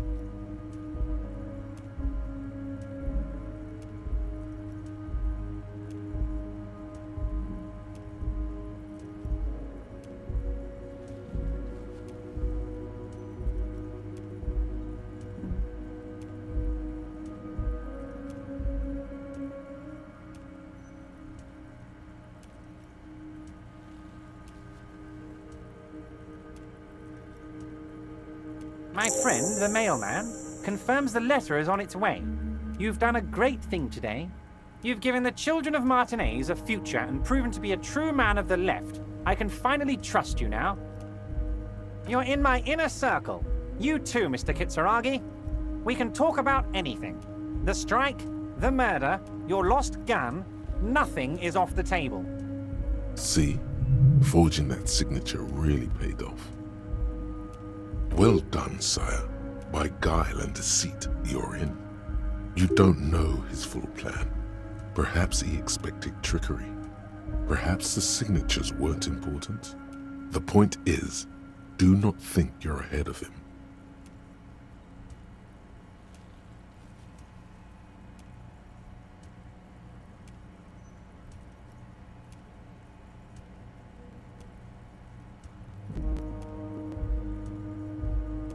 Order it. You know my men didn't kill him. They told you. It was a happy accident. You know how it is. No one takes the initiative. If I wanted him dead, I would have had to do it myself. And I'm too fat for that. Glad you asked. I've got type 2 diabetes because sugar and fat was all my mother had to give me and my brother Edgar when we were kids. Good job too, as it made me ugly. And ugly people, Harry, are much better at politics. Why a war, of course.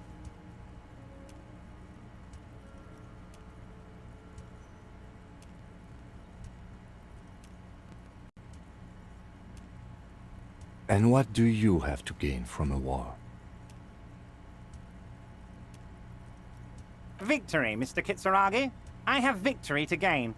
We are going to start a war with the Wild Pines group and win before they even realize there is a war. Harry, we outnumber them 1,500 to 1, and that's just Martinez. With all the unions in Revachol, and with public opinion on our side, we can hold off 2 men, or 15 men, or even 50 men. The more they send, the worse it's going to look for them. They made a huge mistake hiring those guys. No one likes foreign mercenaries. The leftists hate them, the fascists hate them, even the moralists think they're in bad taste.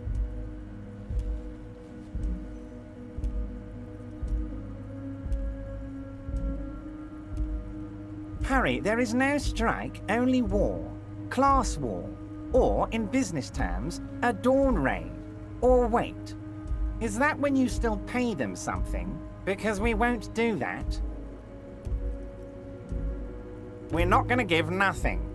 We're going to take Terminal B away from them. The roads, the gates, the containers, that big crane, even the damn coffee maker. We're going to take all of it for the people, and fuck Wild Pines. So that's why you haven't let Joyce in?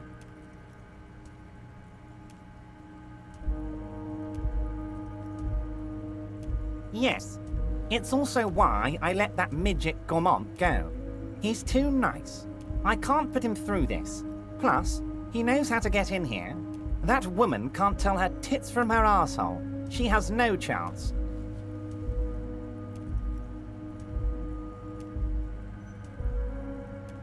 Because we're friends, Harry. Besides, it doesn't matter now. You can go tell her if you want. It won't change the course of events. We have a significant head start. It's already happening. No idea. Could have been his own mother for all I know. If you ever find the guy, give him a big fat kiss from Everard Clare. Couldn't have done it without him.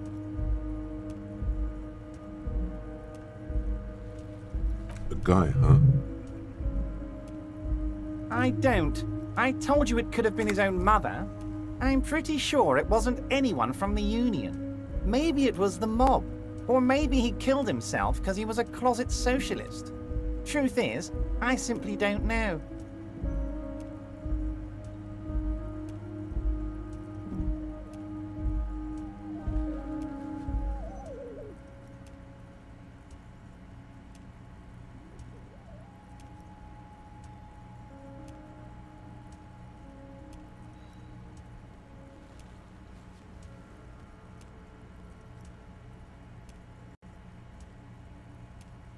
2,372.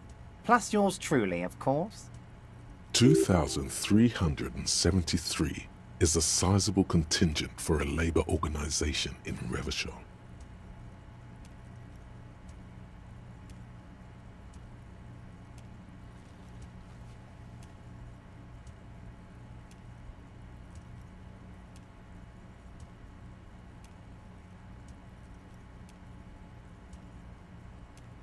Oh, you mean what sort of goods are going to be flowing through? How am I going to replace all the contacts we'll lose once the poo-poo hits the fan? The clients will ditch us. Harry, we've thought of everything.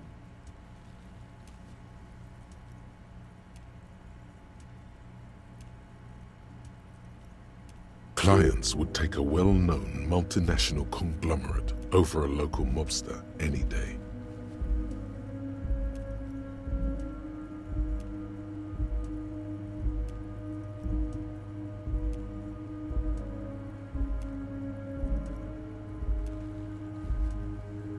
Sure, some will go, but mark my words. The company will be unpleasantly surprised to see how many of them stay loyal to Martinez and to the new competitive contracts we can offer. With renewed zeal sparked by communal ownership, the men will be shipping those containers double time. You'll be surprised to see how fast things go without parasites latching on. We'll have our hands free to pursue bold, exotic new revenue streams.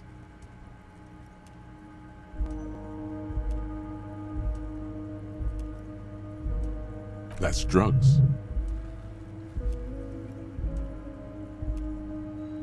Drug trafficking. Drug trafficking? Don't be stupid, Mr. Kitsuragi. There are perfectly legal, 100% ethical chemical factories on the Samaran Isola. You don't need to be colonialist about it.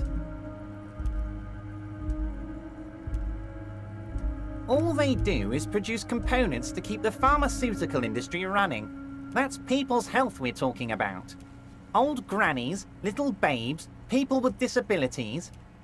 Wow, a neurochemical, psychoactive labor uprising stroke hostile takeover.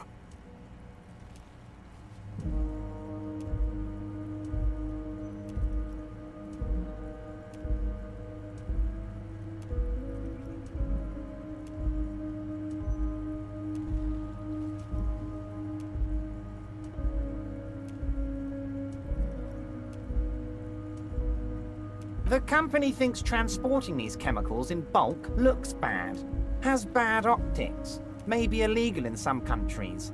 The Debarders Union, however, we're all about the large volume column.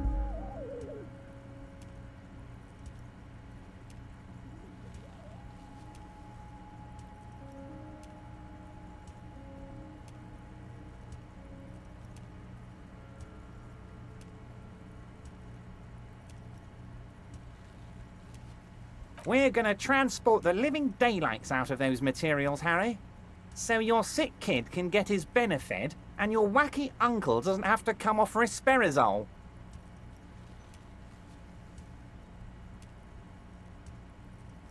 And the kids on the street can get speed and pyrrolidon. I'm an old-fashioned guy, Mr. Kitsuragi. I sometimes grab a beer with the boys, but I have no idea about the things you just mentioned.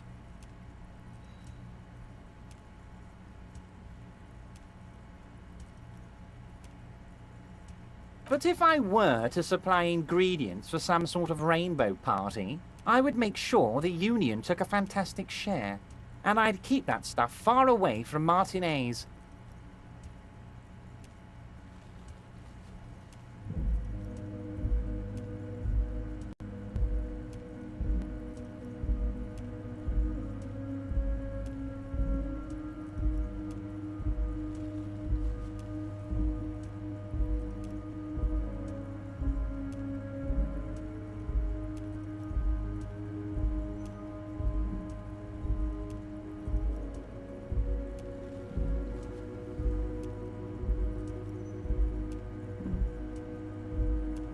You know why you're such a good detective, Harry?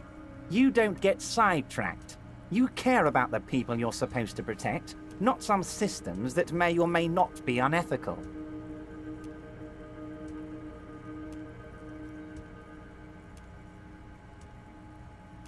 Anyway, let's not focus on the sensationalism of the drug trade.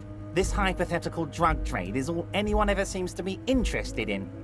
It would only be a small part of the harbour's turnover, just like the harbour is, but a small part of Martinez.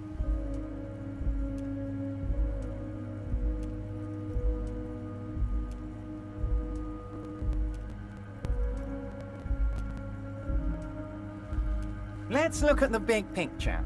Martinez as a whole. There are little girls out there with dreams of making music. Young mothers who want to start businesses. Models who want to walk catwalks and steel welders who want to weld steel.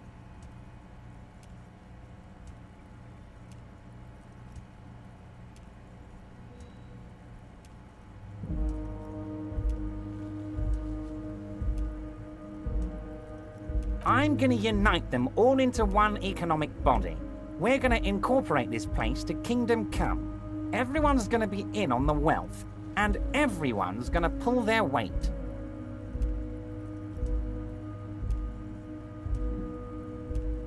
Let's keep focusing on the drug trade.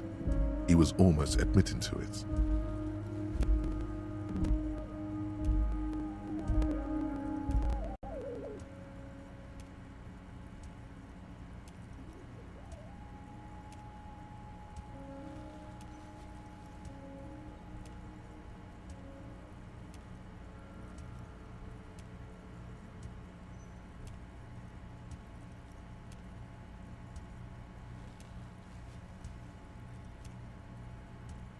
Harry, the length you're willing to go to keep your nose clean is remarkable. You will always have a warm bed in Mr. Clare's household, my friend, and a special place in the future of Martinez. We're way past specific union members now. This is the big time. We're talking about the future of Revachol here, Harry.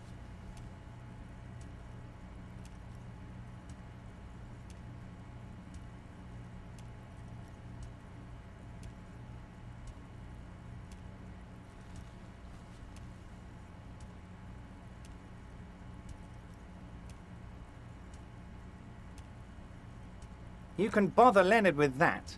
He loves to run his mouth on such matters. But I'm in big-time mode, Harry.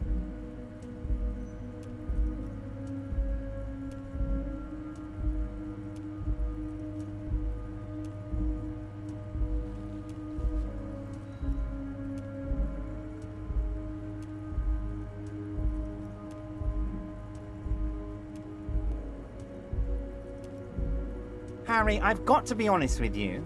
Your gun was found 2 days ago. Withholding this information weighed heavily on me, but it had to be done. An old woman has it, and let me tell you, Harry, word on the street is she's a character, so watch out.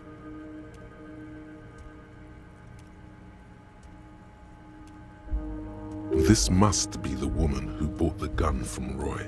The one he described as terrifying. Yes, the same one. I see you've done your research. The pawn shop made the gun easy to track. Crazy stuff, Harry. Selling your gun like that? Wild. The neighbors of this old woman contacted my men because they trust me and the Debardeurs Union. Waving the gun around doesn't sound good. None of this does.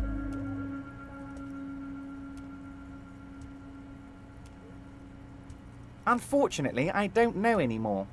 You're gonna have to go in blind, Harry. But she's an old lady. How dangerous can she possibly be? Oh, and she calls herself the Pigs. There it is again. The pigs. Like Roy said, not good at all. I, for one, find it refreshing. Finally, someone calls themselves a pig. It actually sounds extremely bad, but let's not. I already have. Tonight, starting 10 o'clock, near the old fish market on the coast, the one on the boardwalk, a little past the fishing village. Be careful, Harry. I would never set you up for anything dangerous, but you did ask for this. Now, back to the fun stuff. She will be there from 2200 hours till 0200 hours. More fun stuff. Seems like we already have fun stuff to do.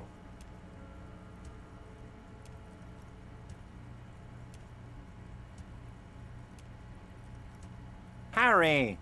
By now, you should know I would never do anything tricky like that. However, if the construction noise and limited street access makes some people consider moving, well, let's just say there'll be freshly renovated buildings near the roundabout where those poor people can finally enjoy a significant uptick in quality of life. I'm talking real affordable workers' palaces.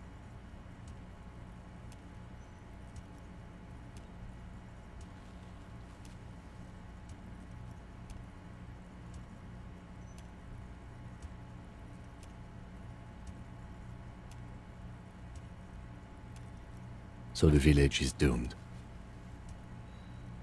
You were there, you saw the place, a wasteland. There's nothing left. But mark my words, officers, we are going to reset it.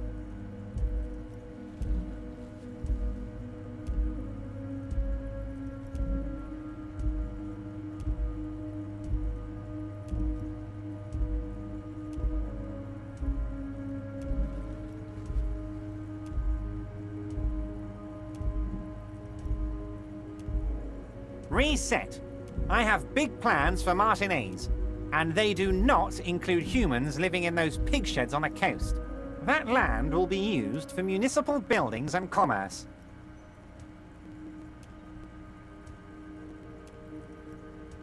Harry, imagine a youth centre supermarket church complex, employing hundreds, no, thousands of people. The coast will be lit up with enterprise and life. All those ruins out there turned into low-income housing.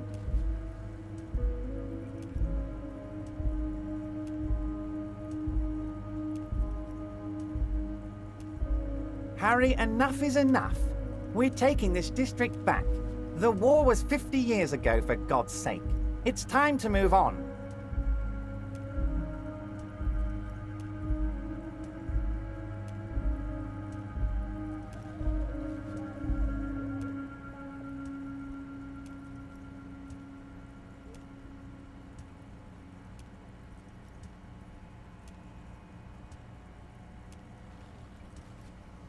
Yes, I do. I got the centre, I got room for a retail complex, and in 4 years, I'll get the church too.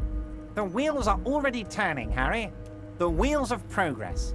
This post-war limbo, I won't stand for it. There are kids practically playing with their own feces out there. It cannot go on.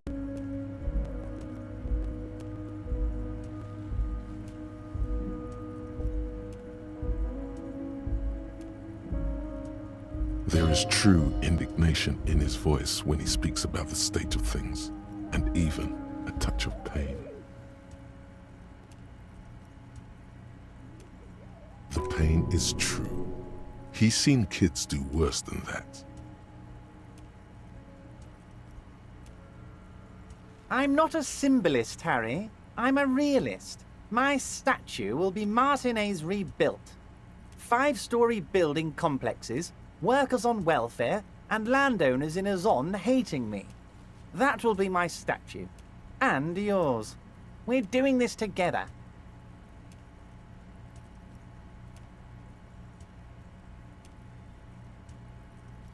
Damn right I am, Harry.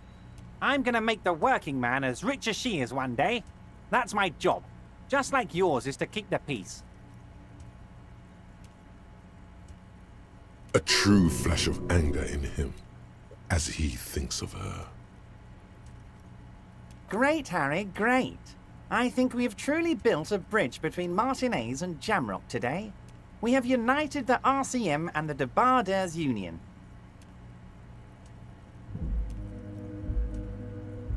This has been so great. I'm always happy to educate. Very nice, Harry. Is there anything else?